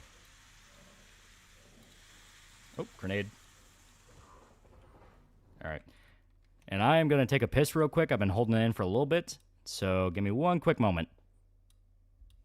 Quick moment. Quick moment.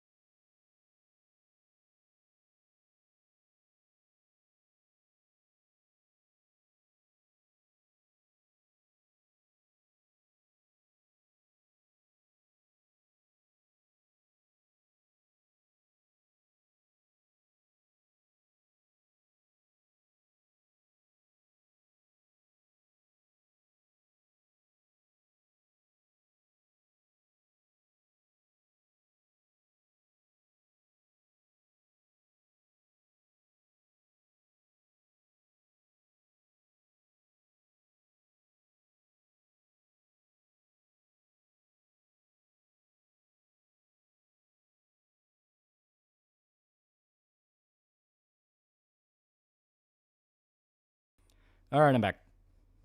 I am back. Okay. So it appears, from what I understand, we may have pissed off the monster. So we may need to sit in the dark a little bit. Because I assume this operates off of, okay, bandage, meat. Yeah, we don't need the bottle. Fuck you.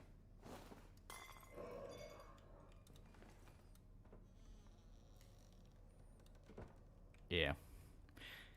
Did you wash your hands? I'm not a savage. 12 FPS. This time I got 12 FPS. Yeah, you pissed off the... You're pissed off the monster. Yeah, that definitely sounds like he's actually here now. So... I assume this operates off of Dark Descent rules in that you don't want to look at it. Oh, that actually sounded like... That actually sounded like it was saying something. That's kind of cool. Because I heard kill you, kill you.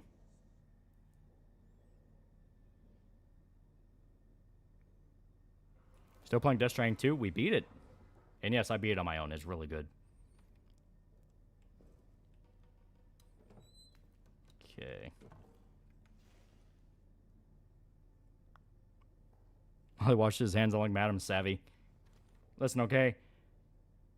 Guys, we can piss and not have to wash our hands. Women, I don't see any way how that would be possible. Okay. Okay, so he's still crawling around. Alright. Dark Descent rules, don't look at the monster, you go insane and die, yeah. Now, you don't have a sanity system. Oh, okay, okay. So it's just, it'll fuck you up and kill you. And that does make sense, considering you're fighting in World War I. Your sanity would already be pretty dog shit.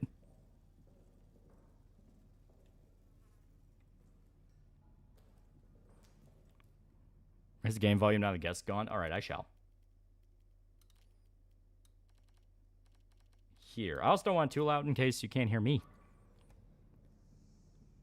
Still, just for sanity reasons.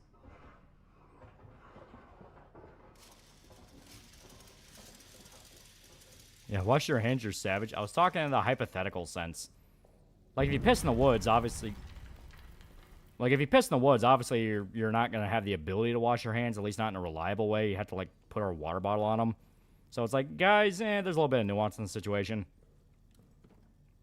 Okay, that one's still locked.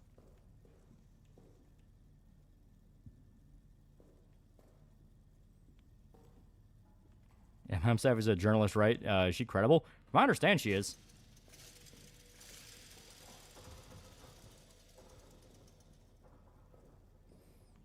So you're just letting the shower go everywhere in the bowl whenever you're trying to piss quietly. Okay. So now we have the grenade. Now we got to figure out what to do with the grenade. Because theoretically... Okay, okay. I could try this.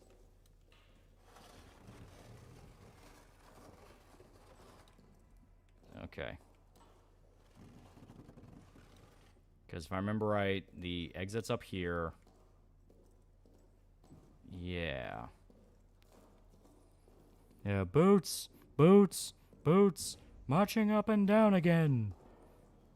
Men, men, men. Alright, so is that is that full of charges or no? Because that looks like that box might be empty. Okay. So, the theory I have now as what we're supposed to do is I drag that explosive barrel over here towards the rubble. And maybe another one if I can find it. Once the explosive barrel is by the rubble, I chuck the grenade and blow it, and it should knock this rubble out.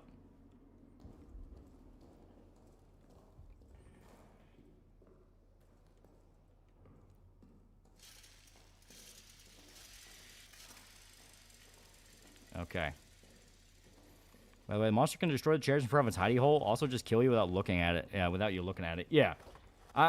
After hearing there's no sandy system, I'm now assuming it's more like alien isolation rules, where basically don't let it touch you. Come on. Here we go. There's no discharge in the wall. I need actual dynamite and a detonator. Okay, so look for actual dynamite.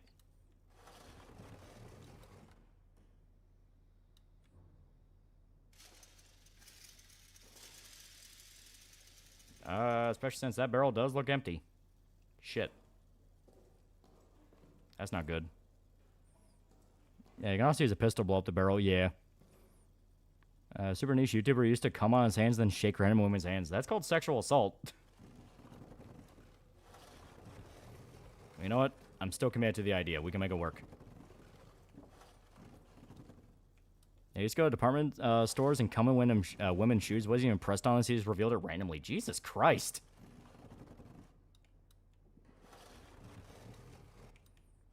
Yeah. When's the next Persona 4 stream? That's going to be next Monday, because we wanted to make tonight a more special event, because, you know, Rena wanted to show up and explain her comic, and I thought it looked cool. So, come on.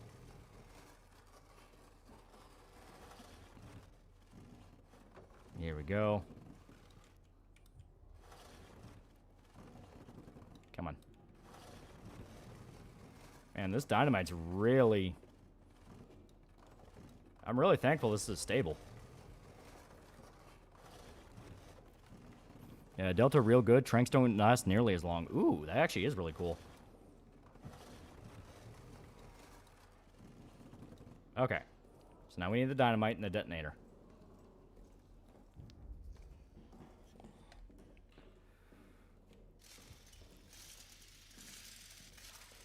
Okay.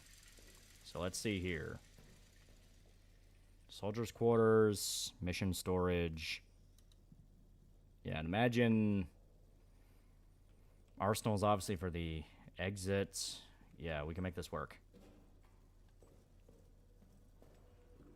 Soldiers' quarters. You'll be streaming Dead Rising 3 to get gameplay for the video. I would like to stream Dead Rising 3, but it's not going to be to get footage. I like just capturing the footage on my own, because, you know, I feel like I play games better alone than when the audience watching. I just, for some reason, it's a thing. I just play better. I play games better when I'm alone. And on top of that, I don't want like the stream chat getting in the way of it and me talking over it when there's like a cutscene. You know, that whole thing.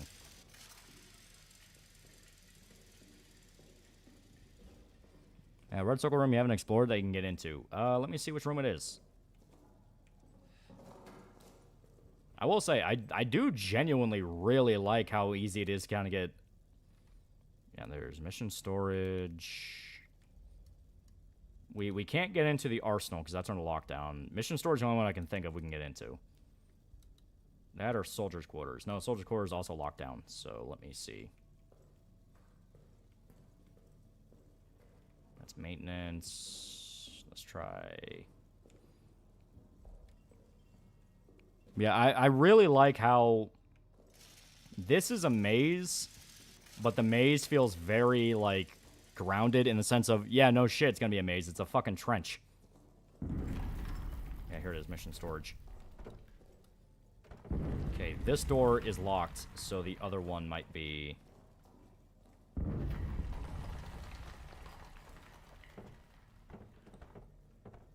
Okay, that one's also locked.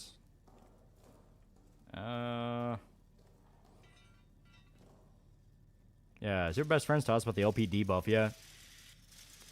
What about Disney want to try and recapture the Gen Z male demographic? Any thoughts? Yeah, right? Okay, if that door doesn't work, yep, crawl up here. Yeah, it's one of those things of they're basically learning the lesson they already learned before, which is, why are you pissing off a massive point of money? Ow. Alright, and this...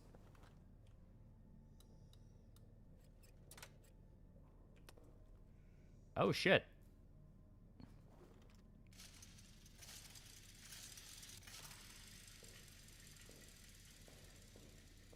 Okay... Stick... Wait, no, what? Fuck, I don't have the lighter, though. Okay. I will throw the meat. Goodbye, meat. Okay. Oh, more fuel. Bandage, so... Yeah, this is kind of the supply room you want to use. Oh, but fuck. Okay.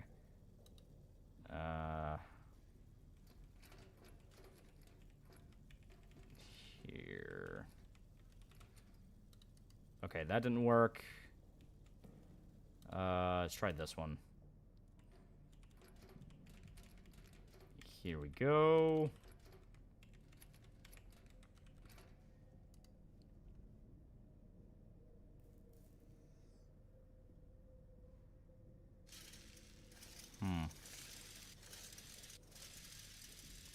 Oh, shit. Oh, Fortin.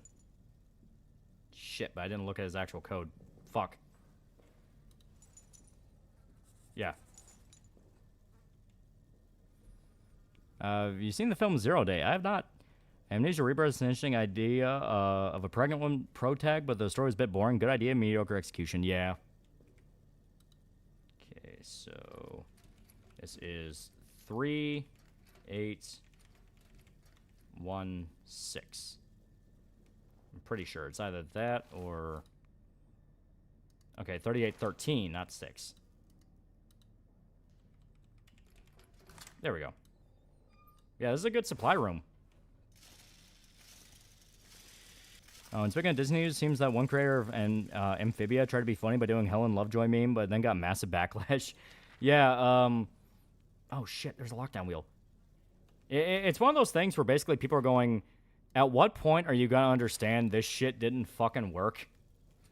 Like, you did the whole, we'll appeal to girls and try to, like, give girls, like, their heroes and their thing. And it's like, no one fucking bought it, you know? No one bought it, no one liked it, like, it didn't work. Okay, bullets. That's revolver bullets, okay. Stravers, Clement. 9th of July. I do not know the time, but dusk has fallen and still, of course. Did you hear how Fishman got caught cheating in Ezra Lane after it was dug up? The official Twitter put his name out there back in 2018. The FaZe girls were making fun of him. Asking about when it might next rain. These fools around me, laughing, drinking, arguing. Do they know what I've done? Do they suspect it? I feel they must all be guilty of something. And yet, they laugh, drink, argue. God knows what I've done. I wonder if his judgment could be worse than my own. See, the CEO of Kick was one of the top donors to the French streamer that got killed, so the CEO knew what was going on and let it happen. Yeah. A lot of websites are getting in, like, shitloads of trouble due to stuff like this. Where it's explicitly, if you know this is going on, why are you letting it happen? And no one really seems to have a good answer. It basically amounts to, but shut up, though. And it's like, no, we're not going to shut up. What the fuck?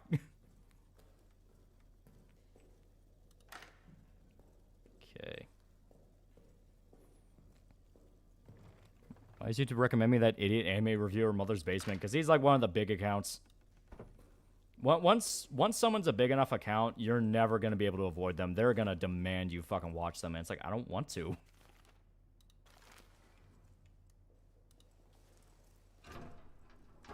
Here we go. Okay, now we lift the lockdown. That was not me.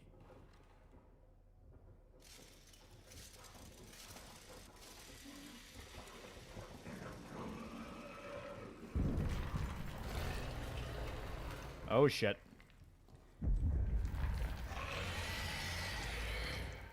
Hey, listen, man. Like...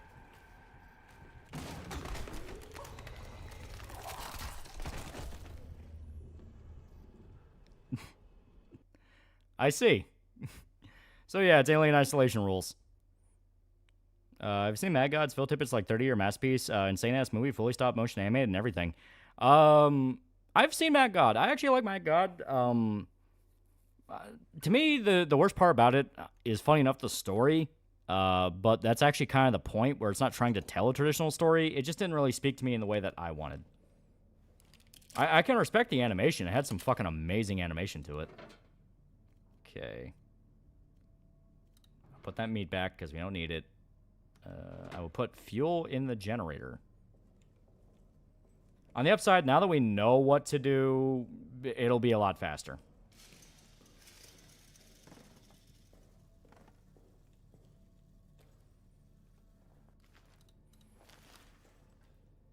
Yeah, Mad makes me go to sleep. I like a lot of the animation in it. I think it is genuinely a very, like, visually striking movie, which is what I wanted to be.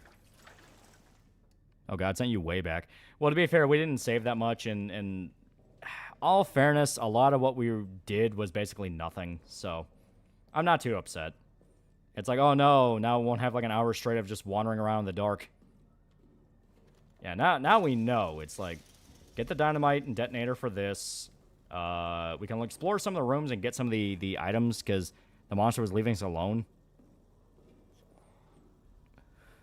I just realized the Kick logo is now in LEGO sets thanks to their F1 partnership with Sauber. What's this about the Amphibious creator? Yeah, Disney announced that they're going to try to focus more on getting the Gen Z male demographic back, basically appealing to male kids. And the creator of Amphibia basically did the Lovejoy meme where she's like, oh, well, won't someone please think of the children as like a snark thing? And then people point out to him like, yeah, your show, you're why they lost that audience. Okay. So now that we know where to go, let's be a little bit more like, what can we stumble our way into? Because that's the infirmary. Because I thought I'm pretty sure we found the inventory upgrade in the infirmary. Oh, no, yeah, that's a shortcut to it. Yeah, still good to open. Ever explain why Big Mama got fat in One Piece? Because she's evil. Fat women are evil. You know, as soon as Alveda had her, like, slim down transformation, instantly a good guy.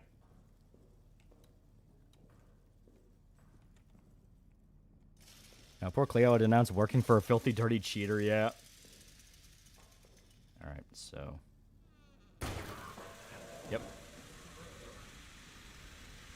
So now it's literally just wait for the fire to go away, because we don't have to worry about the monster killing us. Because I assume what triggers the monster is trying to end the lockdown.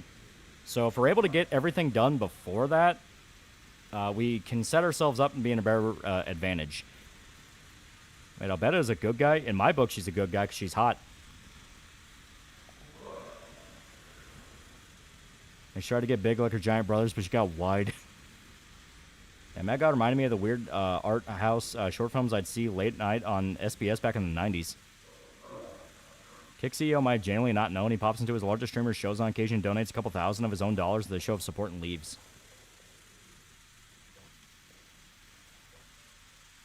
There we go. Grenade.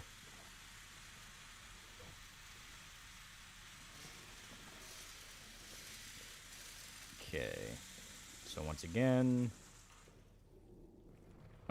we know what to do. Now it's about snooping.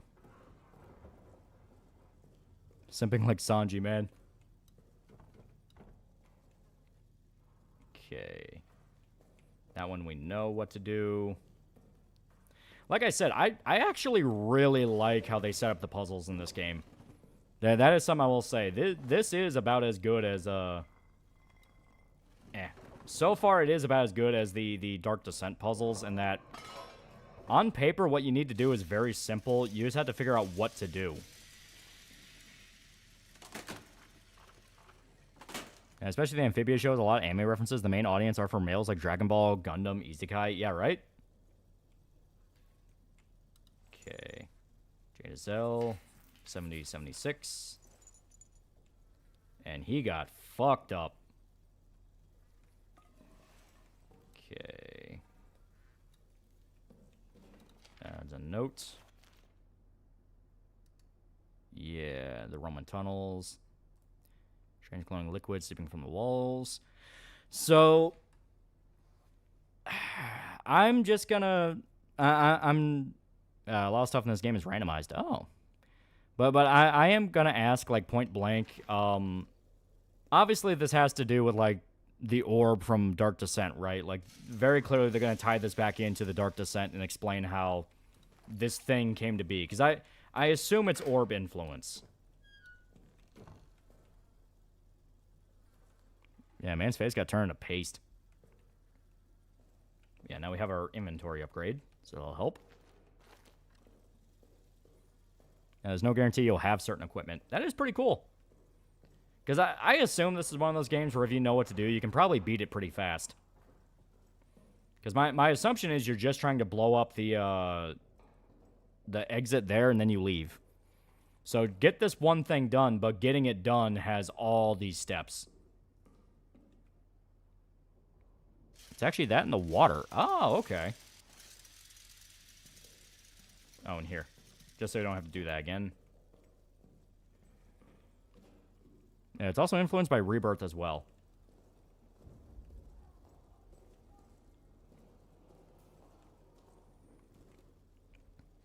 I would do a drink game by dying if I counted the amount of times that show used classic normie anime references. No hate to DBZ or Akira, it's just done to death. Yeah. You're not wrong. Okay, want to make sure we got all the supplies.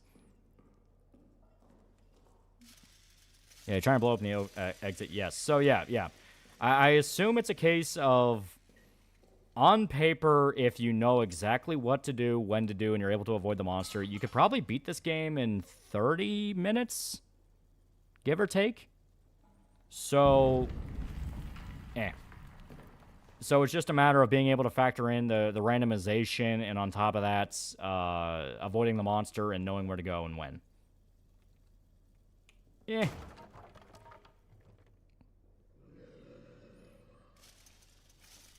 How much you want to bet the Cure bike slides and Amphibia? Yeah, probably. Okay. So, this guy, his body's over here. 3813. 9th of July. Yeah, this one we've already heard. Yeah, 30 minutes if you're a speedrunner, I guess. Yeah. But you get my point. Like, the idea of it is simple task, but extended by the randomization and the fact of, you know, the monster could make it more complicated.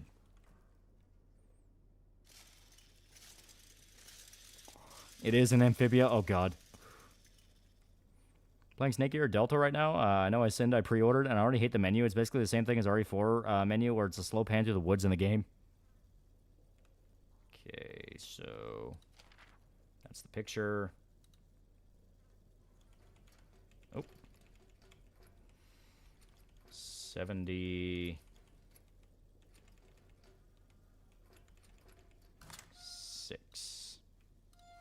Okay.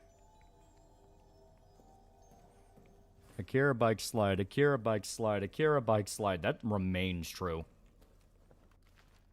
Okay, there we go.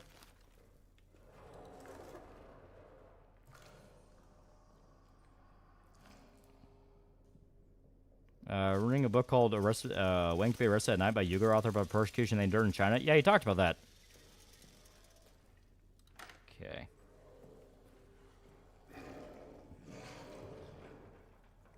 Okay. So the question is he going to spawn before I even start? This game never actually stops to explain everything that happened to you, but there's enough information to piece everything together between the journal pages and the environments. Yeah. Which I like. Makes it feel like it has its own vibe. Yep, he is out there. So he is pissed.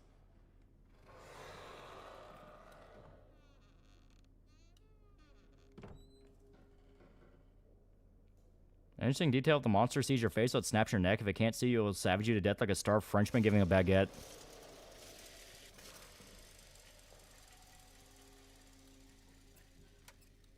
Okay, and this light doesn't work. I do Soy Pog of the bike slide reference in Spider-Man 2. Yeah, right? You have a lineup of horror games you and Shoto play in October? We do. I really want to play Look Outside. It looks really good. Okay.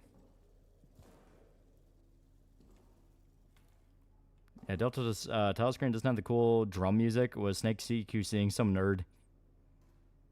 It's because his man-child, 30, 40-year-old cartoon producers and directors grew up with badly dubbed anime that was butchered, and they got triggered by the originals because they handled dark humor. Yeah, the powers are... Yeah, we gotta turn on the generator. Which, honestly... Before I spawn the monster, let me do a walkthrough real quick. I say spawn the monster, but like I said, I get the distinct feeling he's kind of already around.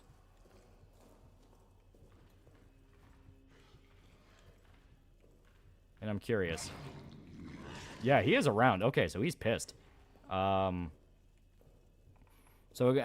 I'm curious. They made a point that the bastard doesn't like the light. So would this be considered the safe room where he can't come in?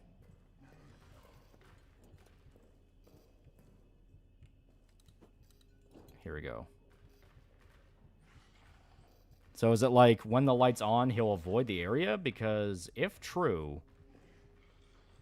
Yeah, you can lock the doors, by the way. Yeah, you can lock the doors. But I'm curious. Yeah, survived first encounter with the beast. So yeah, he was right out here. He was probably like around this corner looking for us. Yeah, I like to look outside a lot. It looks really good.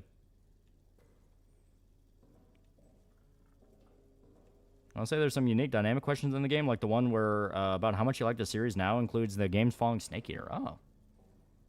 But yeah, here, let me fill this up. Yeah, lure him in. Well, that's my big question. Like,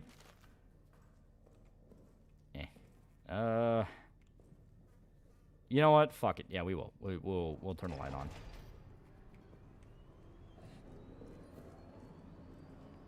You have to lock the steel doors, keep the monster out. The light keeps it in the walls unless you make a lot of noise where it's at the time. Oh, okay. So it doesn't actually care about the light. That's just what they believed. They believed the light protected them. Cult of the Sin is nearing insolvency. They need more listeners. Oh, Cult of the Sun? Yeah. That sucks. Cult of the Sun's actually pretty good. I like Horror Babylon. You know, it's like, you know, bend with me, whore of Babylon, witch of Satan. I love that song.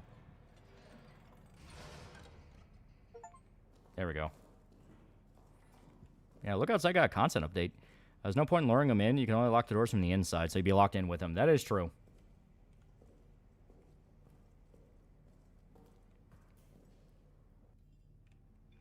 Okay.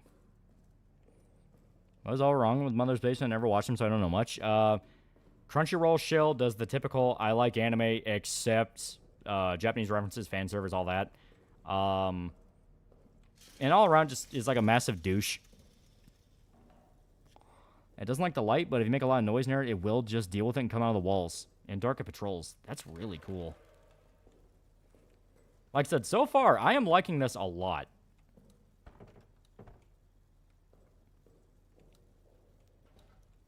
Okay.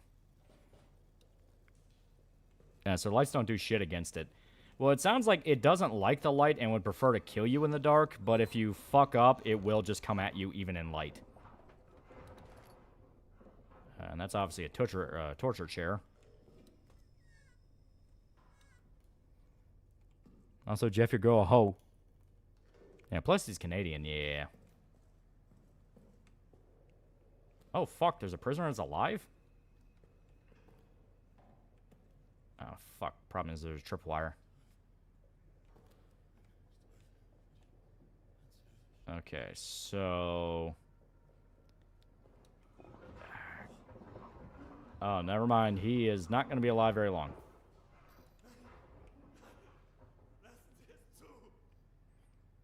Lights deter, but doesn't guarantee safety. Also, the monster constantly moves around the walls and has hearing range. That is really cool. So, yeah, they basically took Alien Isolation and put it in World War I. Okay,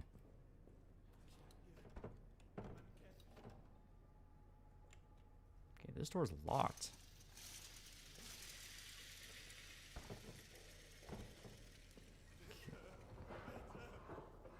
Oh, that guy's gonna lure it because he keeps crying. Fan thrash metal bands like Metallica, group metal like Pantera. I like both, yeah. Yeah, and the dark makes it a lot harder to progress. Be the prisoner is very complicated steps, but you can and get an achievement. Oh, that's really cool. So yeah, like I said, it's one of those where on paper, if you know what to do, you could probably beat this game really fast, but it wants you to kind of get lost and stumble into things.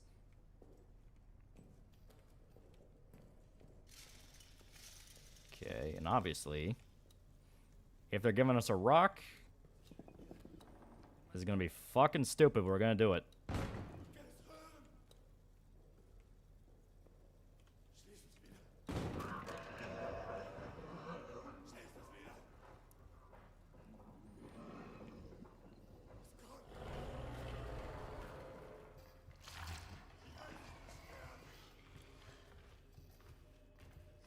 Oh, that's really cool.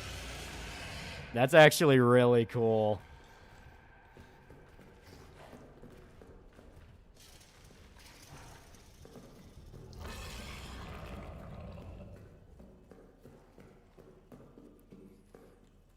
Yeah, I remember Pippa hated this game because she thought the monster design was gay. It's a pretty simple monster. It's basically just a big werewolf-looking dude, but that's really cool. The way the lights started flickering, because is that like an effect with the monster? Where when it's nearby, the lights will start flickering?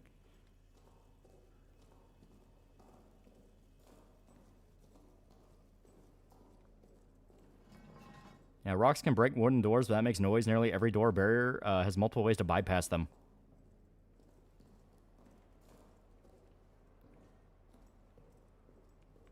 My people try to shame people like me to tip when I don't got money to tip them at all. I just want to save my money. It's just kind of like a cultural thing.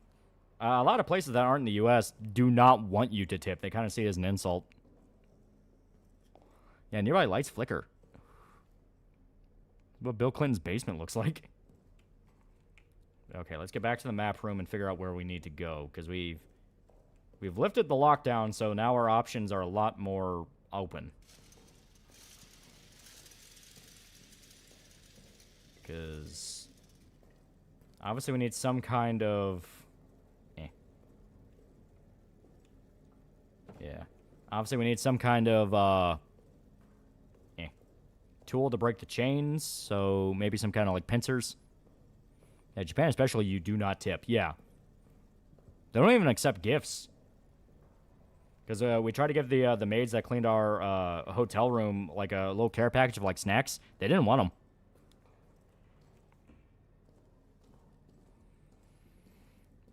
Okay, officer's quarters. Which I think we already been down, so let's go through here. Once you beat the game, you can set custom difficulty options for New Game Plus. Monster makes sense when you see the corpses of the soldiers inside, especially with a few of the faces that got mauled. Yeah, it's heavily implied the monster killed a bunch of them. But what I like is that it's pretty organic. Like, until you learn about the monster, you just assumed, well, it's World War I. They died in the war.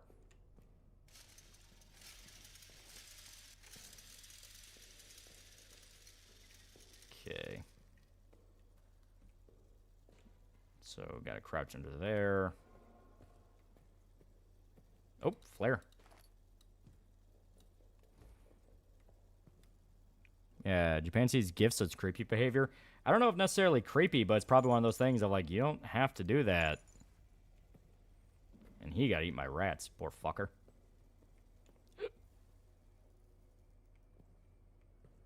I might leave that there.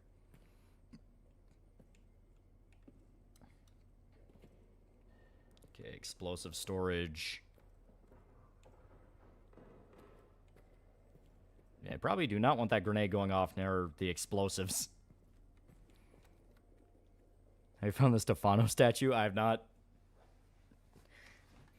I've seen a bit of gameplay of Final Fantasy 15. I'll say I'm not a fan of Noctis, but being able to use every weapon, including weapons your companions use. Yeah, that's a Royal Edition thing they did.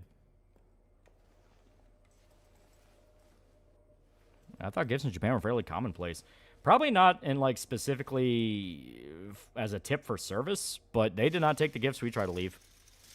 Granted, it could be that we butchered the note because we were trying to write, oh, thank you for helping us in Japanese. We probably fucked it up. Okay, so... I give gifts and treats if you come home from vacation in Japan. Yeah, I guess I can see that as like as a coming home thing, and we didn't, but I don't know. I don't know the nuances of it. Okay. So that's a map of this room.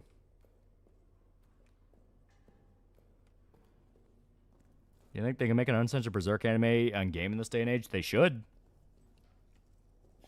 You only travel to Japan? Have you been to any other country? I've been to Mexico. I've been to the Bahamas. I've been to Canada. I've been to Japan, and that's about it.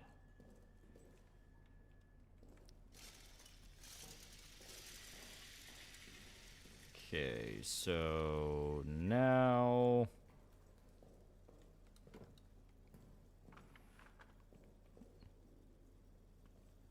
A French guy in World War I isn't going to have a Stefan statue on him.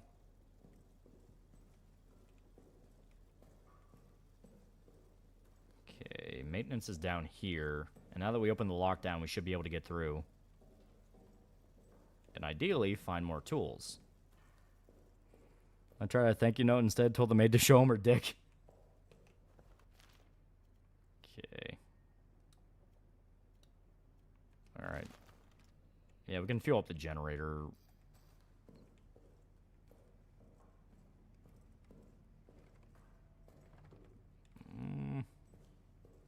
Okay, rats keep out. It's rude to accept gifts without one in return in Japan. So it's quite improper to open the gift in front of a person who gave it to you. Yeah. Which then that makes sense, yeah. Ooh, those are big-ass rats. Okay, more fuel. Okay. So yeah, this is a whole little area, too. Says before to a friend, the exception penalty award in Quintel, half the 2010 Circle Jerk of animators never give a fuck about male fans. Yeah.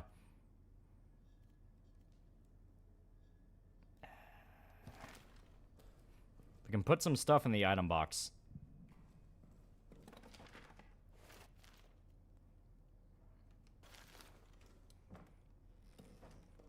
Gifts in Japan are only acceptable to people that know each other and typically needs to be packaged properly. Yeah, compared to the very casual nature of it for America, where it's like, oh, I got you something. Oh, what is it? Well, look, fucker. Oh, revolver bullets. Fuck yeah. Whatever you do, don't give your superiors in Japan shoes or socks because viewed as stepping on them.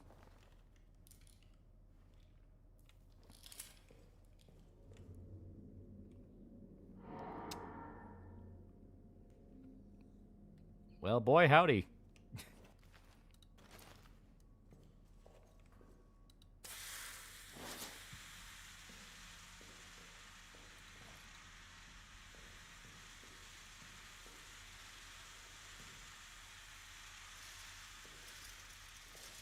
Oh, look at that big-ass rat.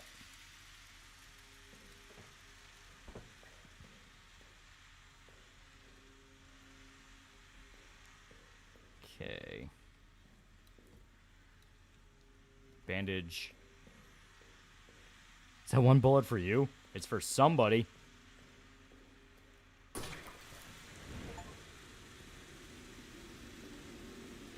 Obviously, this is trapped to all hell.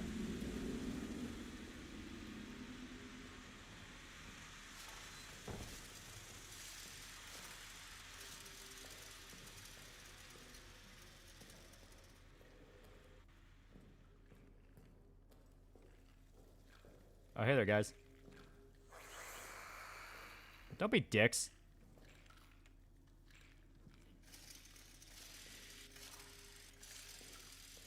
Come on, let me... Oh, fuck you. Fucker. Ow. Dickhead.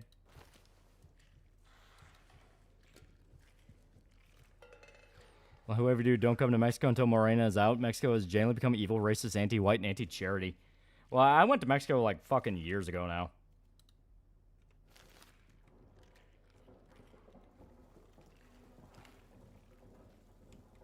Okay, now we gotta fill up the generator.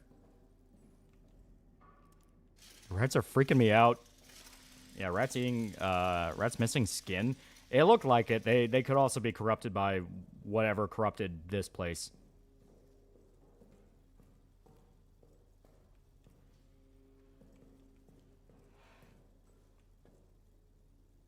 Probably not the right direction, but we're gonna go. I got a bullet with your name on it. Been to Jamaica before. It became the home of weed dance hall anthem. I've not been to Jamaica. I went to the Bahamas, which, to be fair, is close. Okay. Seen too many cartel executions on Reddit. I'm not going to Mexico. Man, gameplay for like 5 minutes. Really pretty, but the frame rate's pretty choppy. What game you playing?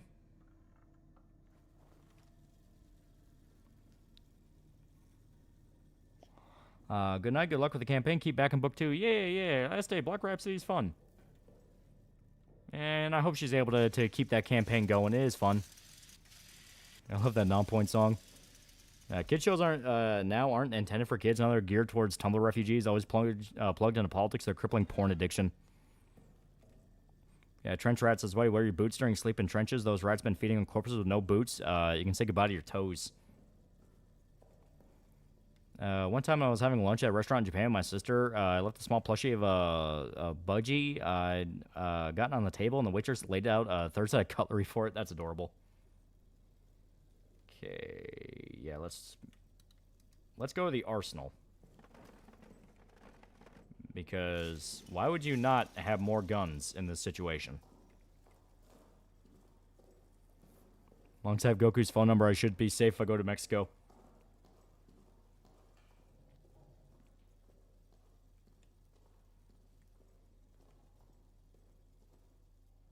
I remember a certain rat video all of a sudden.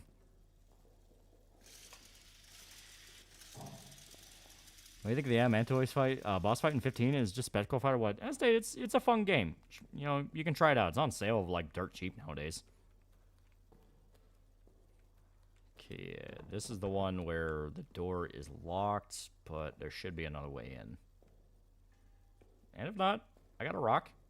I can make this work.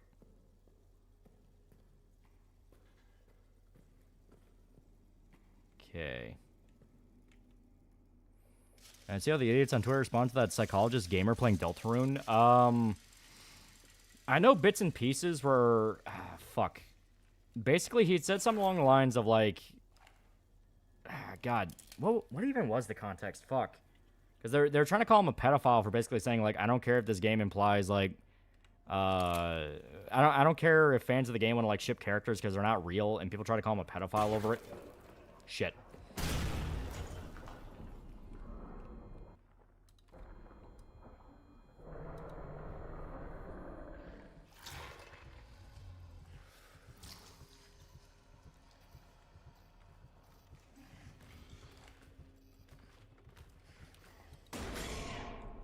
Fuck you.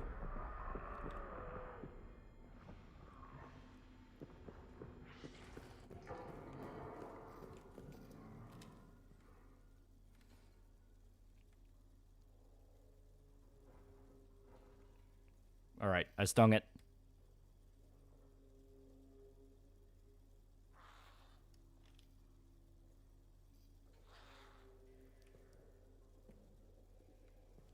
The hell? Does it spawn rats?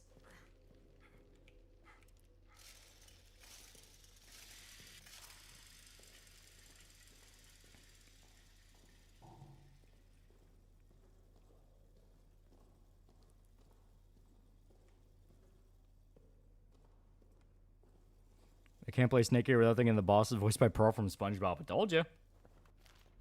Shit, we have no more bandages. So we are fucked up. Not majorly, but fucked up all the same.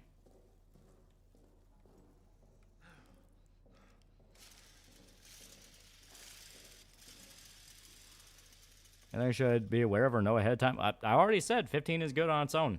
You can just play 15. Okay, I believe the infirmary still had some bandages, so let's go and raid that. Or we can go back to that supply room that also had a bunch of stuff.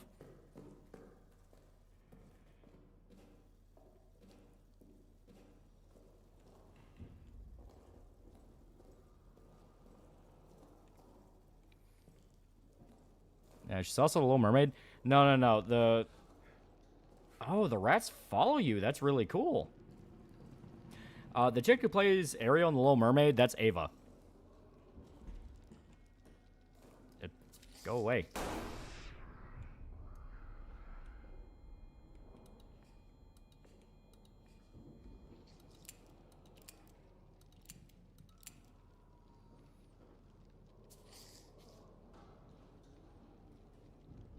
All right.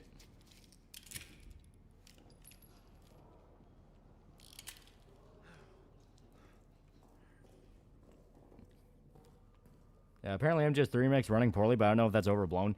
It does use UE5, and UE5 is, like, infamous right now for just running like shit no matter what you do.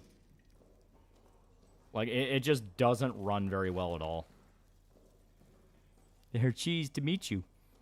Alright, came back from Japan. She told us that a store clerk was racist to her because she kind of looks Asian, but she's white. Okay. So, let's go down here. Yeah, we gotta find a bandage or a cloth or something. We're kind of fucked up. Rats follow you if you're wounded to attack because they sense weakness. They run fast to the beast nearby. That makes sense. They're probably scared shitless of it. Why was Ava's voice actor so secretive until recently? If I remember right, I think she had a contract or some kind of union thing to where technically she couldn't voice in MGS3, so she went under a pseudonym. That about starting P4 since I beat P3? Is there anything I should know before starting? Just play it. Just play it.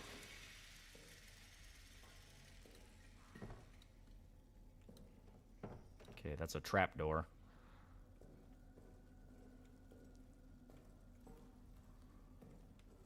Okay. Have any of the Unreal Engines ever been good, or is it only Unreal Engine 5 that sucks? If I remember right, UE3 used to be the standard. A bunch of stuff ran off UE3, but yeah, 5 is just unoptimized to fuck, and every single thing runs bad on it.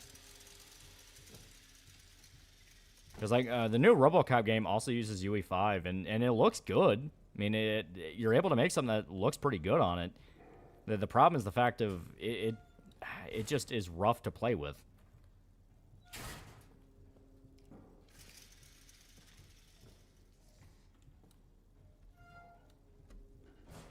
Okay. Oh, here's some meat. I can throw that to the rats and get them to leave me alone.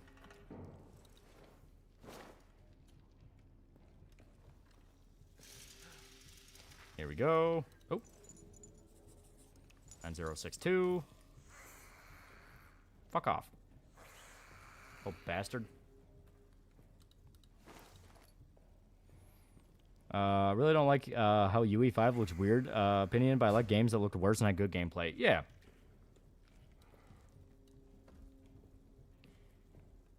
Also, how bad are we? Oh.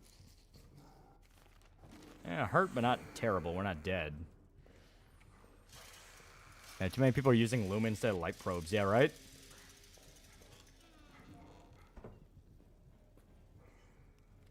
Oh, there's a bunch of rats.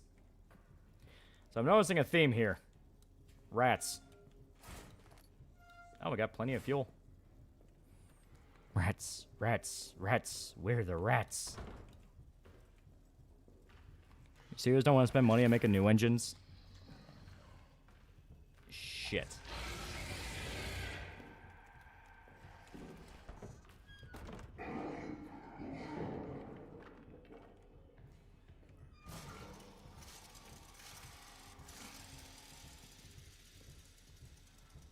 Okay.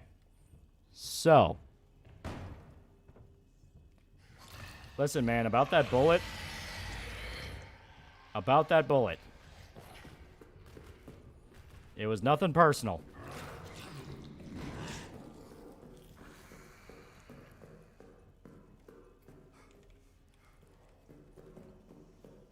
Oh, jeez.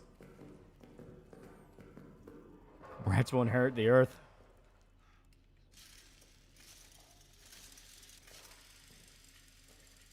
Where does the hawk look?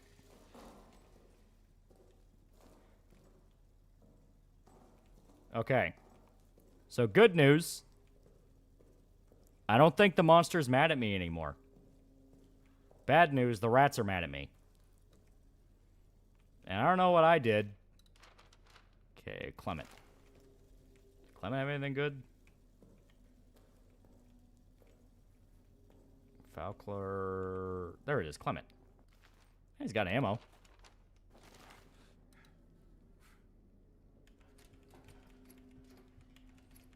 9062.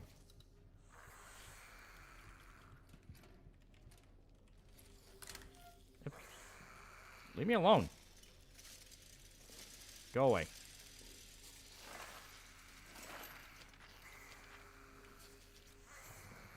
Eat this can. Amongst each other. I don't care. Monsters that go a long run and had bad stamina. Viscera clamp details and upgrade to UE4. Yeah. Oh, fucker. God damn it. Now the rats are biting me.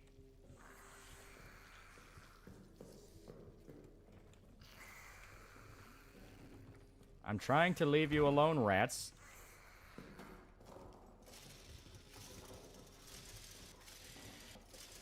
When we were in Mexico, did you stay in Tijuana? No, it was part of a cruise.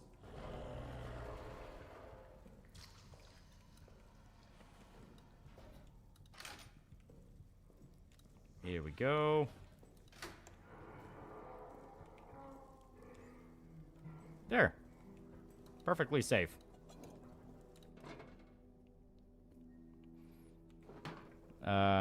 Stuff to even make that point, because basically I'll call them what they are, which is stupid. Rats grew so large and developed such a taste for flesh that they would brazenly attack the dead and wounded, and it became necessary for the unit to burn the dead instead. That does explain all the dead bodies that were burned. Also, I am kind of curious, is persistent bleed a thing? Like, will you eventually bleed to death if you don't heal?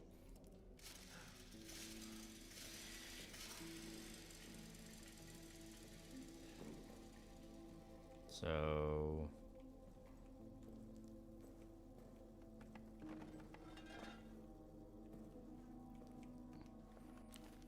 yeah, safe room music. She was nervous and letting people know she was in mature work when she was known for children's cartoons. Yeah. Problems that the AAAs are using shortcuts with the engine instead of optimizing and polishing the game. I know there's a deadline, but part of the process is working within your scope. That is true. Okay, now we're gonna turn on the...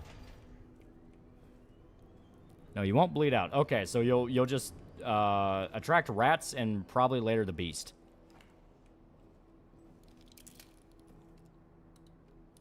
There we go. Yeah, we'll just track rats, and rats make noise. Okay, yeah, speaking of which.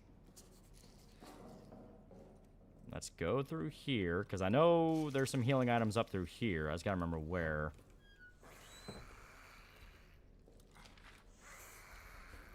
Uh-uh. Damn it! I don't want to kill you. If I kill you, I get in trouble. Okay. I think a Hollow Knight Silk Song. If it actually comes out this year, I will be shocked. It's kind of been one of the cursed games.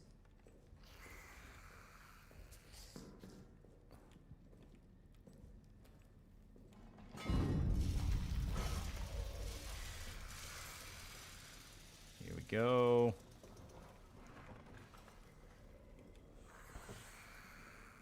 Does hell reset when you die? I assume so. And yeah, these are a lot of rats.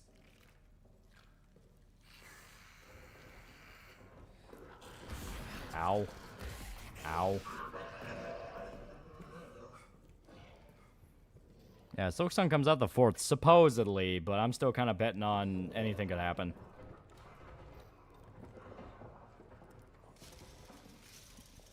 Also, we are really fucked up now. We've got to find health. Oh, there's the beast. Right in front of my healing items.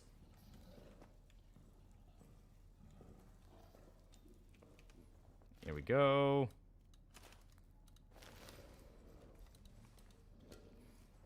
Rats, rats, where are the rats?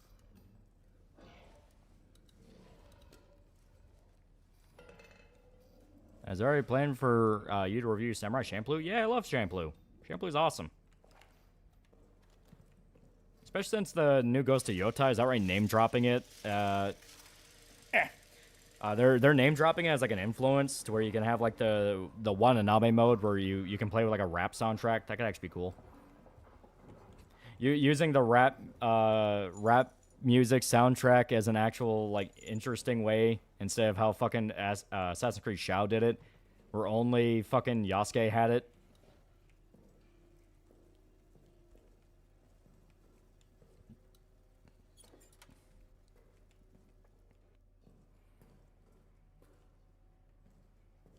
I plan on getting the new Shinobi game. From what I played, the demon's really good. Hopefully it's good.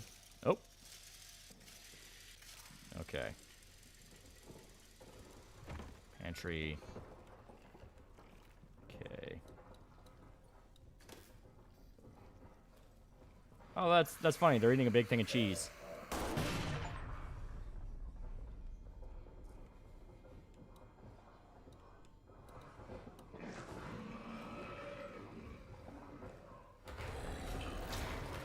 Hey, fucker. Get out of my tunnel.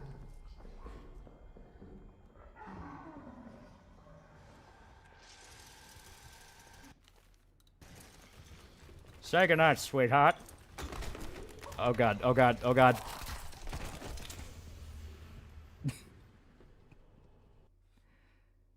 Yeah, that didn't work.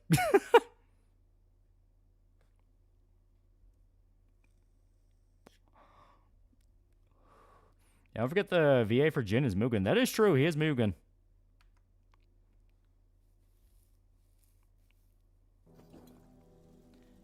Alright, now we're fucked up again. But we still have ammo. Do you think if Guts matches Berserk armor will make him stronger? That's the idea. Mistakes were made. The problem is I should have dedicated to running instead of lobbing the grenade.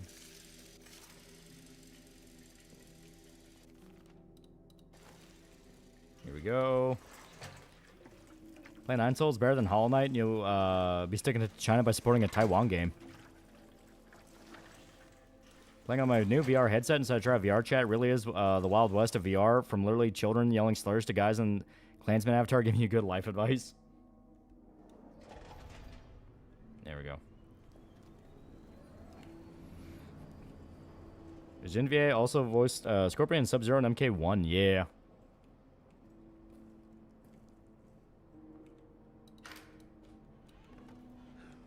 Oh, come on. Alright. See that parody of Radio Kill the Radio Star with the radioactive shrimp? Yeah. Okay, we gotta go down to maintenance.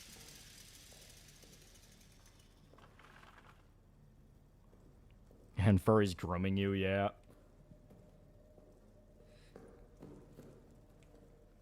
Okay, once again, ignore the rats. We are not there.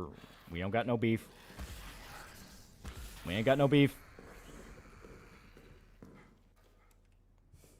What does mastering the Berserk armor even mean? Like, he doesn't let the beast control him, or he gets rid of the beast in darkness? That's what we gotta find out.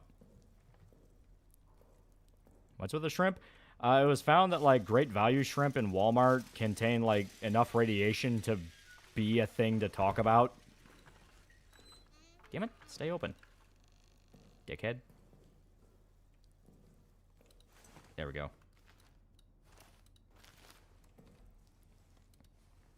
Speaking of VAs, what's your opinion on the English VA for Kusaka? Kusaka from what exactly? I'm having trouble remembering what you're talking about.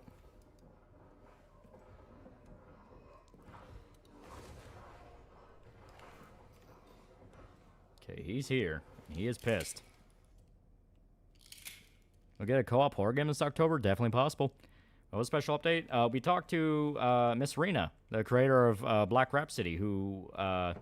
We were talking about her campaign and her plans for her little comic book. It was pretty damn fun, I'd say. Pretty damn fun. Really nice lady.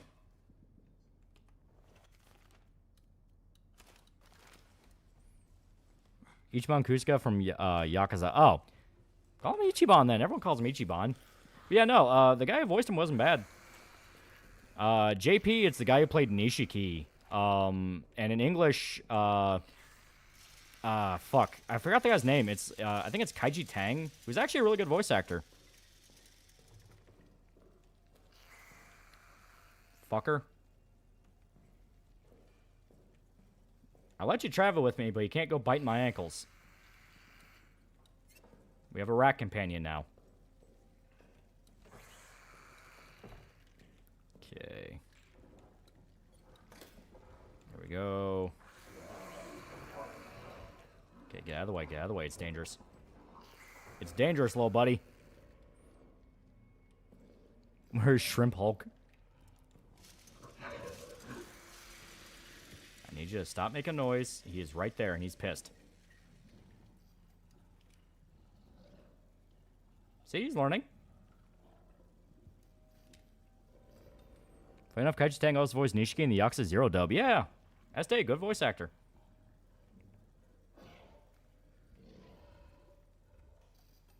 Okay.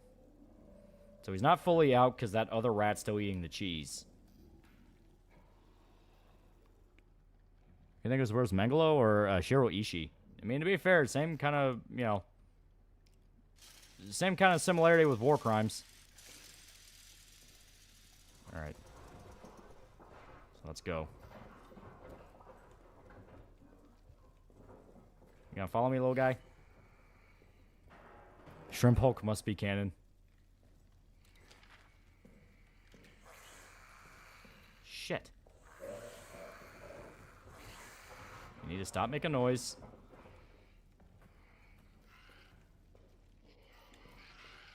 Fuck.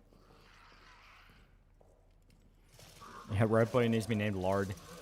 Alright, come on, Lard. Lard? Where are you? Oh, I see how it is. Things get rough and you run off. Fucking coward. That would get you shot in this war. So he's right there. Retu is his name.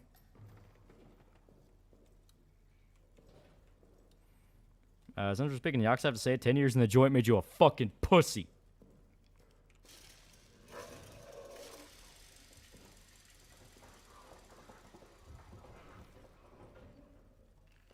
He really does stick right by you. So he knows where we're at. He just doesn't think it's worth to try to. He just doesn't think it's worth to try to kill us. Never mind.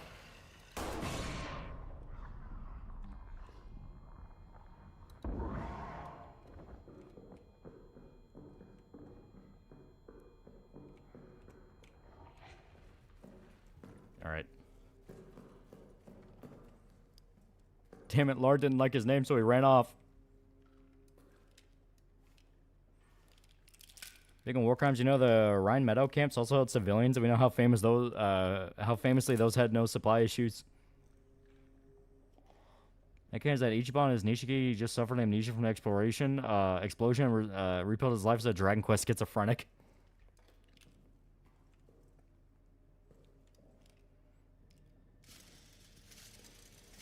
Okay. So we blew it up and we shot it. So it should fuck off for a while. Alright. 1, 2, 3. Wait a minute. Is there an object we can throw? Yep, here. Juice the rat. Oh, what you got on you? Nothing. I wonder you're dead.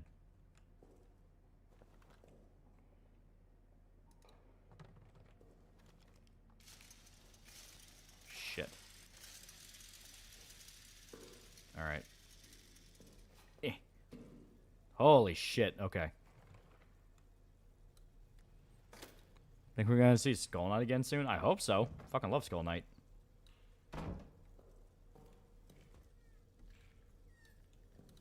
And grenade.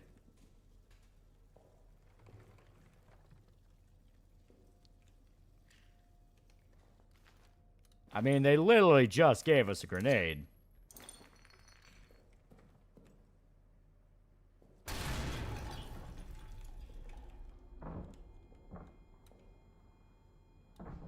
They'll never find us in here. This part of the game is symbolic for how much World War I fucking sucks. Gonna play a little game. Gonna put a mantis shrimp in your pants, and instead of moving, you'll punch your balls. Now you'll play Dance Dance Revolution with it in your pants.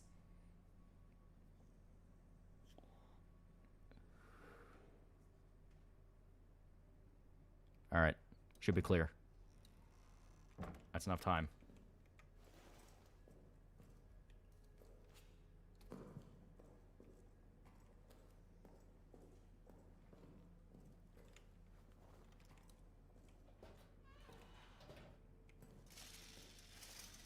Alrighty, so that worked. Oh, and health.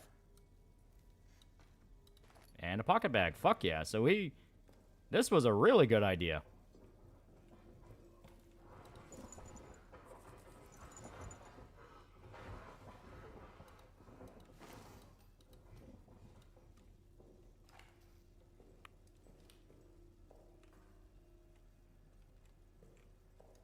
Alright. Have you played Dance Dance Revolution or Dance Central before? Not in a long-ass time. I mean, yeah, it was like a game you played at an arcade when you were a kid. Fun game, but nonetheless. Okay, what is that? 0048?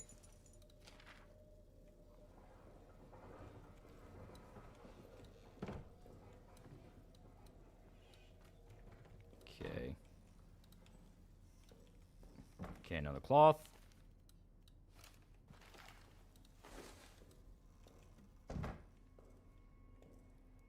Another cloth. Oh, you can make Molotovs.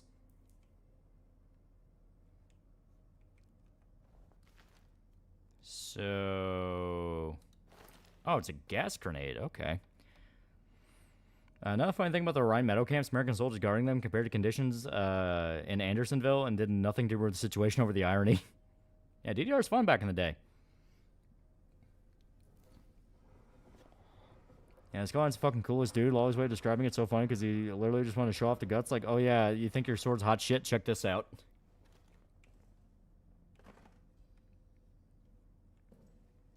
Okay.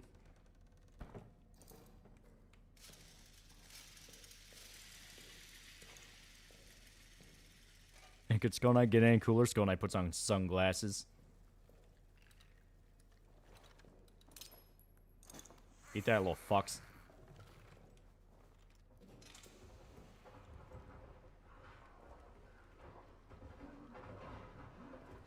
Oh, no wonder we died the first time. I threw a gas grenade at it. I thought it was like some kind of hand grenade or like an incendiary grenade. Fuck. Okay.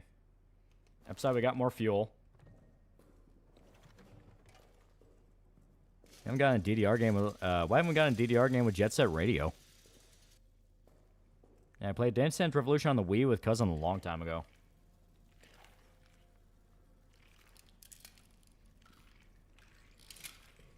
Okay. So get out of my way. Well, I tried.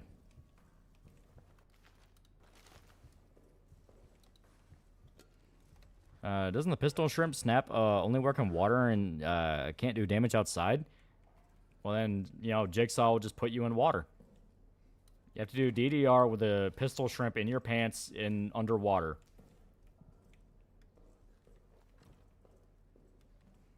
Yeah, apparently Helldivers 2 is over 100 gigs on Steam. Yeah, to be fair, it launched pretty big.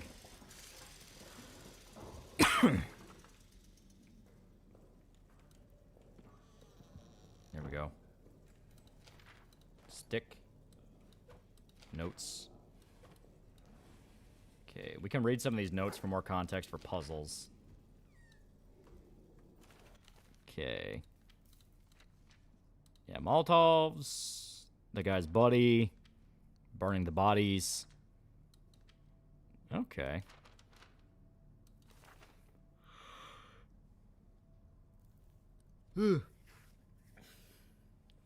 Yeah, Big Boss is literally me.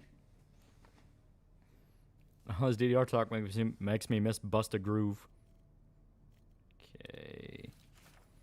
8th of July, mid-afternoon. Joubert needs a scout for tonight. Routine patrol. Out to the communication wires and back. It'll be cloudy. Good cover. Easiest patrol possible. Sergeant wants me or Augustin to go. He still suspects one of us might have been with the mutineers. But I won't be going. How can I be so sure? Well, Augustin has agreed to a friendly game of chance to determine which of us it will be. And using an old sleight of hand trick, there's no way I'll lose. No, Augustin doesn't have a chance because I'll ensure he doesn't. Me? A scoundrel? Perhaps. But when he returns and I remind him of the time he pissed in my flask, or the mysterious lice that appeared in my bunk, or the incident with that barmaid, well, I laughed in those cases, and he'll laugh in this one. Okay, so yeah, I'm kind of seeing the implication here. Along the line, them firing at us. I'm sure we will fire at them again soon.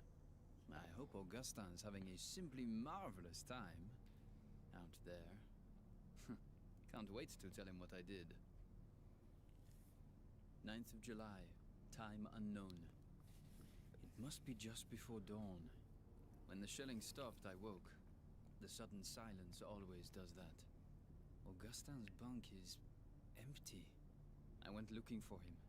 He wasn't in the mess, nor being seen by Dr. Jasinski, nor lurking out for a final smoke. Dax was on patrol. I asked him. He said Augustin hasn't returned from the scout. He said the words. Yeah, not really subtle what happened yet.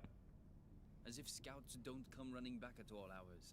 As if it wasn't just a routine. Is deadline for fan art still Friday? Yeah. All hope was lost. Now the shelling is starting again. We'll try to sleep. 9th of July, morning. Are you German or French in this game? French. Now, and Augustin has not returned. His luck did not hold, and neither has mine. What could I have been thinking? If he is gone forever. But I do not want to write it, for fear writing it will make it real. I will continue to wait in my bunk until dusk. And if there is no sign of him, then I do not know. The priest keeps staring at me, as if he can sense I have some unseen weight on me. I will not give him the satisfaction of a confession. It was nothing, a joke. I thought it was just a joke. I never thought. I never thought. And therein lies my sin. So yeah, you got his buddy killed. Helldivers feels too much like a free-to-play grind for a $40 game. Yeah, right? Of course, I was saying it, like, every live service game will eventually die. It'll shit its pants and die. 9th of July, night. My conscience compels me now, as it failed to compel me then. I must do something, even if it costs me my own life. I must do something lest I never sleep again. I must do something or risk greeting hell itself as a relief. We must do something. I go.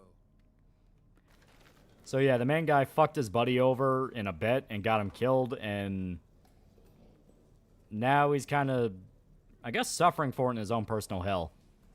And that, oh, you didn't want to leave the trench. Now you literally can't leave the trench.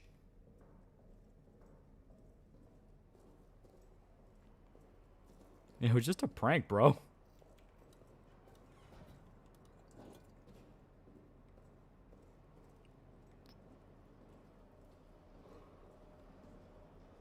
So one of the rats know how to cook and control the player by sitting on his head? Okay, here, I'll turn it off right now. Now, honestly, it was a good idea to do that because we are running low. Oh, it's so much worse. Well, it's an Amnesia game. Usually that kind of ends up being the name of the game. And then it got worse.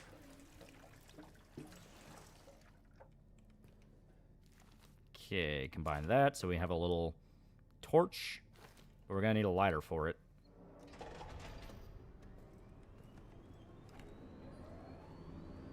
You did it all for a cheeseburger. Okay, so let's see where we need to go.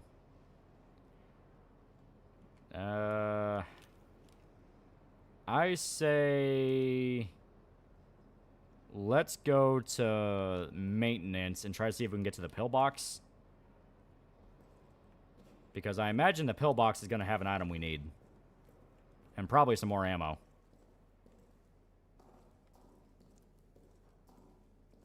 Oh no, it's worse. Like I said, it is an amnesia game. I'm kind of expecting this is going to end up being really fucked up. I mean, it's already pretty fucked up. You're seeing, like, corpses of people being eaten alive by rats, and, like, you see the end result of the monster. It's like, yeah, it's pretty obvious. Like, this is a game that is pretty fucked. Here, just...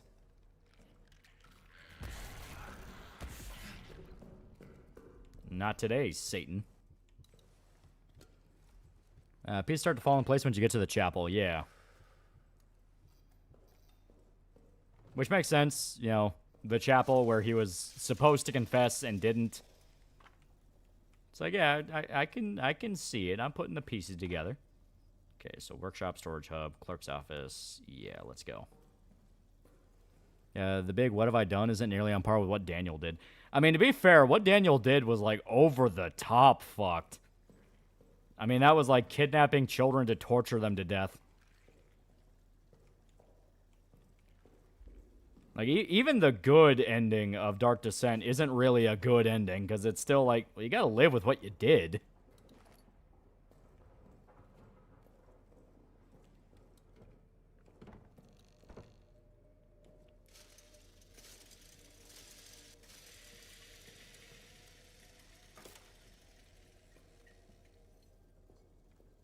Googled it, and yeah, the pistol shrimp snap can't work outside of water because it needs the water to vaporize, and snap is still enough force to injure a person outside of water. So yeah, put them in your pants, let them kick your balls.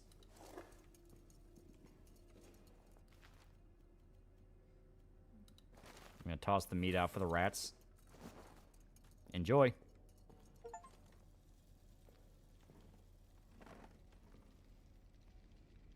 There we go.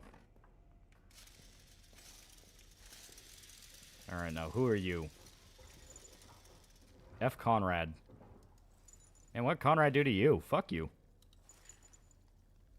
Do you think Shrike will fight Sonya? I am curious, yeah. Okay, this is C. Brilliant. Tons of these little fuckers. Ow! God damn it. God, they're everywhere. Hey, look, it's Ratatouille. Is Lard okay? Is he still being a coward? He's probably one of the rats around here. Because, yeah, we were in maintenance when Lard started following us. Alright. Now I just need that goddamn... Fuck. God damn it. Ow, ow, ow. Alright, I get it. Fuck. So obviously we're not going to be able to... We're not going to be able to get that note or that dog tag until the rats are gone. So we got to find a way to lure them away. Yeah, those rat holes are massive, yeah. And to be fair, these are big-ass rats.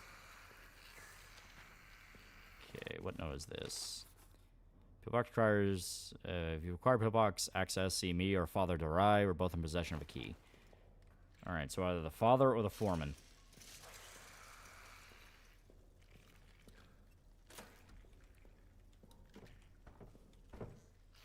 Okay. And obviously that door's locked.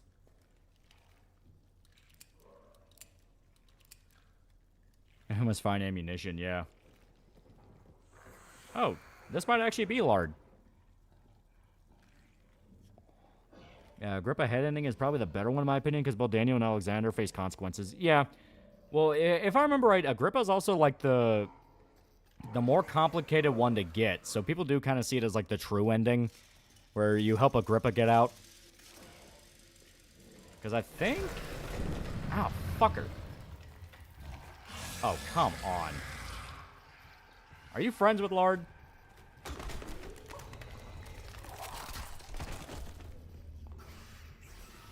Rakakuni, no.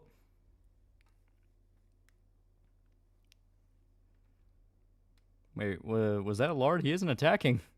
Lard, my son. Okay. So upside, we managed to save last time we were here, so that is not actually that bad of a screw-up. I'm out of gun food.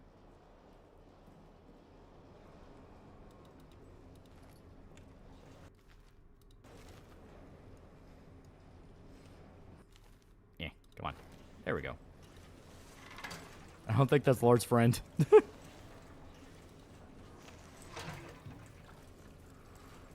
Like, confusing the pistol shrimp with the mantis shrimp, because the mantis shrimp can still fuck you up outside of water.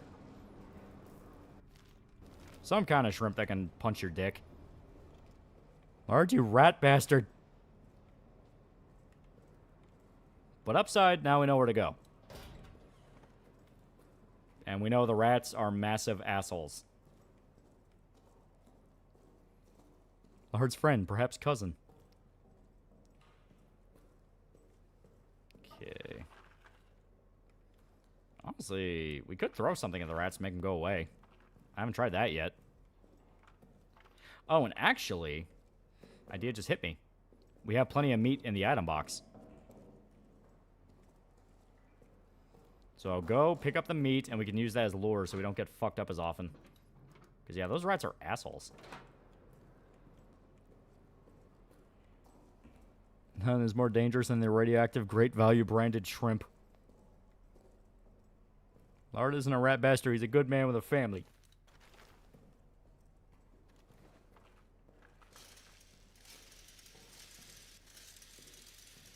Yeah, you can also burn the bodies.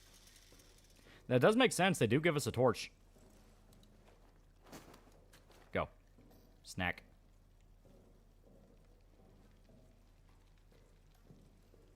Look at the rats. Thought this was France, not New York. That's where the beef is.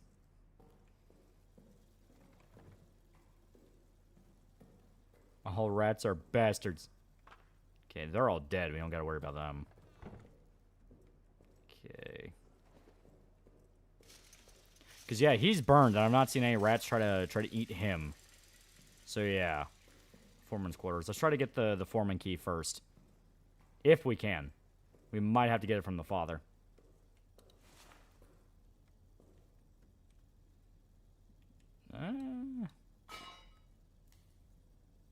Okay.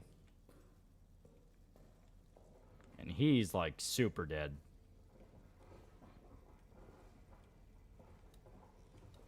Okay, yeah.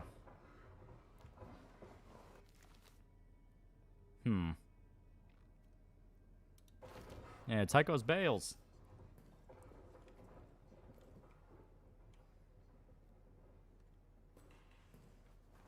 Radioactive materials are expensive, so it certainly is great value. Okay, that's the pantry. Let's got all the rats munching on the cheese. Gobi. Okay, that's the workshop.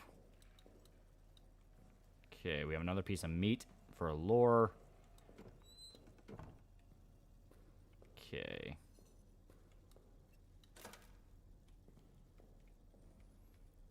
Screamed any barrels yet? Oh, were you a PC gamer or console player when you grew up? I kind of played everything. Because, like, when my family didn't have enough money to buy new video games, I would just, you know, pirate games on PC. Okay, good to know.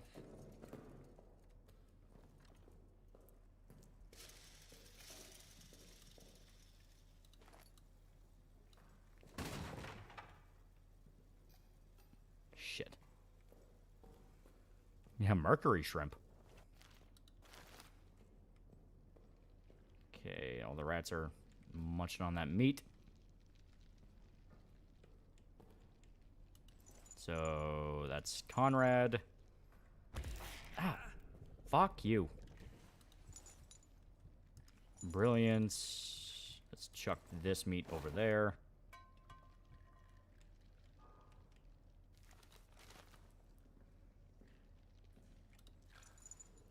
Brian, also no code, so that was pointless.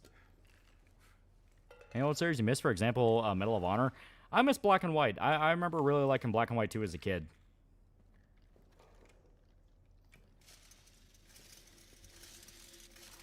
I know I completely forgot what happened in Amnesia Rebirth. I remember something about a research team over Egypt and a plane ends up in a separate dimension.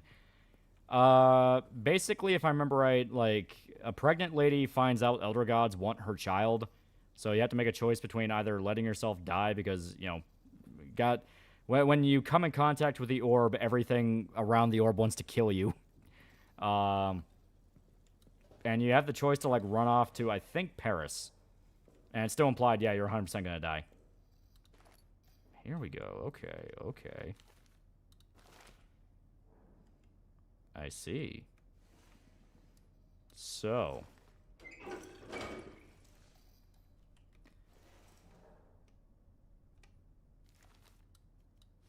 So now we have a Molotov. Problem is we still need a lighter for it. Didn't shrimp have mercury in them to begin with? They can. That's why, yeah, if you eat a bunch of it, you can have mercury poisoning. Which sucks, because popcorn shrimp is really good. Alright, here's the chapel. Oh.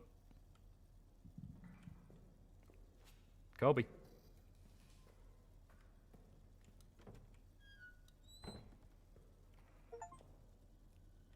Huh.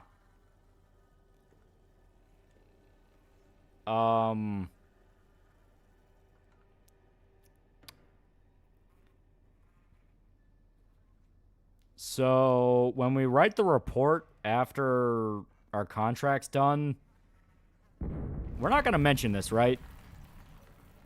Because this kind of seems like... Yeah.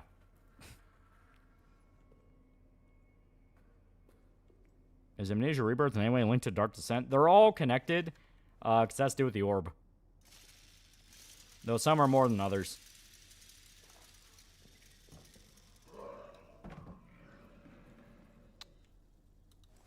I'm going to take that.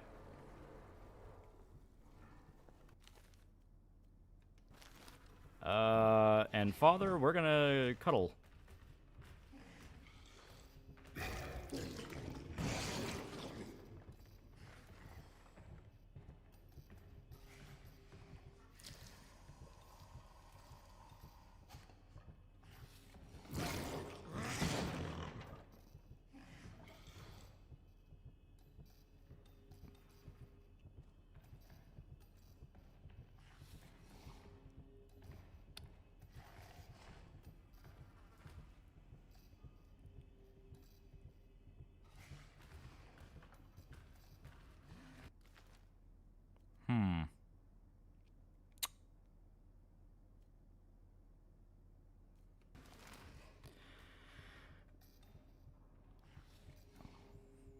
Oh, now that's going to be reported. Think about the crazy shit this would sound to your CEOs. Very good point.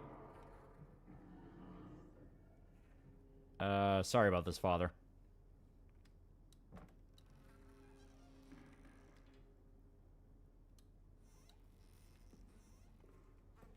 But okay, something about this place pisses off the beast. Good to know.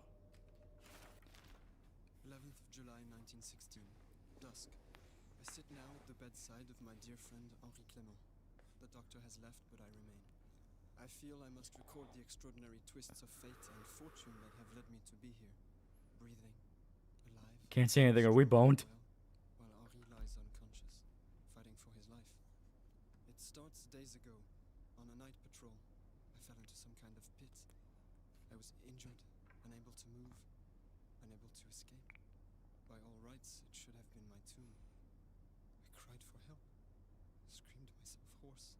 The effort left me parched, exhausted. Is the fall worth saving up for? I like mine a lot. As the next night fell, as I cried what might have been my last cry for help, I could see the stars high above, beautiful, indifferent. And then Clément's face appeared at the top of the pit. Yeah, you'll find out why the beast loves this place. Found a trickle of spring water there and let me drink from it. It was cool and crisp with a strange, sweet taste. Never has water felt more nourishing than that. Administered by a dear friend's hand. I was saved. But of course, that is not the last twist fate's blade would stab into my back. 11th of July, 1916. Night. Later now, I continue my tale. As Clément carried me across no man's land, fate struck again. A German outpost spotted us. Gunfire. Explosions. Desperation. So that's the intro, right? As the air cleared, I pulled myself to my feet and saw that Henri was wounded, blood pouring from his head, his eyes glassy. He was fading. Yeah, that's the intro. That's when you get fucked up in the ambush. But carry him I did, all the way back to our bunker. 12th July, 1916, morning. Woke this morning and realized that a toy I purchased for my son is gone. I promised him I'd bring him something home from the front, so I brought him a stuffed rabbit from a local shop. A rabbit because he thinks he's so fast. It must have fallen from my pack when I fell into the crater. The thought of that stuffed rabbit lying in that crater, rain and weather matting its fur, unloved, forgotten, totally alone, lost forever. It fills me with profound hopelessness. 12th July 1916, afternoon. Spoke to the doctor. He told me Henri woke in the night and had no recollection of the events in the crater. Indeed, he seemed even confused as to where he was. Aside from this disturbing news, I'm feeling rather good. Stronger and stronger. As if the whole ordeal has filled both my body and soul with new purpose. Okay, that's interesting. That's actually really interesting. Because this is July 12th, 1916. And this is after the events of the intro, where main guy gets fucked up. And Lambert is talking about how the main character already has amnesia. But this is before Lambert died. Because here, let me pull out, routine. Yeah, July 8th, he sends his buddy out to go, do the patrol because he fucks him over. So yeah, July 8th. July 8th, 9th, like this is after Lambert is supposed to be dead.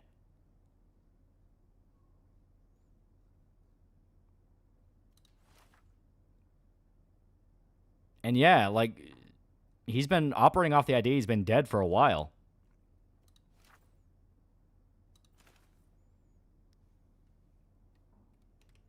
So that is interesting. So somehow 3 days after Clement thought that Lambert was dead, Lambert's now just like, oh yeah, we went on patrol together.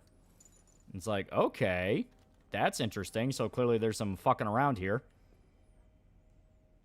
And yeah, these guys are, you know what? Not the worst way to die in World War I. So sad, Foreskin Lambert's dead.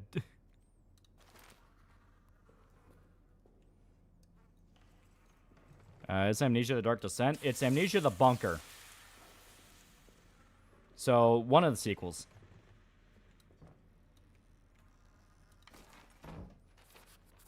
Yeah, see ya, Father.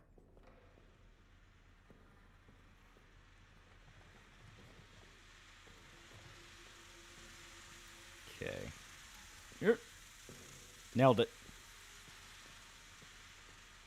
Oh.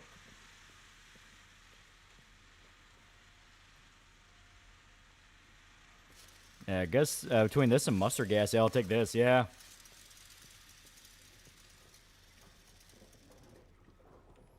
But yeah, like I said, that is interesting. Like, what's your favorite game of all time? Can't decide between Lies of P and Final Fantasy VII. I don't really have a single one. There's a lot of different games I like. It's more of like a top 10, in which case it's stuff like, Metal Gear, Silent Hill, Resident Evil. I really like Halo. The original Halo trilogy. Dead Rising, things like that. Leaving the chapel is a very helpful item for the ending here. Well, I picked up the key. It's not the one I should have picked up. We can go back to it. Here's the pillbox.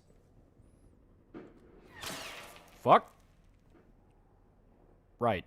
Yeah. World War I.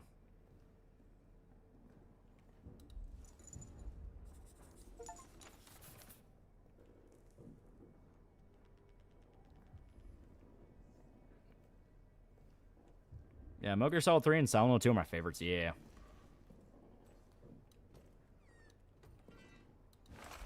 Okay. fuck? I get it.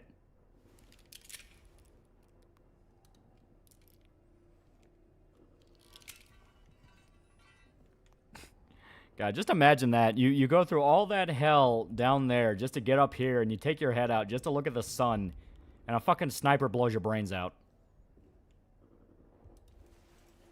Give me a thing where since someone got amnesia, you assume that Danny, the guy you fucked over, you know, to cope? I don't know, because it is one of those things of how could Lambert be writing in his journal if he was already dead?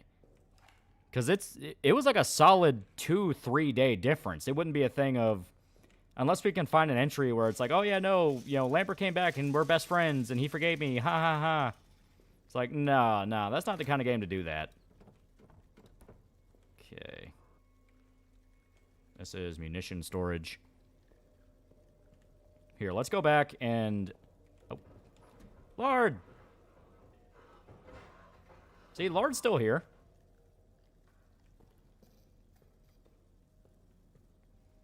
Because guys said that there's a really useful item for one of the endings, so let's try to find it. Key isn't the important item. You'll know it when you see it here in the chapel. Yep. All right, I forgot about the tripwire.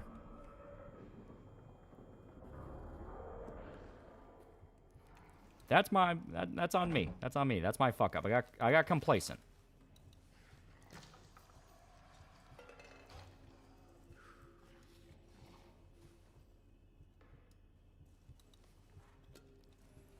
Maybe it's a late infection thing. I remember I got spoiled, and I think a Mandalore vid.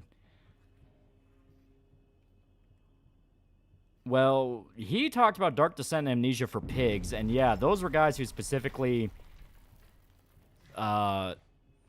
Daniel in the first game took a potion that made him lose his memory, and it had delayed effects, so he was able to prepare his future self in time for it. The main guy in 2 had a mental breakdown.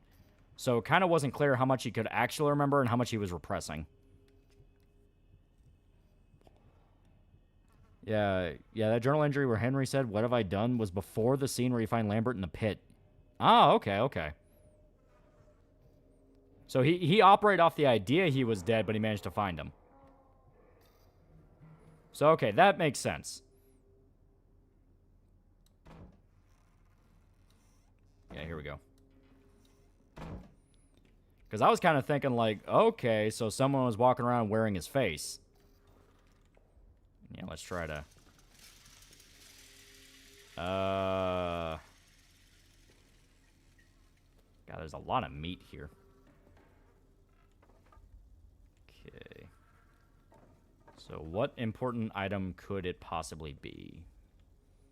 Not something he's crucified with. I'm not gonna lie, the barbed wire and spikes, that's metal as fuck. Okay. Yeah, he felt guilty and went looking for him. Okay. So you know what? Yeah, that's actually more points to Clement. That actually makes him kind of cool. It's like, I fucked my buddy over, I'm gonna make it right. It's like, oh, that's pretty cool. Okay. So I'm not seeing any items out here, meaning it would have to be probably in the confessional booth. But I'm not noticing anything in the confessional, so... We might have already picked it up and we just don't realize it. There's meat. I forgot which room in the chapel was the important item since it's 2 years since I last played this, but it's here. Well, a dude did mention there's also some randomization, so it could just be in this run it's not here. And fuck, that's not good.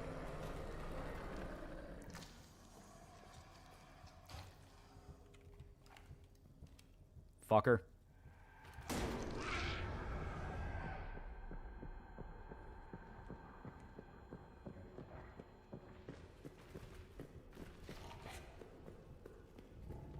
Pillbox. It doesn't like the light, we'll hide in the day. How the fuck does every $50 burger joint look the same on Australia, yet the Americans nailed it on the head? Yeah, right? Okay. I would rather take the sniper than that thing.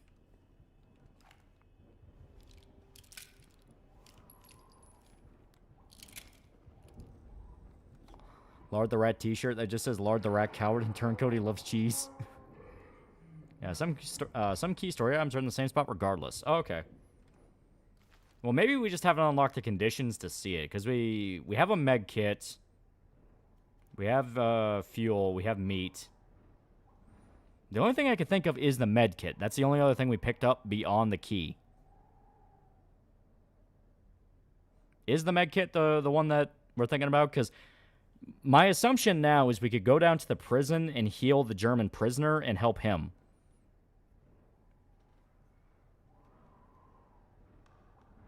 Yeah, he felt guilty and went looking for him, so yeah, not quite Daniel. Yeah.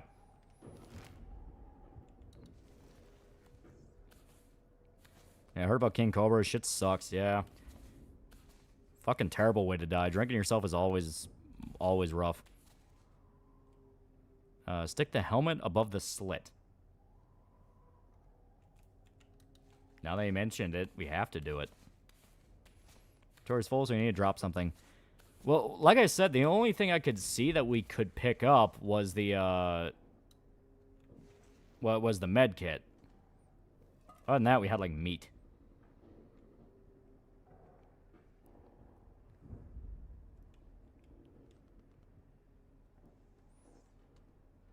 Look at me. Come on. Come on.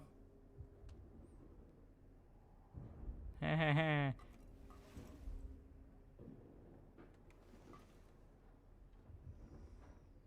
guess I won't take the bait. Sad, I was hoping something cool would happen.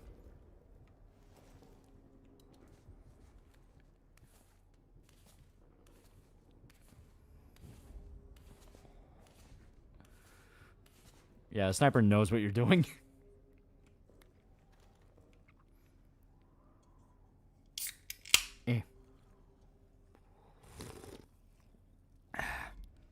My top 10 are Silent Hill 2, Bloodborne, Alan Wake 2, Elden Ring, Dark Souls, Silent Hill 3, RE4, Snake Eater, MGS 2, Dark Souls 3, and Luigi's Mansion. I remember it does happen. Maybe we can find another helmet or something. But first... Shit.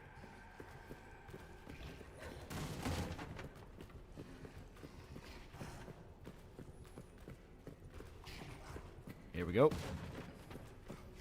Fuck, corner myself.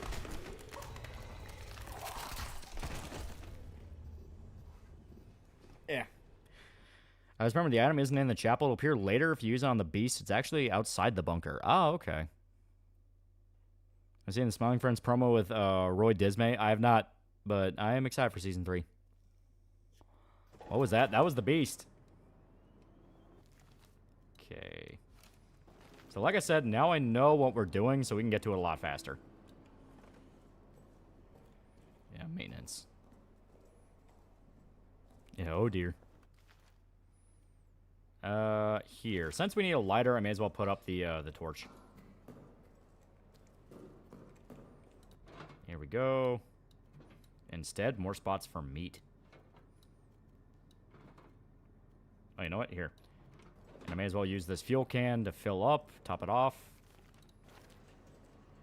I'll be completely honest, my main gripe with Steven Universe that it never fully challenges Steven's everyone can be friends worldview, even fucking Atlas challenge, dang. Well, you know, show by man children, for man children. Try the helmet since it's respawned if convenient. Yeah, it should be... We can try it out. Maybe it's the thing where it has to be like the tip of the helmet. If it's like blatantly flying up in the air, they know you're holding on to it, so... Here. Just think 3 days till Snake gets naked.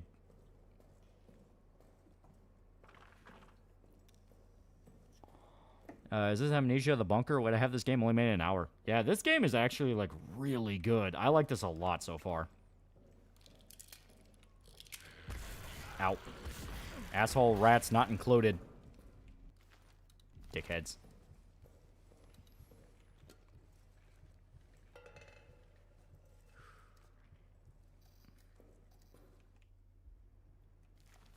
Okay, we're fine. We should be able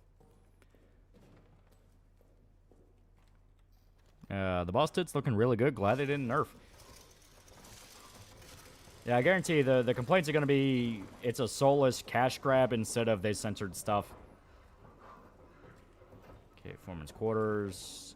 We can go up there and pick up another rag for a med kit if need be. Because, yeah, it should be right here. Yeah, okay. Now let's go. I just feel like I should put putting games like Disco Elysium or The Binding of Isaac in my top 10, but I got so caught up in survival horrors really prevalent. Yeah.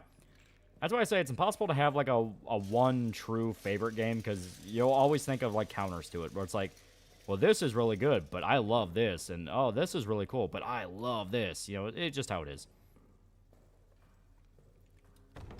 Well, they didn't censor anything. I was saying, like, as a hypothetical. Because the complaints we're going to hear is soulless cash grab that doesn't understand the original. Because they can't say they censored anything because they explicitly didn't. They went out of their way to not censor anything. That rat's stuttering.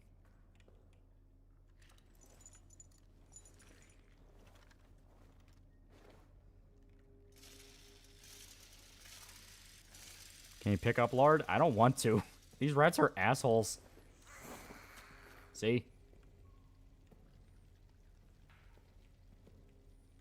Have some basic respect for the dead. Little bastards. There we go. Of course they're gonna be dicks. Fuck yeah, jump cancel.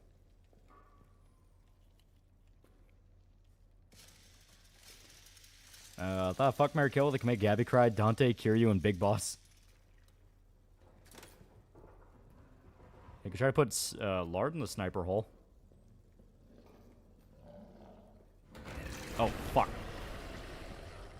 Shit.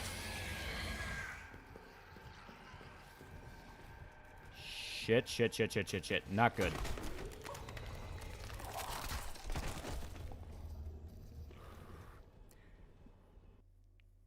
That was pretty good. That was actually a pretty good little jump scare there.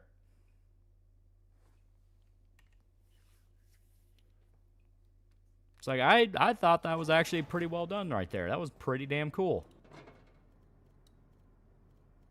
And may as well not even. There we go. Actually, here.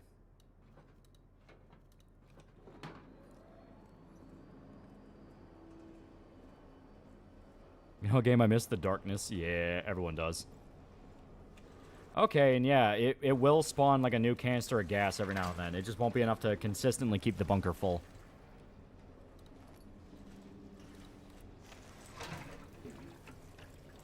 I'm gonna give you 500k subscribers. What will you review? I still have my list. I have my whole list of stuff I'm trying to do. Yeah, it was unscripted. Yeah, that was actually really cool. And it makes sense. The rats are making noise by the hole. So far, the rules of this game are very simple, and it's been following them. It's that don't make noise and the monster will hear you. Meanwhile, at the same time, the monster is crawling around trying to listen to where you are. And you have to be careful about stepping in front of holes.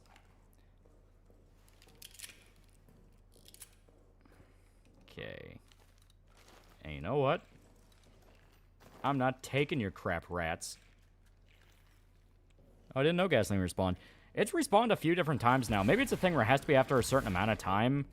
So obviously you can't just like camp it and fill up the thing. But yeah, it's done that a few different times now.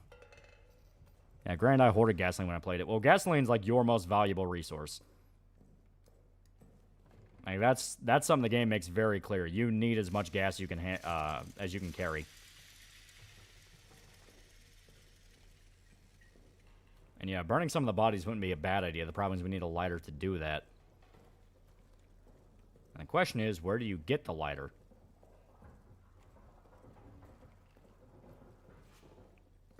There we go.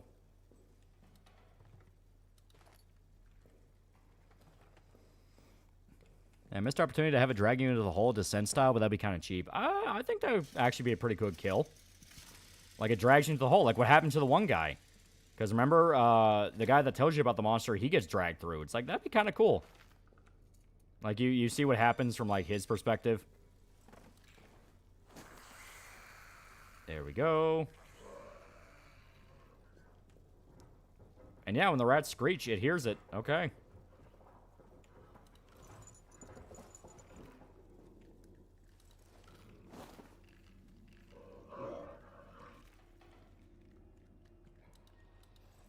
There we go, Conrad.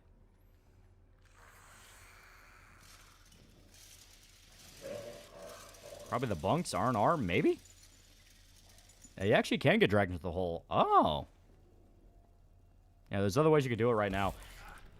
I know we can find a flare in the chapel. And I imagine a flare could work just as well. Plus, we can get, like, oil bottles by going to the one thing. Oh, look, it's Lard. Now you came back, you little prick.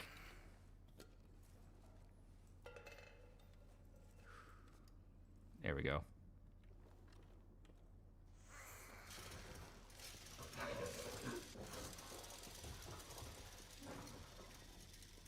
Okay.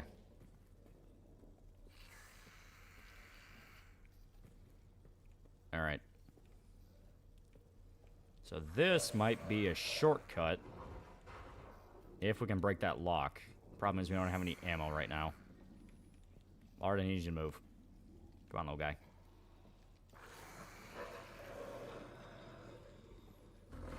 Yeah, Lord. Yeah, I need fire and gasoline. Flare and gasoline, yeah.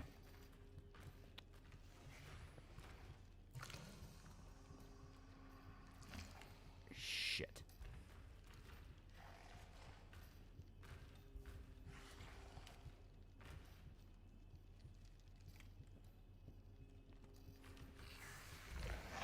Fuck.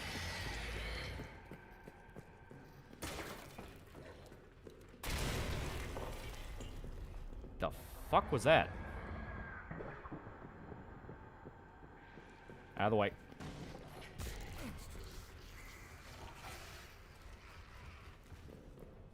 Did he eat lard?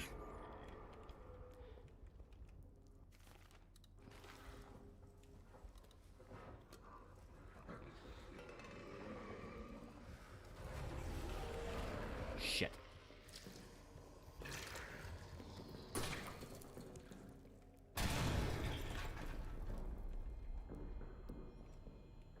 Okay. Break the lock using lard.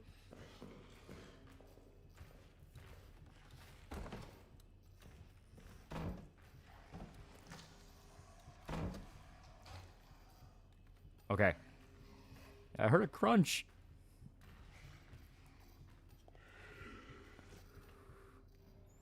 Lard's full of essential A vitamins used for screaming real loud. So it's like Alien Isolation. It definitely has a lot of Isolation vibe to it. Considering the fact that you can actually ward the monster off compared to Dark Descent where you had to hide. Fucking shelling. Here. This chapel full of tripwires isn't the Balkans. And it still is a World War I trench. Okay, is he still around? Because it sounds like he's still around, and the lights are flickering, so he has to be. Okay. Everyone's are screeching from hell.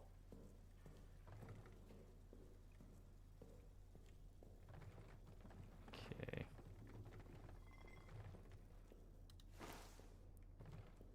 Ah, fuck. Alright, I'm going to bed. Good night. Yeah, we're not going to go too much longer. Ow, fucker.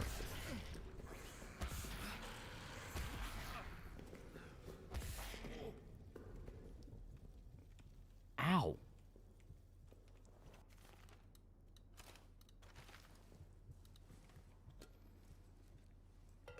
Can you craft a grenade out of lard? Okay, now we're going to head to the chapel.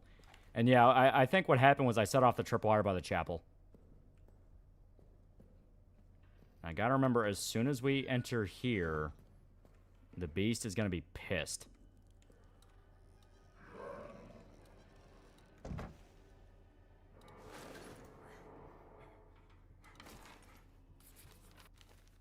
Okay.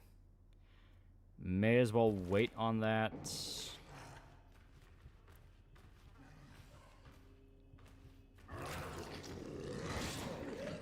I'm curious.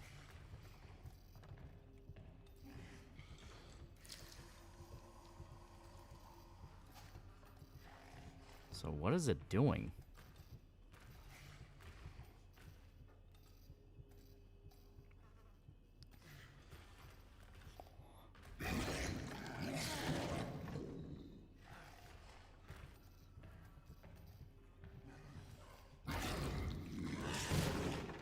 Okay, it's mainly just breaking stuff.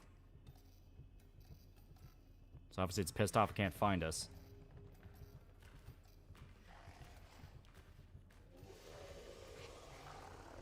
Once again, I'm sorry, Father.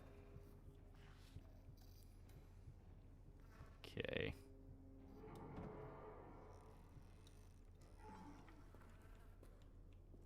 There's a flare. We can use that. Meat. There's a dog tag.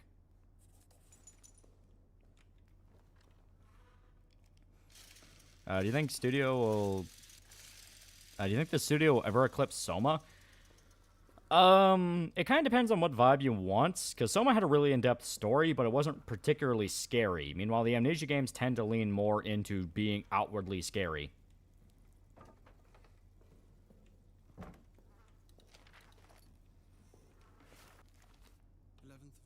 Yeah, it's Lambert's Journal. Here, we can fill this with fuel. And we can have a Molotov, and we can toss the flare and it can ignite. So we can burn some bodies. Oh, Lord! Oh, God, and he brought friends.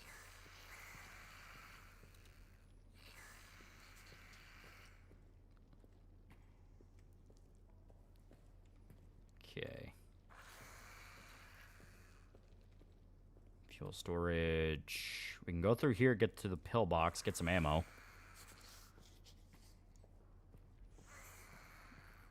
A large family reunion at Country Crock in the Land of Lakes with Grandma CBIN, Butter, who wears blue bonnet.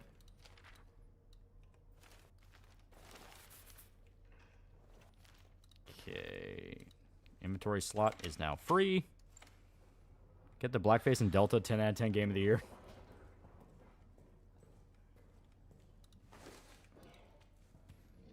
See ya, fuckers. I could also just dump fuel directly from the canister instead of using a bottle. Yeah, but as far as I'm aware, that tub of oil is... Like, the jerry can, you want to use that for the generator. Meanwhile, that big tub of oil you can use to make the Molotovs, that's unlimited. So, I say... Okay, let's drop that for right now.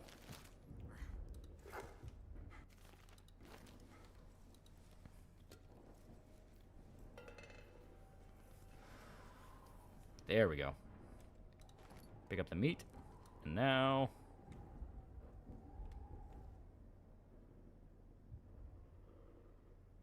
wait for the sniper.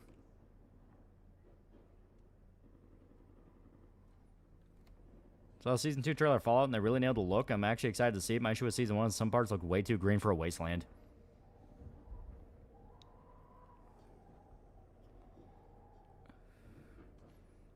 Yeah, you might as well use the oil balls then, yeah. Come on.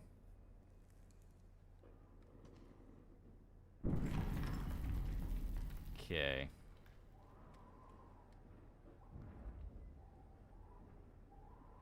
Yeah, I might just not want to do it. Maybe turn the helmet facing out? I can try. I just gotta remember how to rotate. Oh. Or here, we can use his helmet.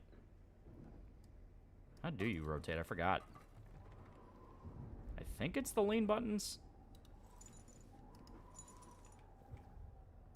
Oh, yeah. Yeah, there we go. Okay, no. Maybe it's...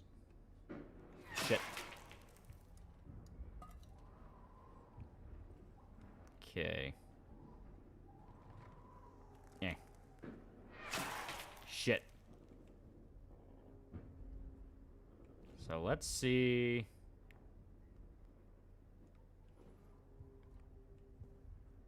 Yeah, maybe set down the edge to get the sniper's attention. Well, now he knows we're here. So we got that covered. Let's see. Oh. So yeah, he is shooting.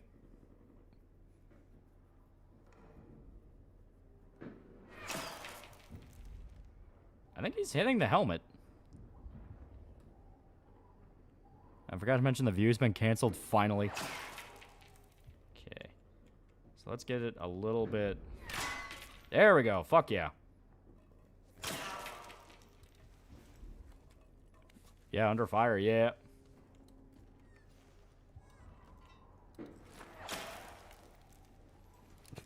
You know, it's pretty bad when being under fire is like one of the more relaxing parts of the game.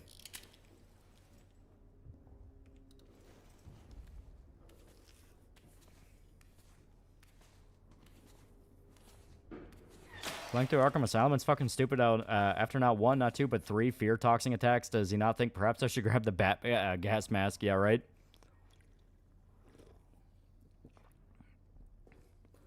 Because yeah, it happens in Arkham City as well, doesn't it? In retrospect, it is kind of funny how much the Arkham games were relying on the fucking fear toxin. Okay, gotta figure out a way to bust this door down. Ideally, without pissing off the creature. Okay. Now, let me see here. Because now we have a bullet we can use.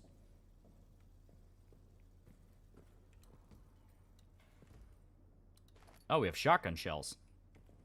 So we get a shotgun? We do get a shotgun. Now before that, I do want to fill up this bottle.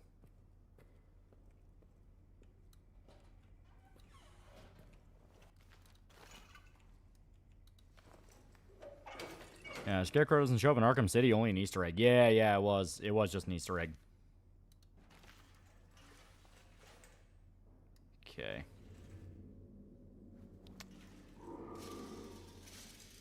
Well, boy, howdy. That's gonna make our lives difficult.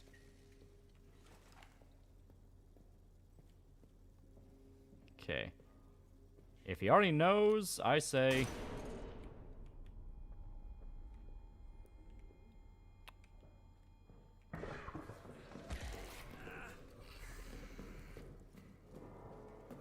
Here we go.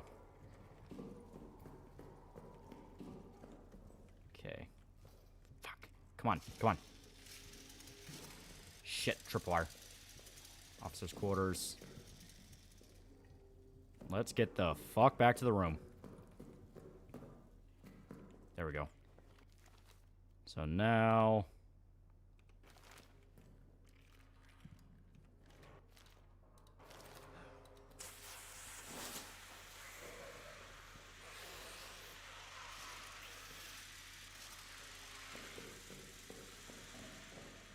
is it a trench gun? I assume it's a trench gun, yeah.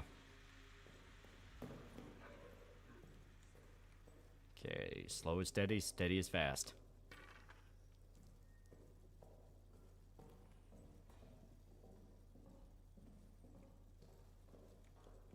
Okay, not that way. We try to find a grenade using those dog tags to find lockers. Yeah, we can take a trip down to the supply room. Here, let's save. We have a med kit, but I don't know if we're fucked up enough to justify using a med kit. Especially since I can just do that.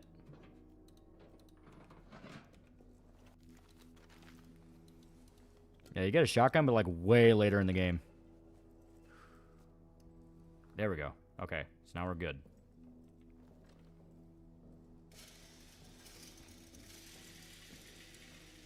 And yeah, it does respawn after a certain amount of time.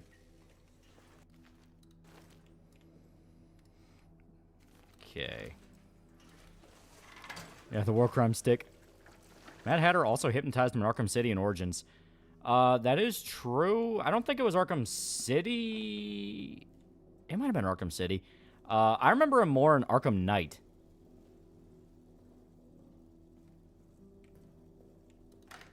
Though I do think he showed up in Origins, yeah.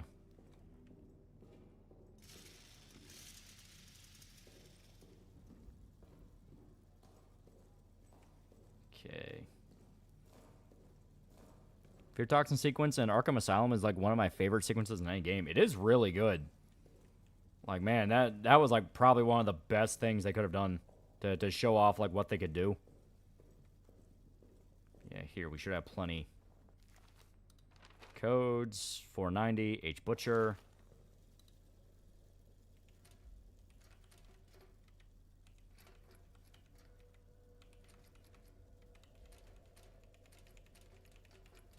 There we go. Texture they use in the Knight's DLC and the Mad Hatter's storybook always looked weird to me.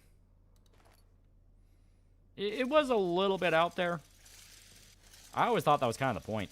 Okay, Barden. 1604.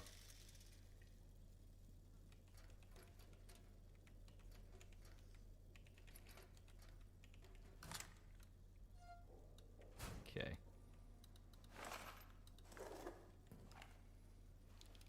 Okay. Mad Hatter was in City, Origins, and Night DLC. I don't remember him in City, but I think that's just me not remembering him in City. Okay, Gerard. Yeah, here. And Gerard was 0248. Are they going to give you a Winchester pump gun or a Browning Auto 5? There we go. We got the lighter. Fuck yeah. Hell yeah. Okay, Starford. And that's 53. Stafford's probably... Yeah, here. Foreman Stafford.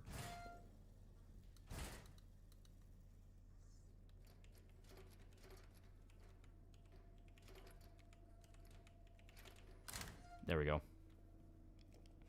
Hatter was in City. He put that weird-looking mask on that in that one side mission. You're right. He did do that. Okay, wrench.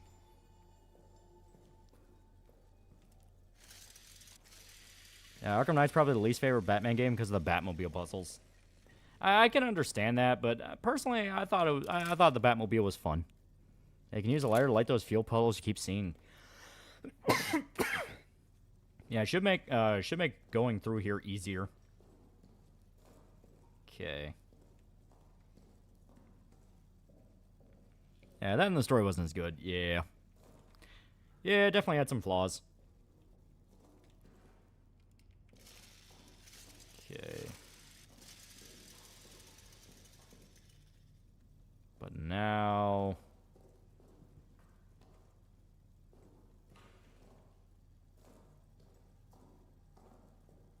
So we didn't find any fuel, but what we found was pretty damn helpful nonetheless.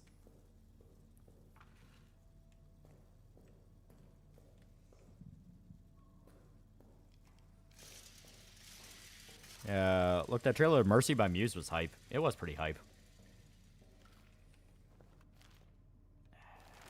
Fuck, we just have to make our way past.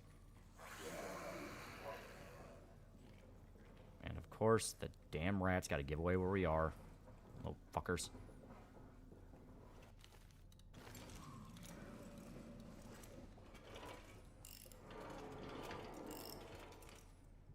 There we go. Arkham Asylum's my personal favorite. To be fair, Asylum is really damn good.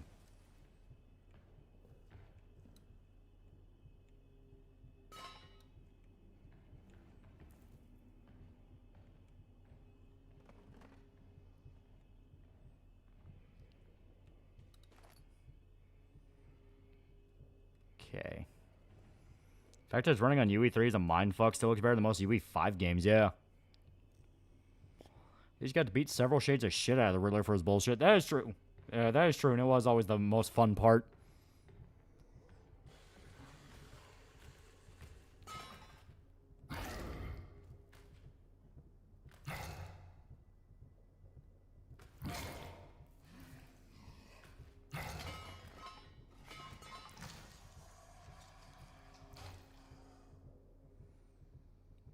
Now you have infinite balls and infinite fuel, yeah.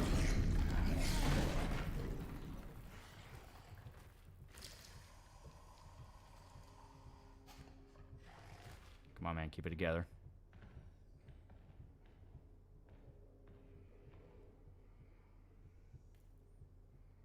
Okay.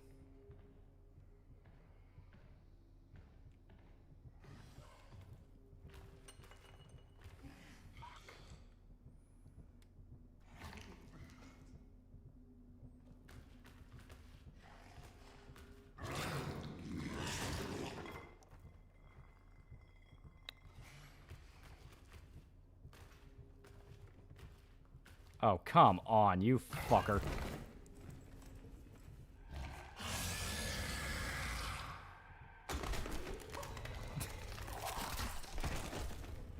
That was just mean. That was just mean. He knocked a bottle over. I didn't even do that. He knocked it over. Fucking dickhead. Okay. Well, like I said, now we just know what to do next. May as well put the meat there. I will heal up, refill the generator. No, like I can't do it due to NDAs, but I really wish Paul Dini would post a script for Arkham Knight. All we know so far is Hush not only being in a side mission.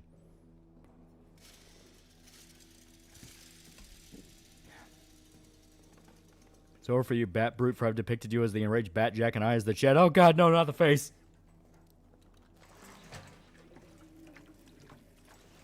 There we go. Can last a little bit longer. Okay, and let me save. The fact that Danny still had so many soldiers will all die at the battle, like, what the fuck, yeah. Okay, and now I'm going to go ahead and quit. And I shall swap us back on over. And let me... So yeah, there you go. As stated, we got to have a lot of fun tonight. We got to have a lot of fun. You know?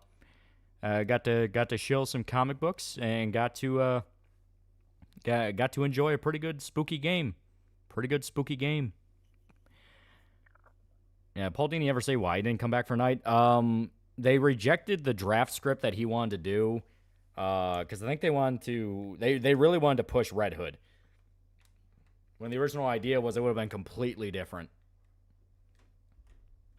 Yeah, this was nice, yeah. Metal Gear tomorrow? Probably.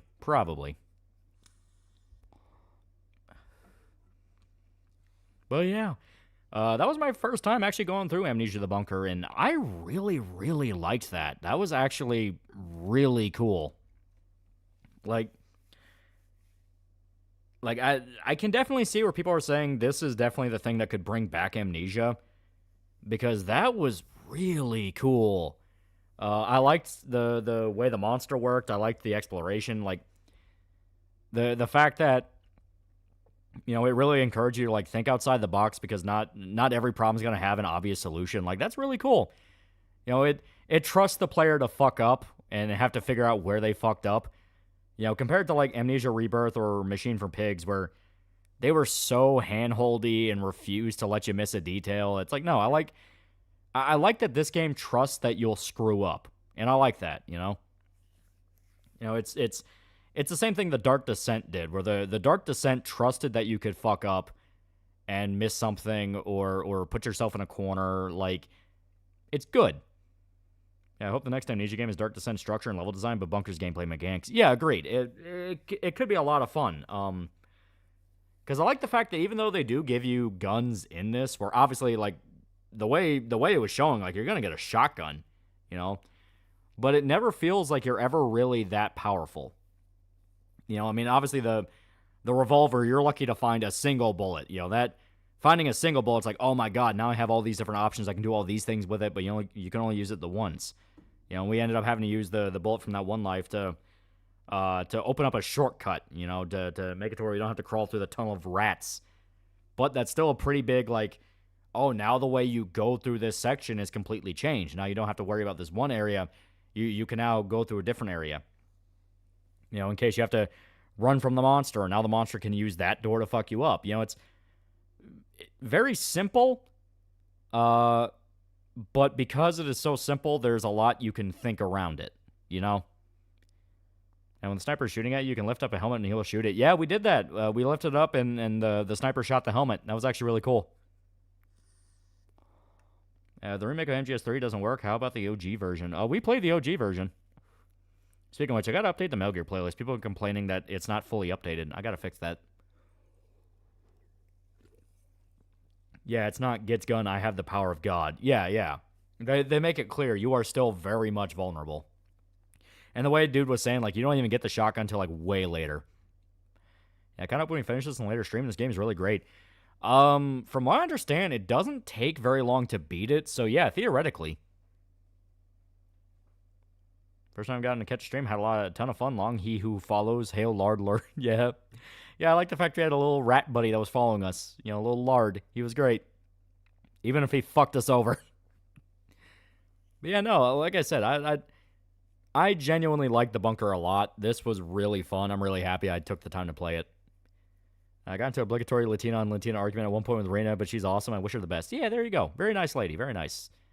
And you better check out her book.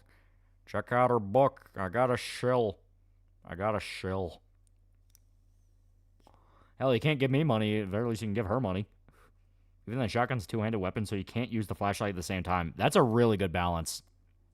Because, yeah, it's like the monster affects the lights, so even if you have all the lights on and you think, like, oh, well, now I can shoot it with a shotgun, like, it can fuck with those lights, and now you're not going to have any idea where it is.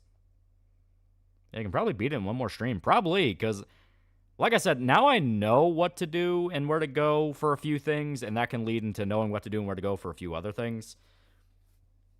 The way that one dude was talking, reaching the chapel is kind of like a major check mark. And granted, we still have two other areas to go. We got to go to armaments, and we got to go to, crew quarters.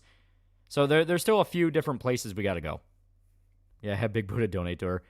Well, you know, that's why I gave her the idea. Sell the dockies. You know, sell dockies. Make it a stretch goal. It's like, if we make it this far, we can get dockies. You know, that'll get people. Because the character design she has, yeah, no, that would 100% work. And obviously, you don't want to sell it as a sleazy thing, but you can do a cutesy docky.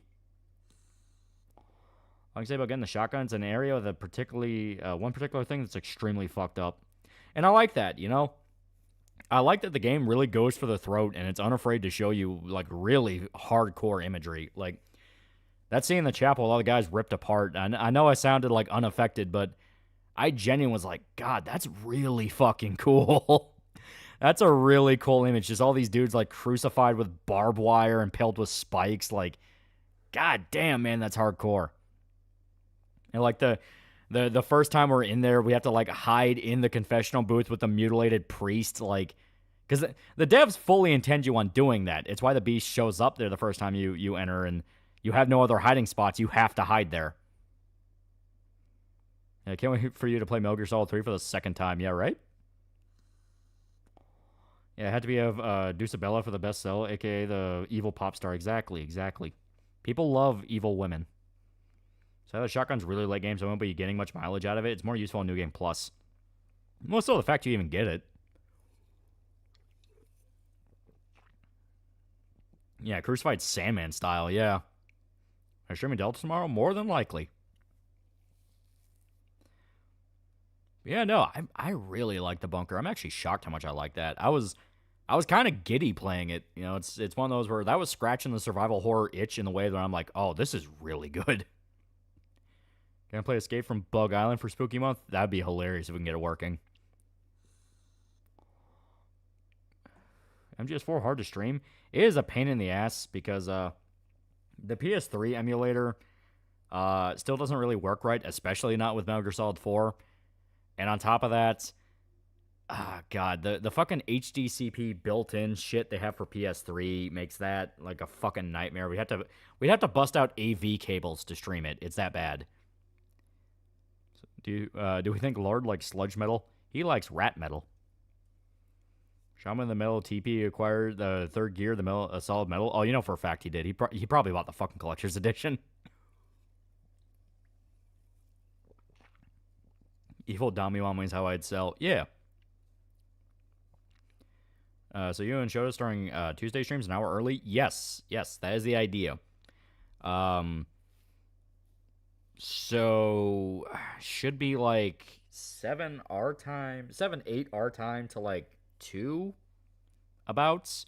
We have to start early and end early because his schedule changing on top of that. It'd just be better for our sleep schedules.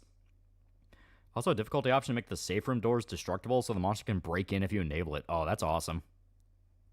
Yeah, I really feel like the bunker is one of those games where if I really sat down and played through it, like